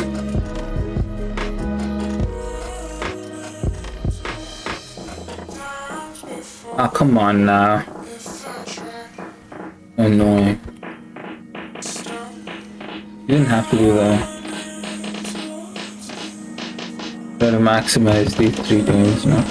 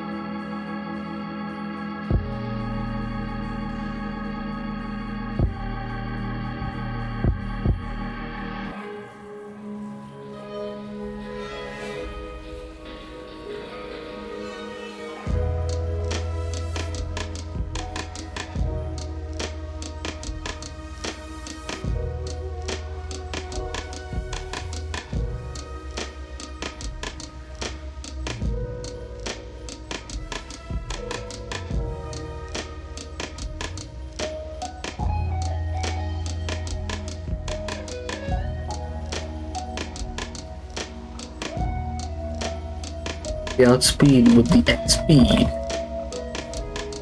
Finally, you're long enough.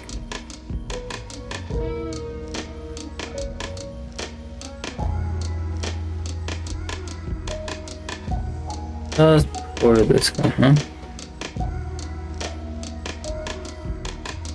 Bye-bye.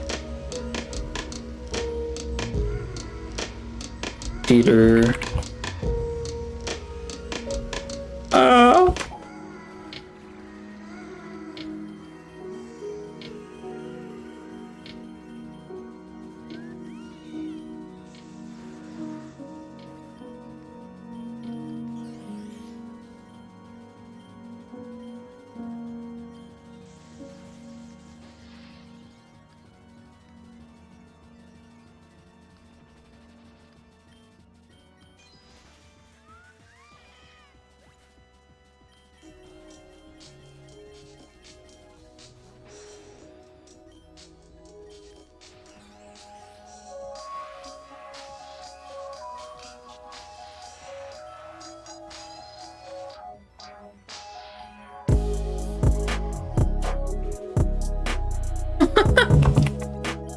Alright.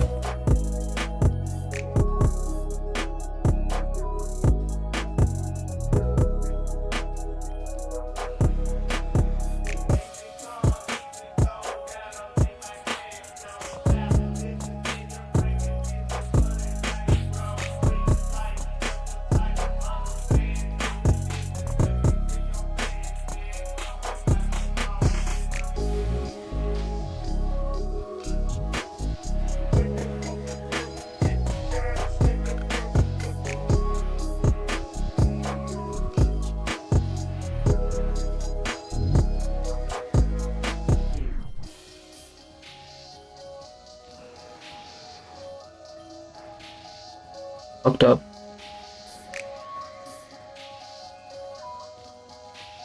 And I didn't have to.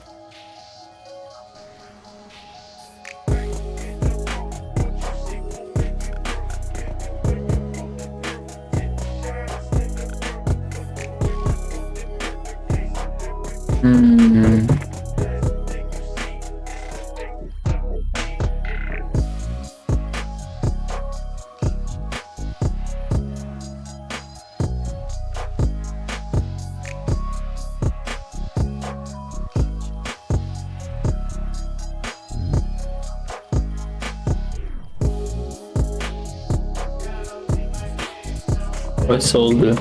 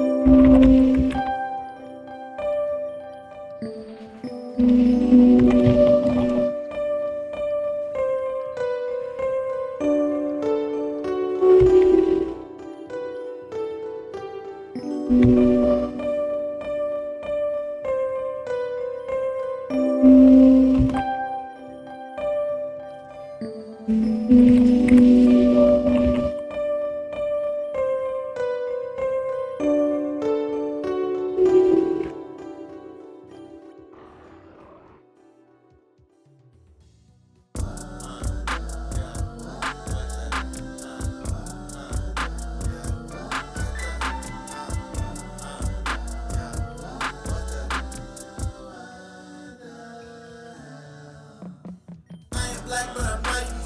I'm in cell, got a wife. I'm a chef and I'm nice. I am Trump, I'm on twice. I pay Spain with 2 dice. Renting house is so nice. Love the space race in the first place. Make it shake like vagina. Dropping by the Badusi. Loving all white jury. You might say that ain't fair. Always wrong with this here. You don't know what it's like to be white.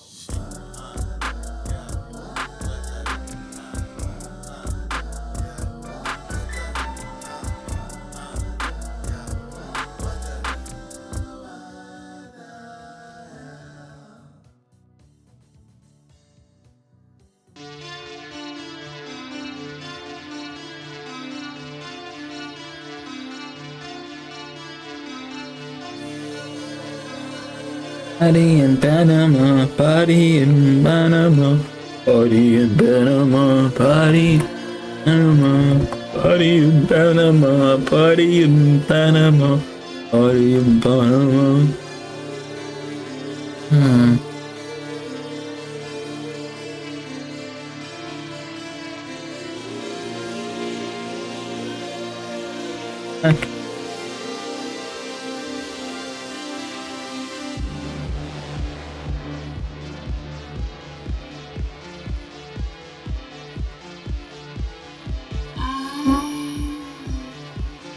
Going to the party. I got my money and my money. Private flight to pick up my boys in Dubai.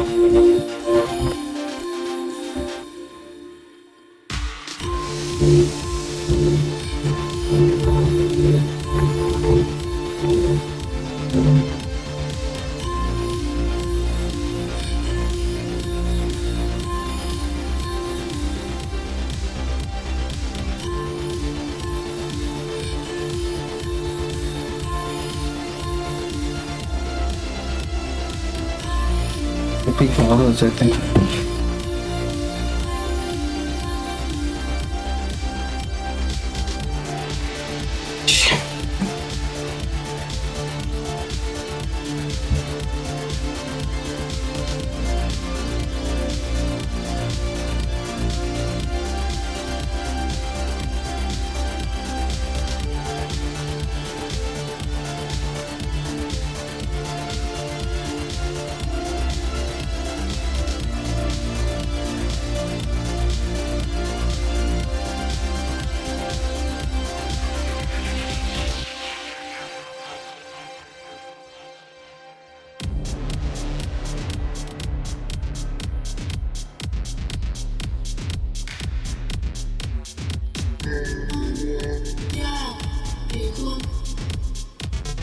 Not self-smoke?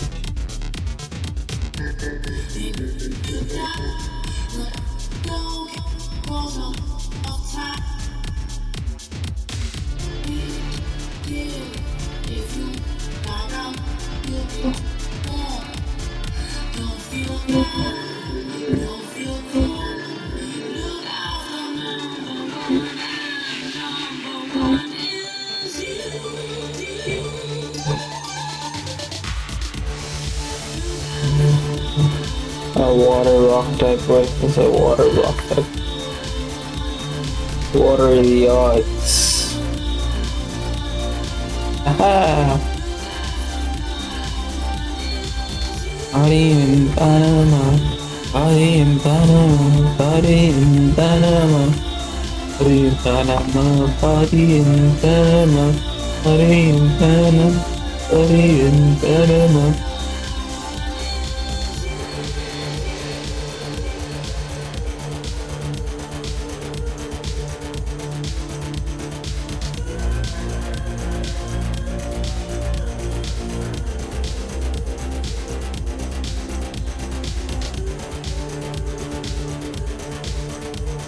Different also a shark. What a coincidence. Can I get the mega soon already, please? Thank you very much.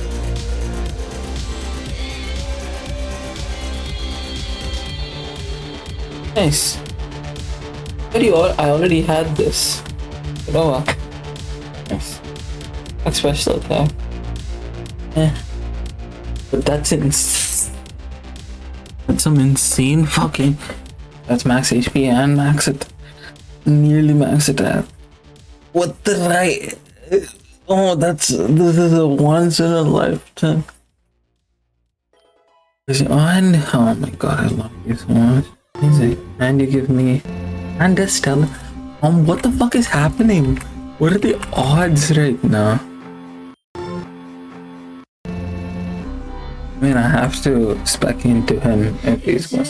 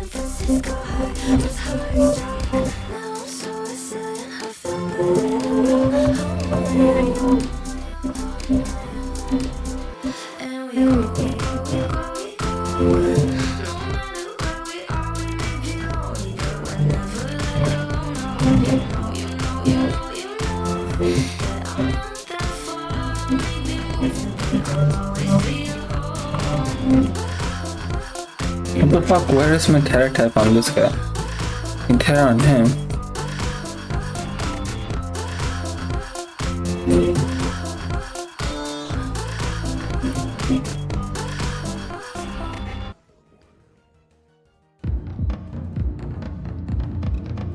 And not use the stellar tiller.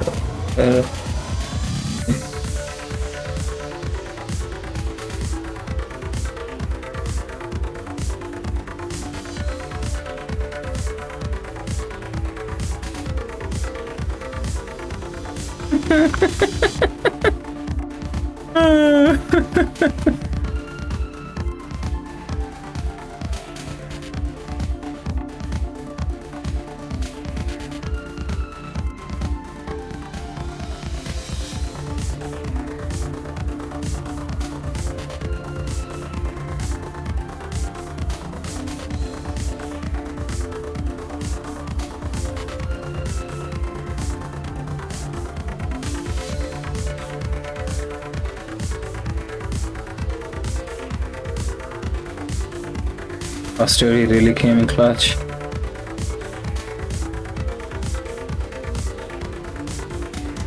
Hey, can I not stay?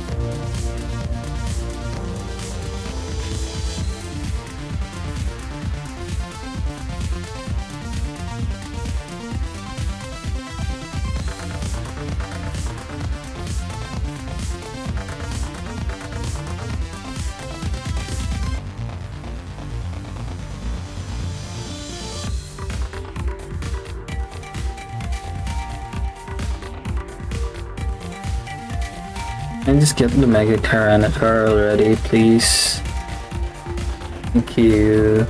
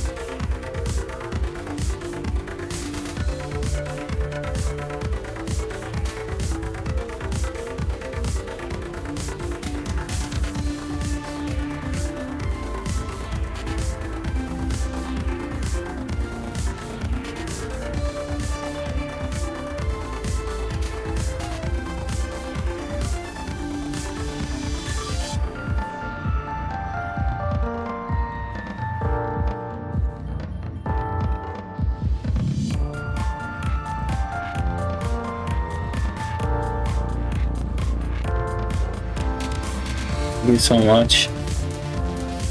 Oh my god, you did the perfect amount. Everything.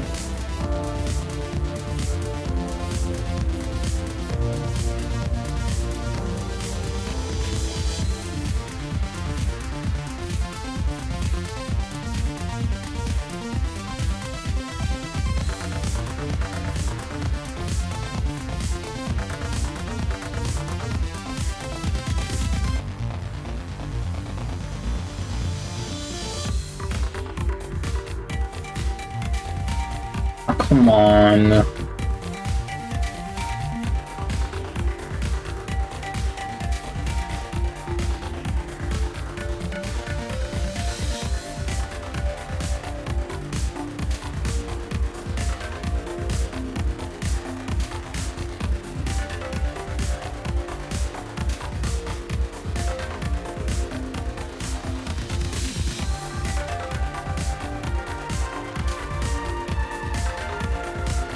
Another chance.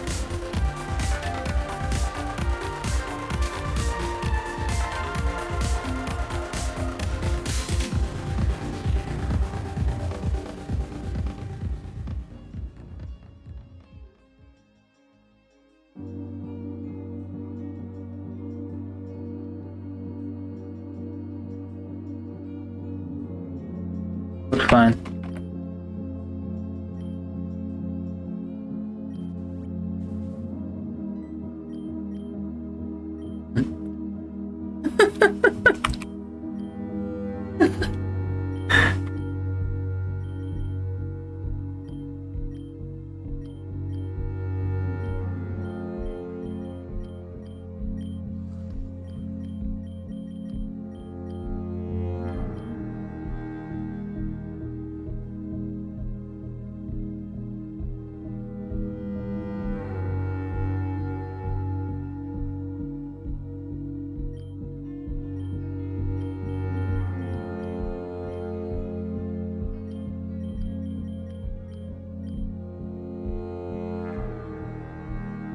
Ninja or rocket? You don't want.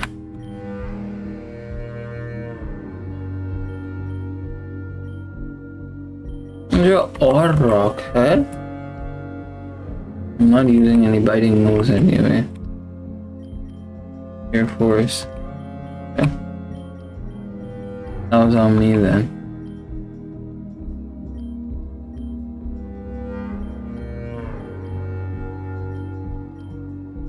Oh, okay.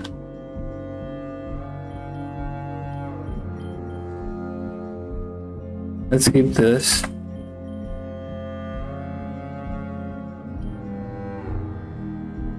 For that.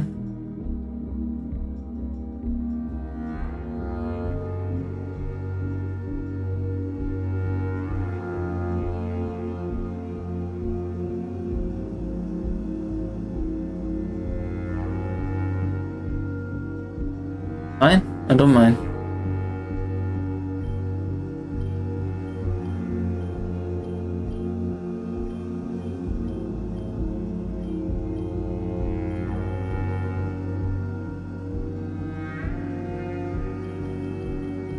We should go speed and special attack. Okay.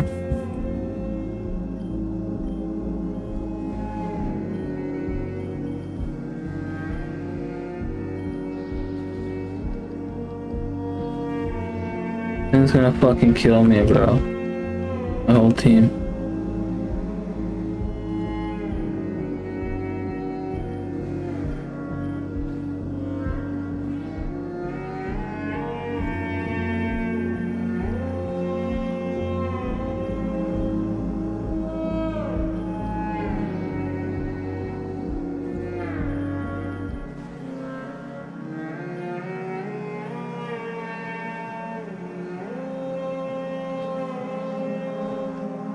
Max attack is crazy.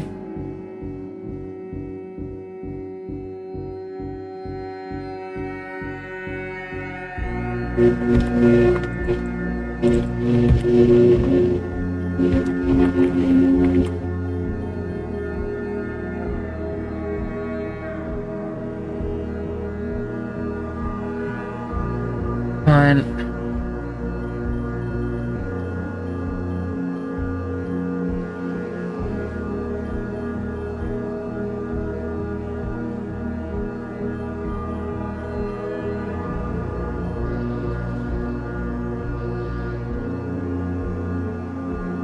They updated this to make it much more different, huh?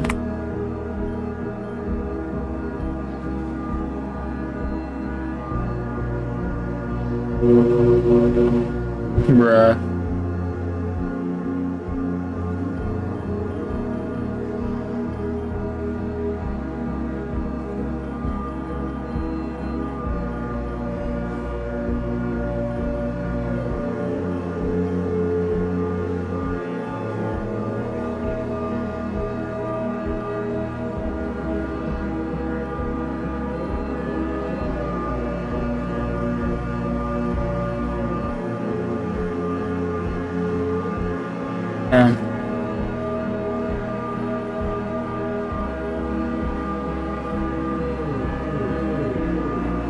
Nice.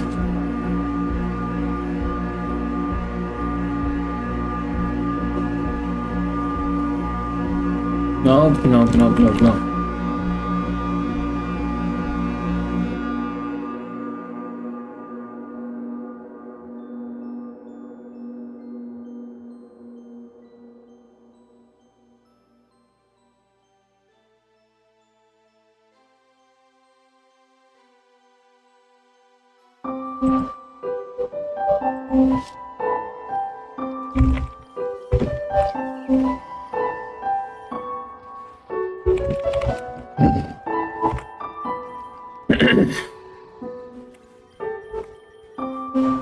That was on me.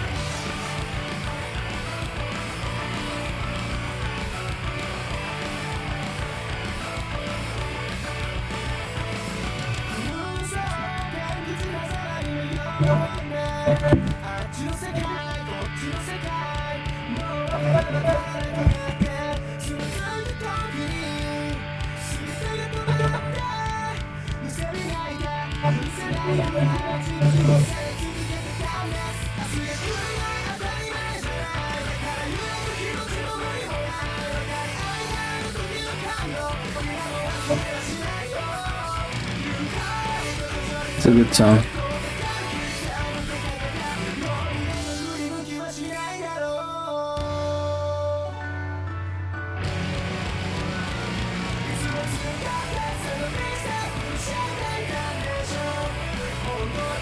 The magic matches all cards.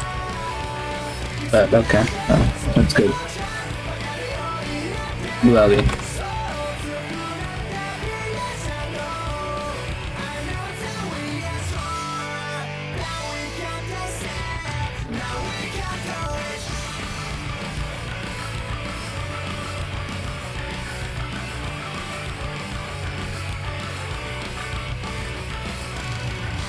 Job.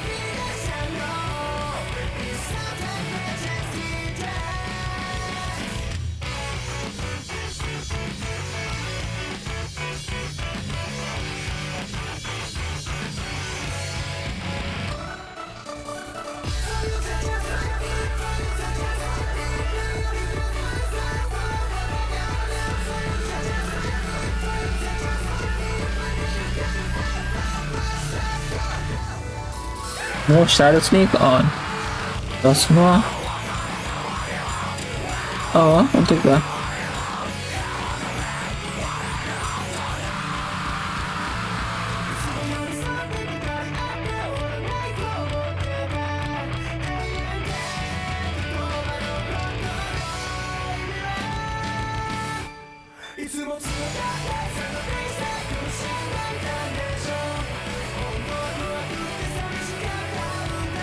No, perfect timing.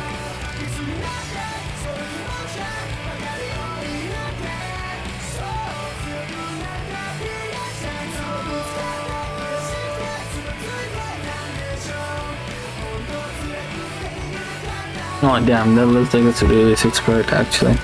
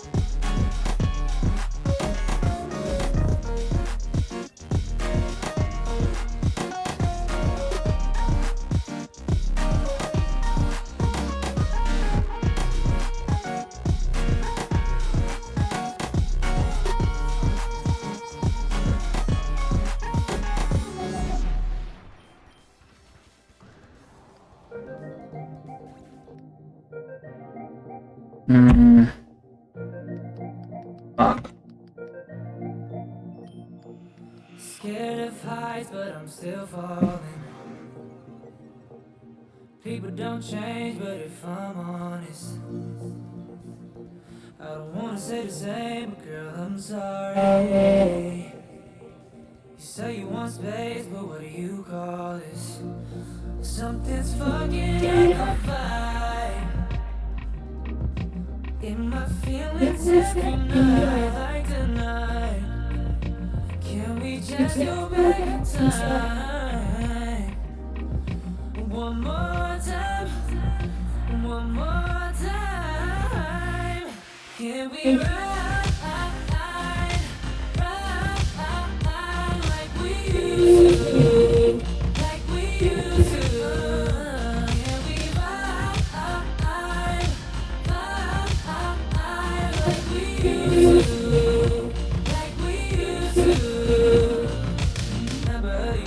start dating?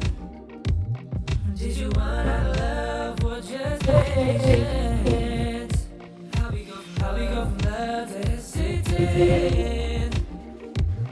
So please don't act like what I'm saying. Something's fucking up the vibe. Ooh, in my feelings every night, like tonight. Girl, can we just go back? Ooh, one more time, one more time. Can we ride? Can we ride like we used to? Like we used to. Like we used to ride like we used to.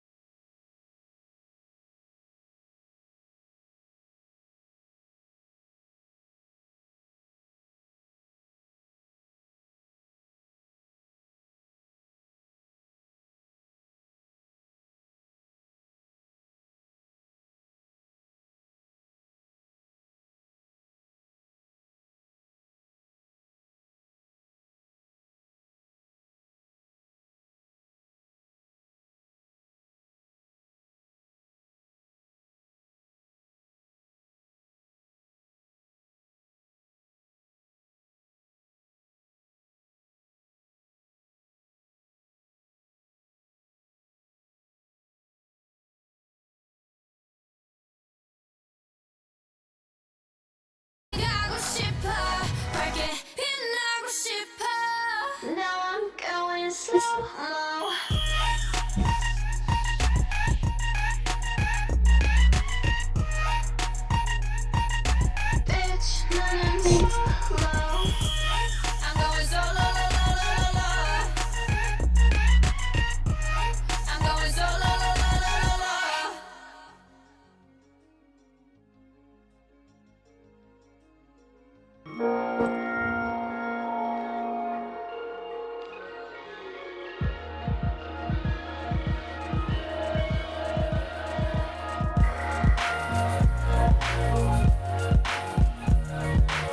you understand this one?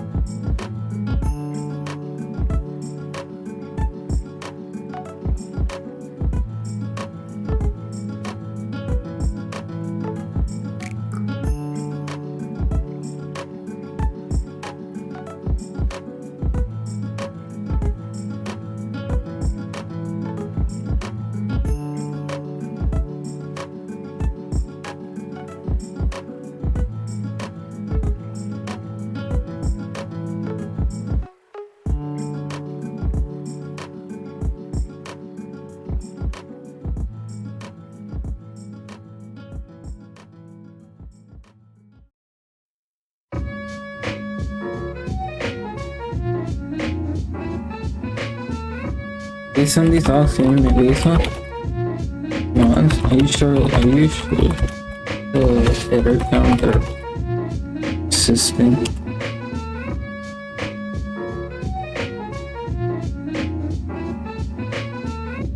Mons and implementing correctly.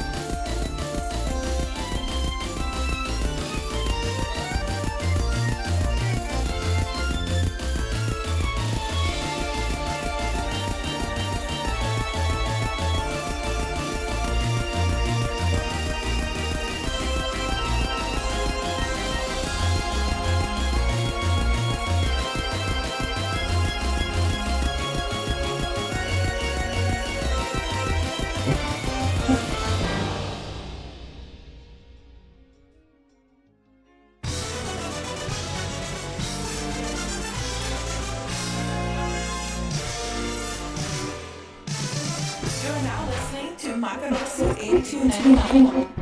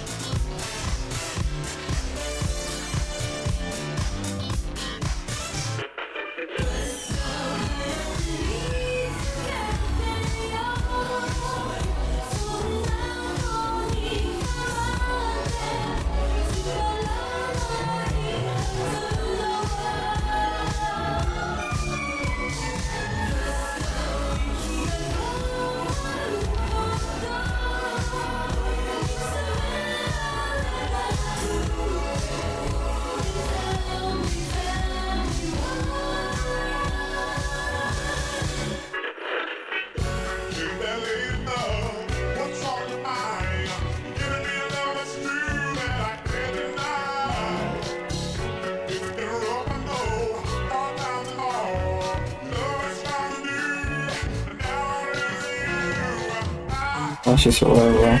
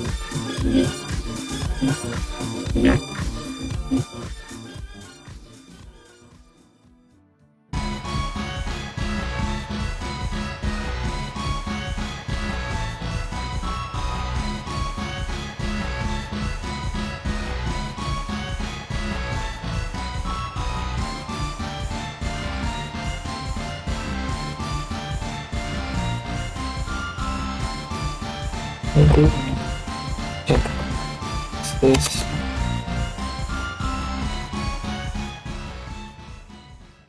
I couldn't find the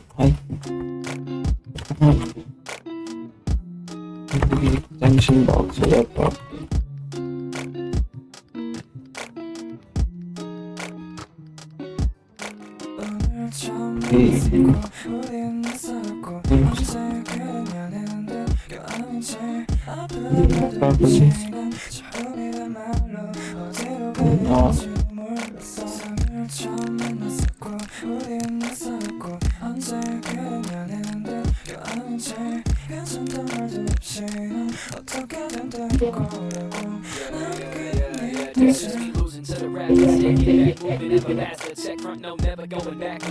Whenever there's disasters, we fight, we talk and make it up. You jump in shit when it gets rough. I can't ever just be enough for you. Matter of fact, I can't even afford you. I saw the way you did it. I seen your eyes trying to hide your thought. Wanted to hit with the truth in your lies were a foot, keeping me down no matter how I fought. I noticed that you doesn't trust me. You and I get my suicide. Never going back, never check the past. Sorries never matter, promises don't last. I know that the fire burning wasn't wrong, but a perfect mess. We were too good for each other so much that we burned too fast. Left an ash, iodine died, made me salty just for fun. And throughout explanations of my expectations, you could never learn to love.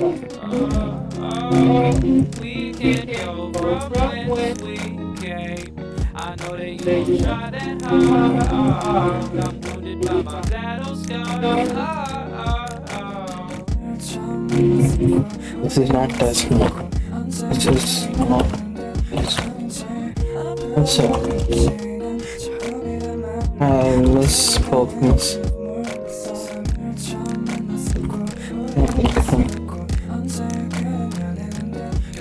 To see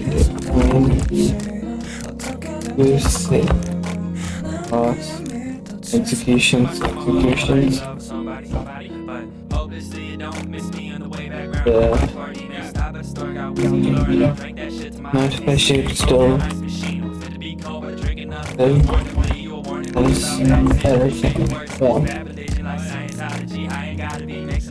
Bad addiction, tree popping pills like a competition. When you popping up about how you made so my Adderall up's a bad addiction. My window stuck on an old edition. Been staring at the same shit, but it don't look right to me. You cut my image out of your group photo, frame before it blasted me, but I still feel like I can't ignore it. Flag waving my face so casually, don't want another casualty. And actually, I'm so proud to see that we came for a night from our hometown. See it for ourselves that it's going down. I'm on your phone, I've been calling just to play around. I wanna talk, so I think I gotta say it now. I'm crazy for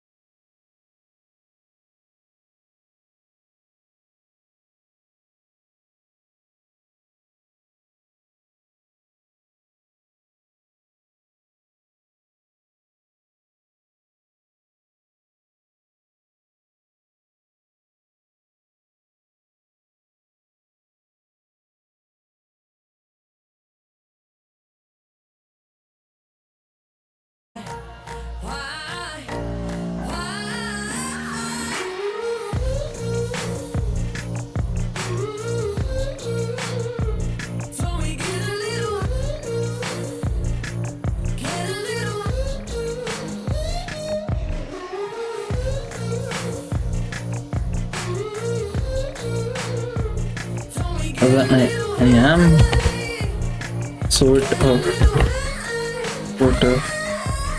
initializing or like this.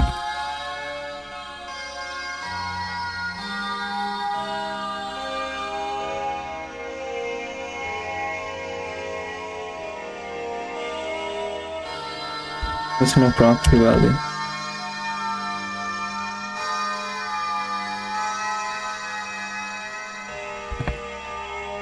This is okay.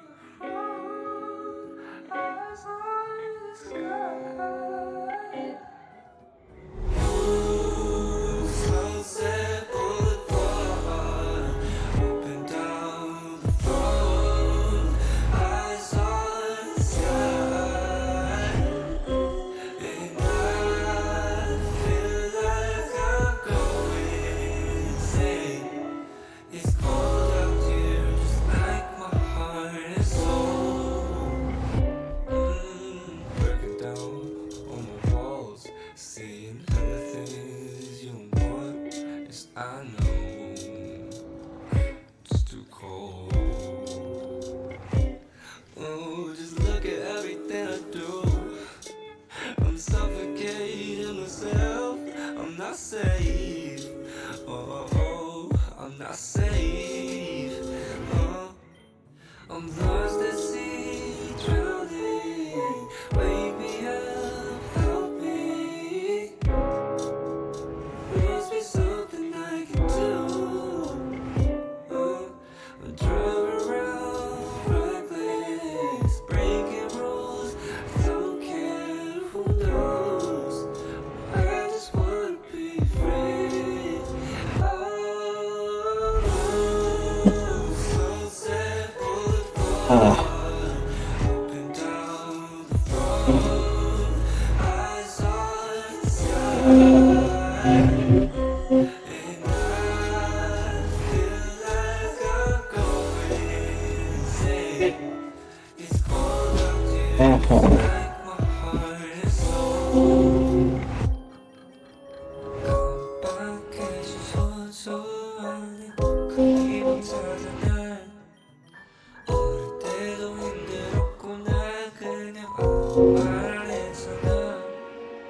깜빡해서 난 누군지 제발 건드리지 마. 내 몸이 제일 편한데 그게 내 문제야. Nice.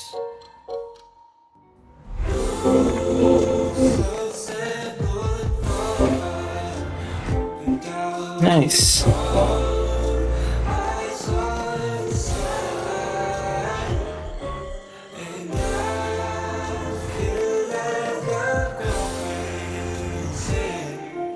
It's cold out here, just like my heart and soul.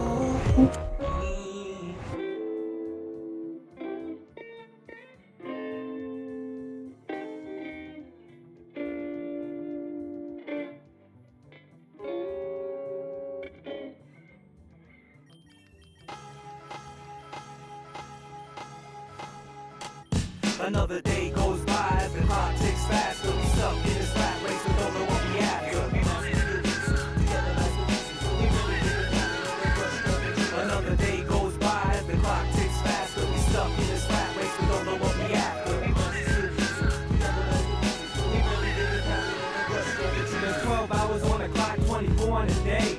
8 hours at your 9 to 5 to 6 is left away. 48 is your weekends, better not sleep in. As time moves fast, you only have 52 of them. And let's say 30 days in a month, 365 in a year, plus 1 for the leap, don't sleep. That's an extra 24 every 4 years in the second month. Live it up and enjoy it to the fullest.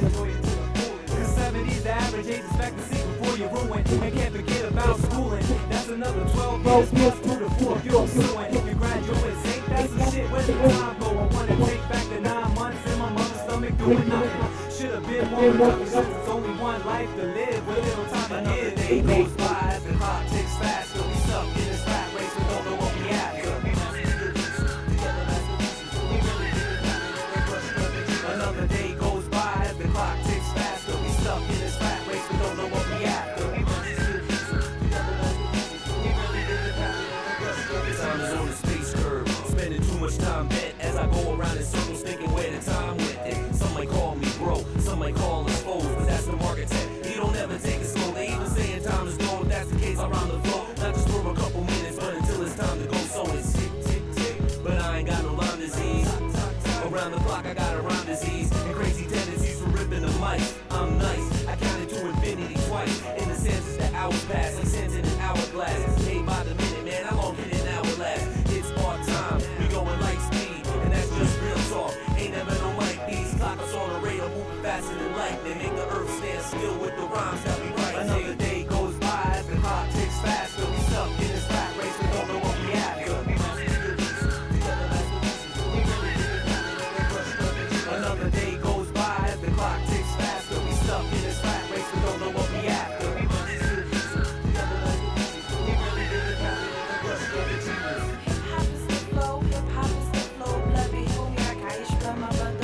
Hip hop is the flow, hip hop is the flow, bloody homie, I got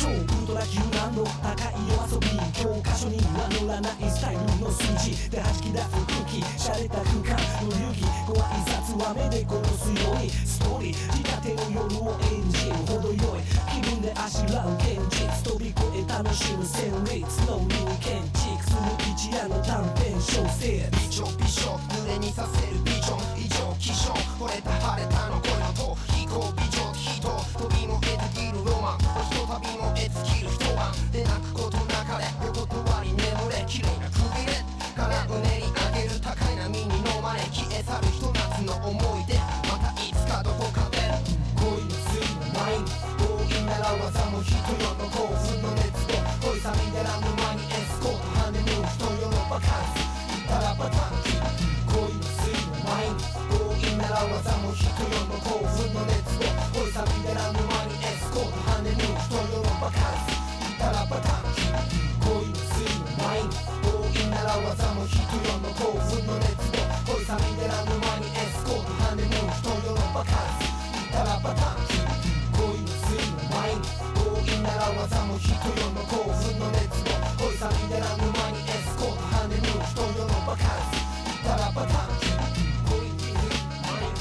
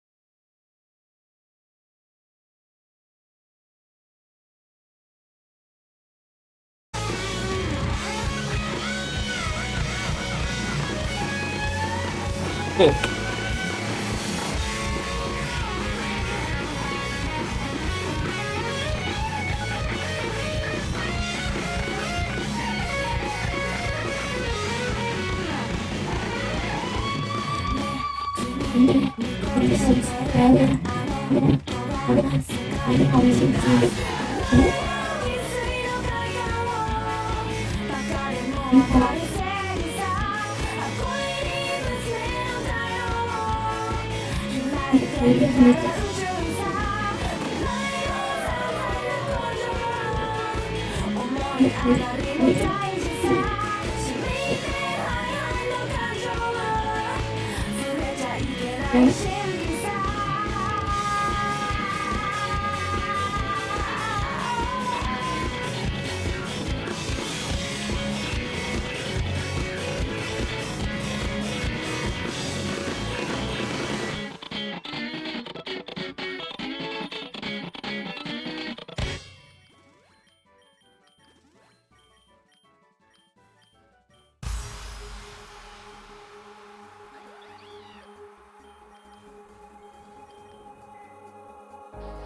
broke into my heart, should've seen me coming.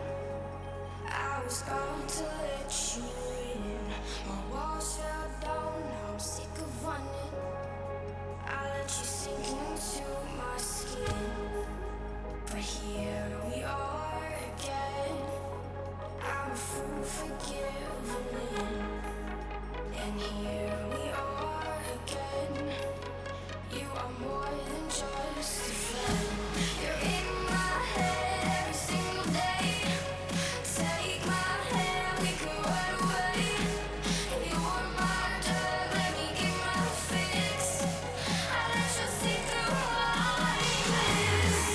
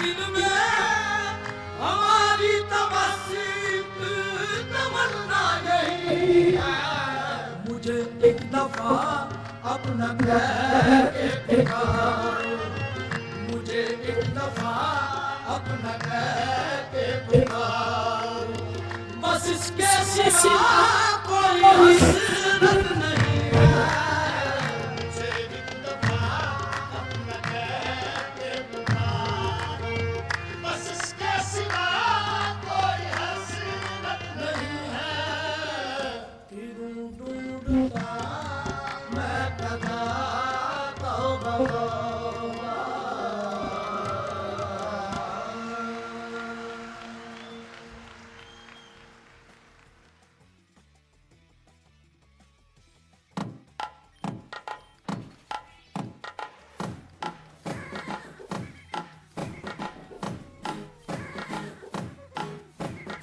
అనగా అనగనగా అమ్మాయిందిరా అనుకోకుండా నా friend అయ్యిందిరా అనగా అనగనగా అమ్మాయిందిరా అనుకోకుండా నా friend అయ్యిందిరా బుద్ధరంటి నడుము పిల్ల బుద్ధడి బొమ్మరా గోలి లాంటి కళ్ళతోటి గోలి మారు పోదిరా జోలి వెతుకున్న Agra తాజుదానరా బుజిమా బుజిమా బుజిమా రంగేలి బుజిమా బుజిమా బుజిమా దివాడి బుజిమా బుజిమా బుజిమా Dilwale బుజిమా బుజిమా బుజిమా బుల్బులి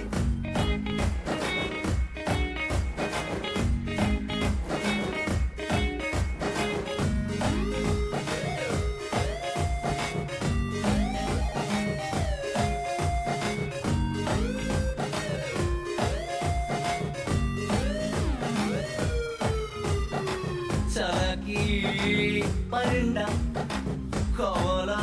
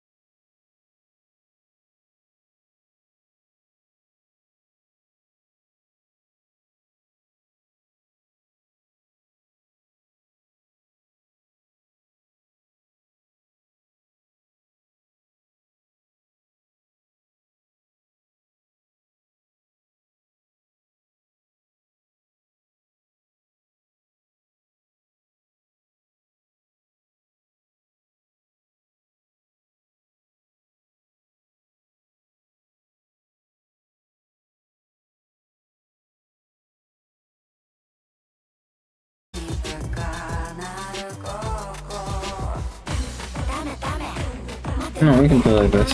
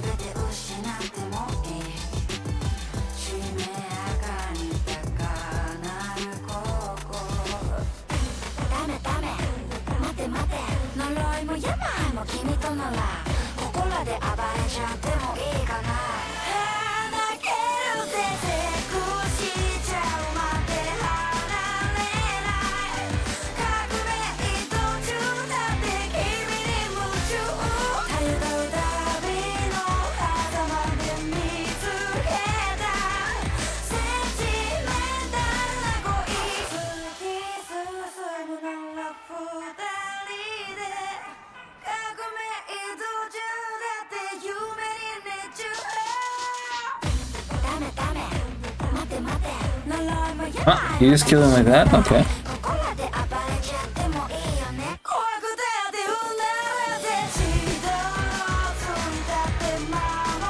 Probably this is also copyright song. That's fine.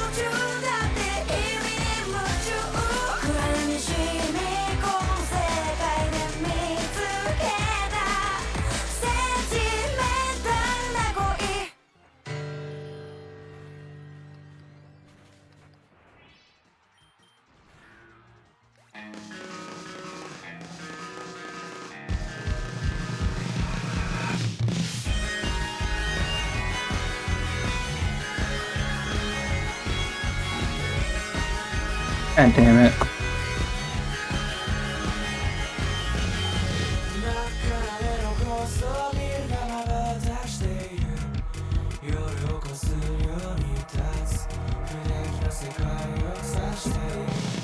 Bruh.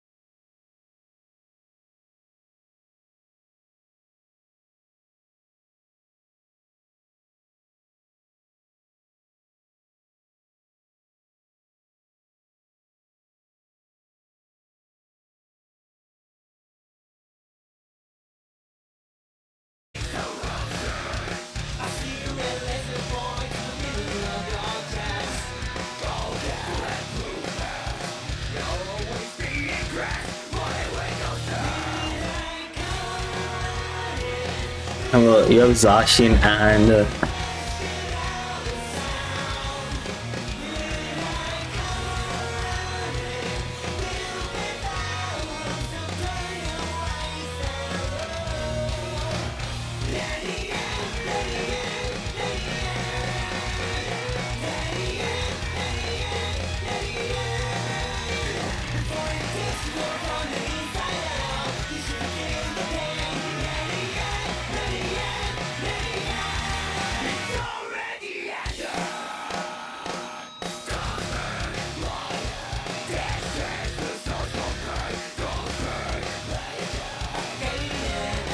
you and your fuck ass poison Dutch.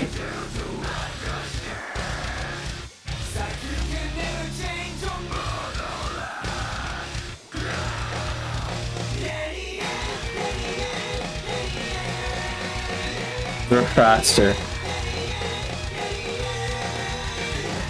Nonsense.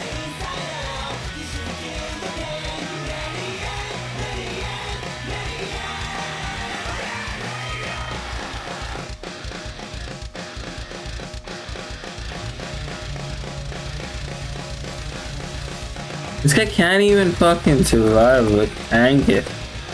Little. Damn.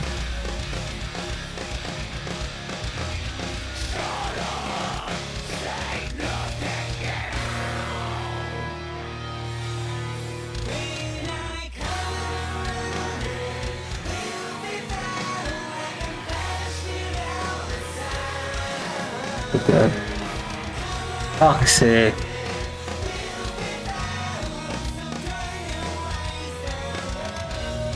I have no shame either, especially not against this fucking Saki. Holy shit. Come on.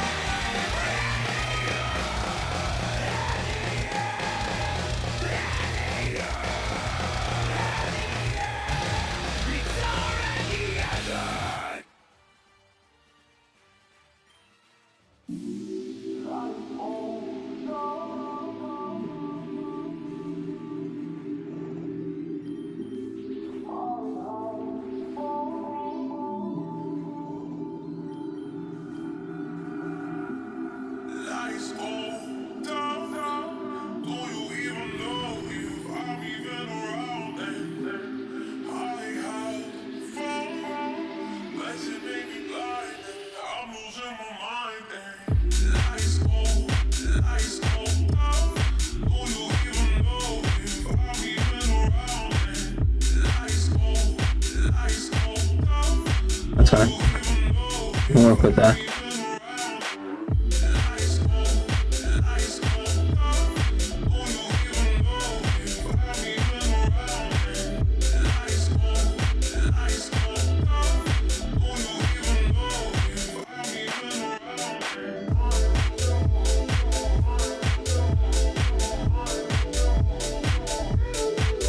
There's no way you're faster. I thought so.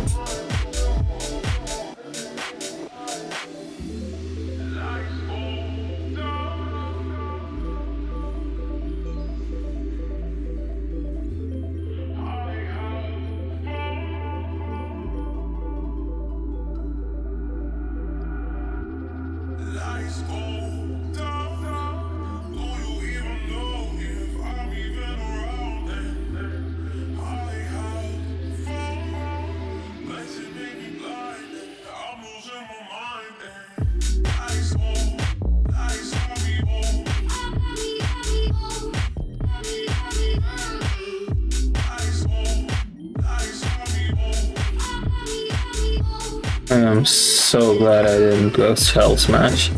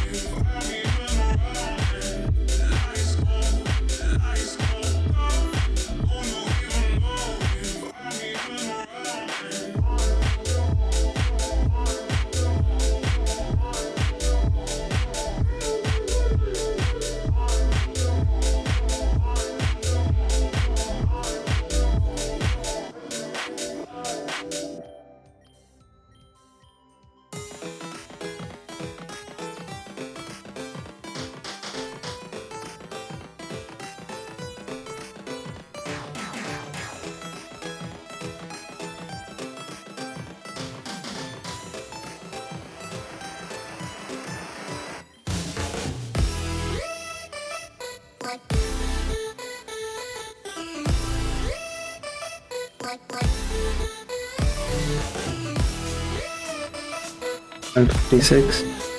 826 with this, please. Yeah. Wait, what?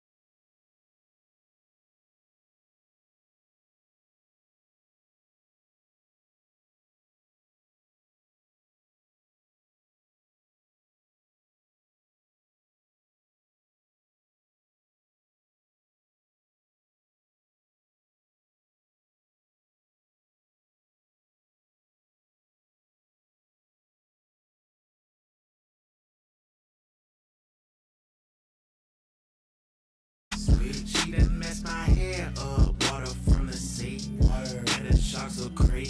Ain't that by the beach? Nowadays like feeling like quicksand. Back in the hood, I needed a few grands. Back in the wood, I needed a few grams. Rapping for good like I be the dope man, baby. Come and ride with your dog from Michigan. My uncle said shoot if you got the shot. My daddy said if you really think you got it, then you better not drop the ball. I'm off the dog, I copy off the dog. Bible dog, I'm ultraviolet, and I know that I'm the next to make it. How you gonna stop God if you think you saying? Scribbling and losing all these notebook pages. Bang ain't press me, I ain't even say shit. Cashing these royalties, I'm on some king shit. Heart hella broken, but I'm picking up pieces. My thesis statement about this paper is my baby and my family only give you fucks. Forever golden, I'ma say it till the world go up.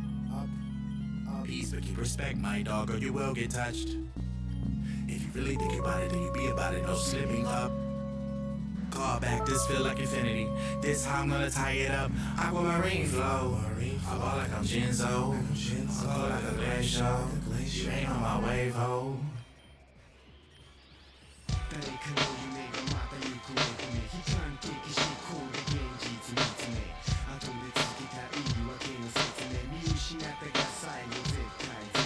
What a counter, what a fucking counter.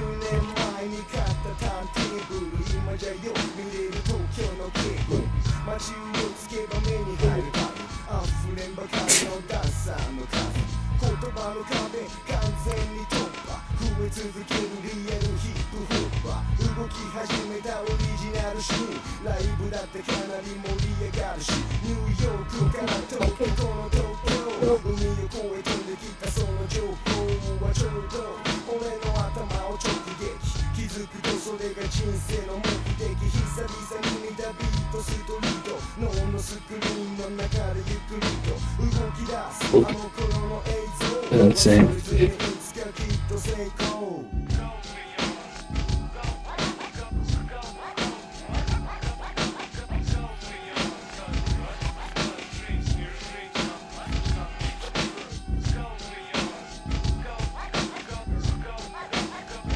Oh my god.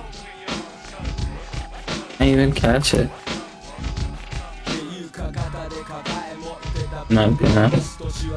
I'm pretty sure I can catch it even if I wanted to. Why did they let shinies be a thing there? I can? Okay, sweet. Okay, so fuck yeah. W.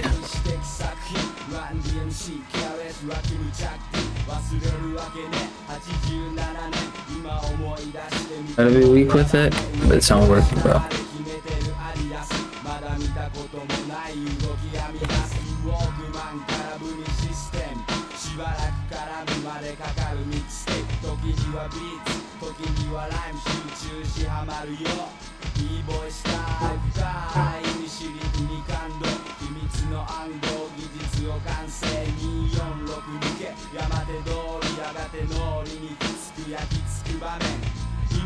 No!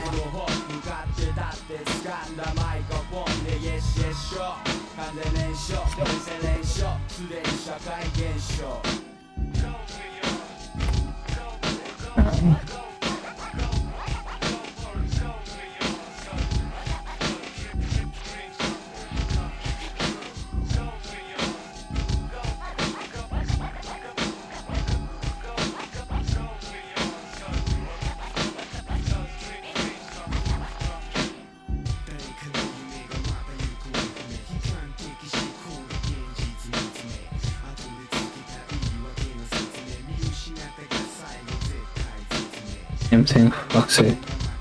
Stop.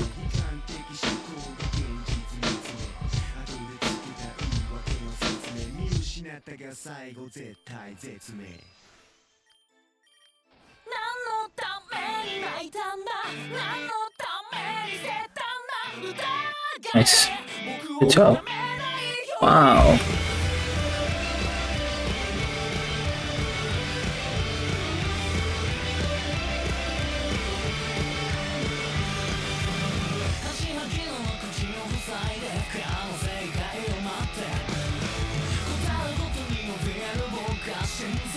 Yeah.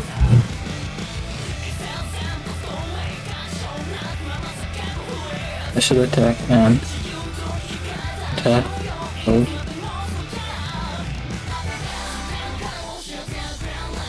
Oh, once you're in this form, it's Uruchi. Even if I heal you back, okay, that's good.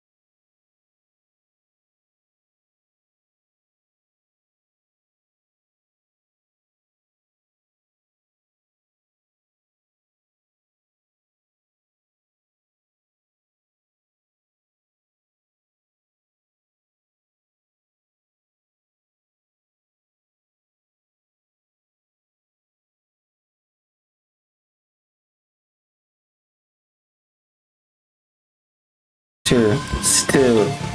Oh, I don't know.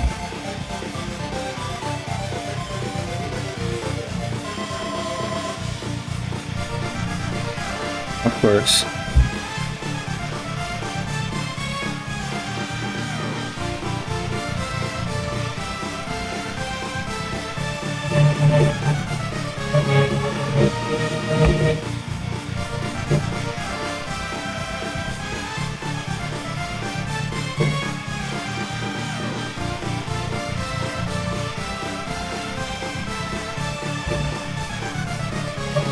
Oh, fuck yeah, 2 bars. Good job. Critical hit, 2 dire hit.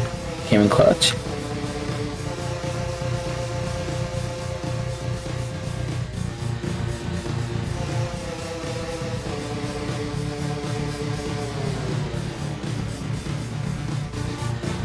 Good job.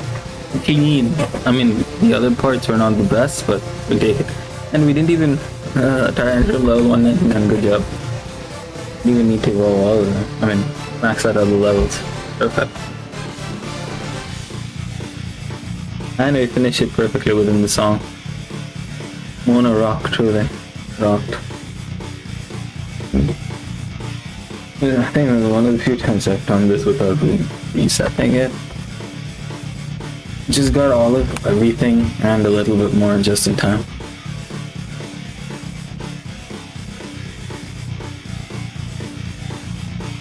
My god. Honestly. Epic. Epic. Good enough. That's good. Nice. Good game.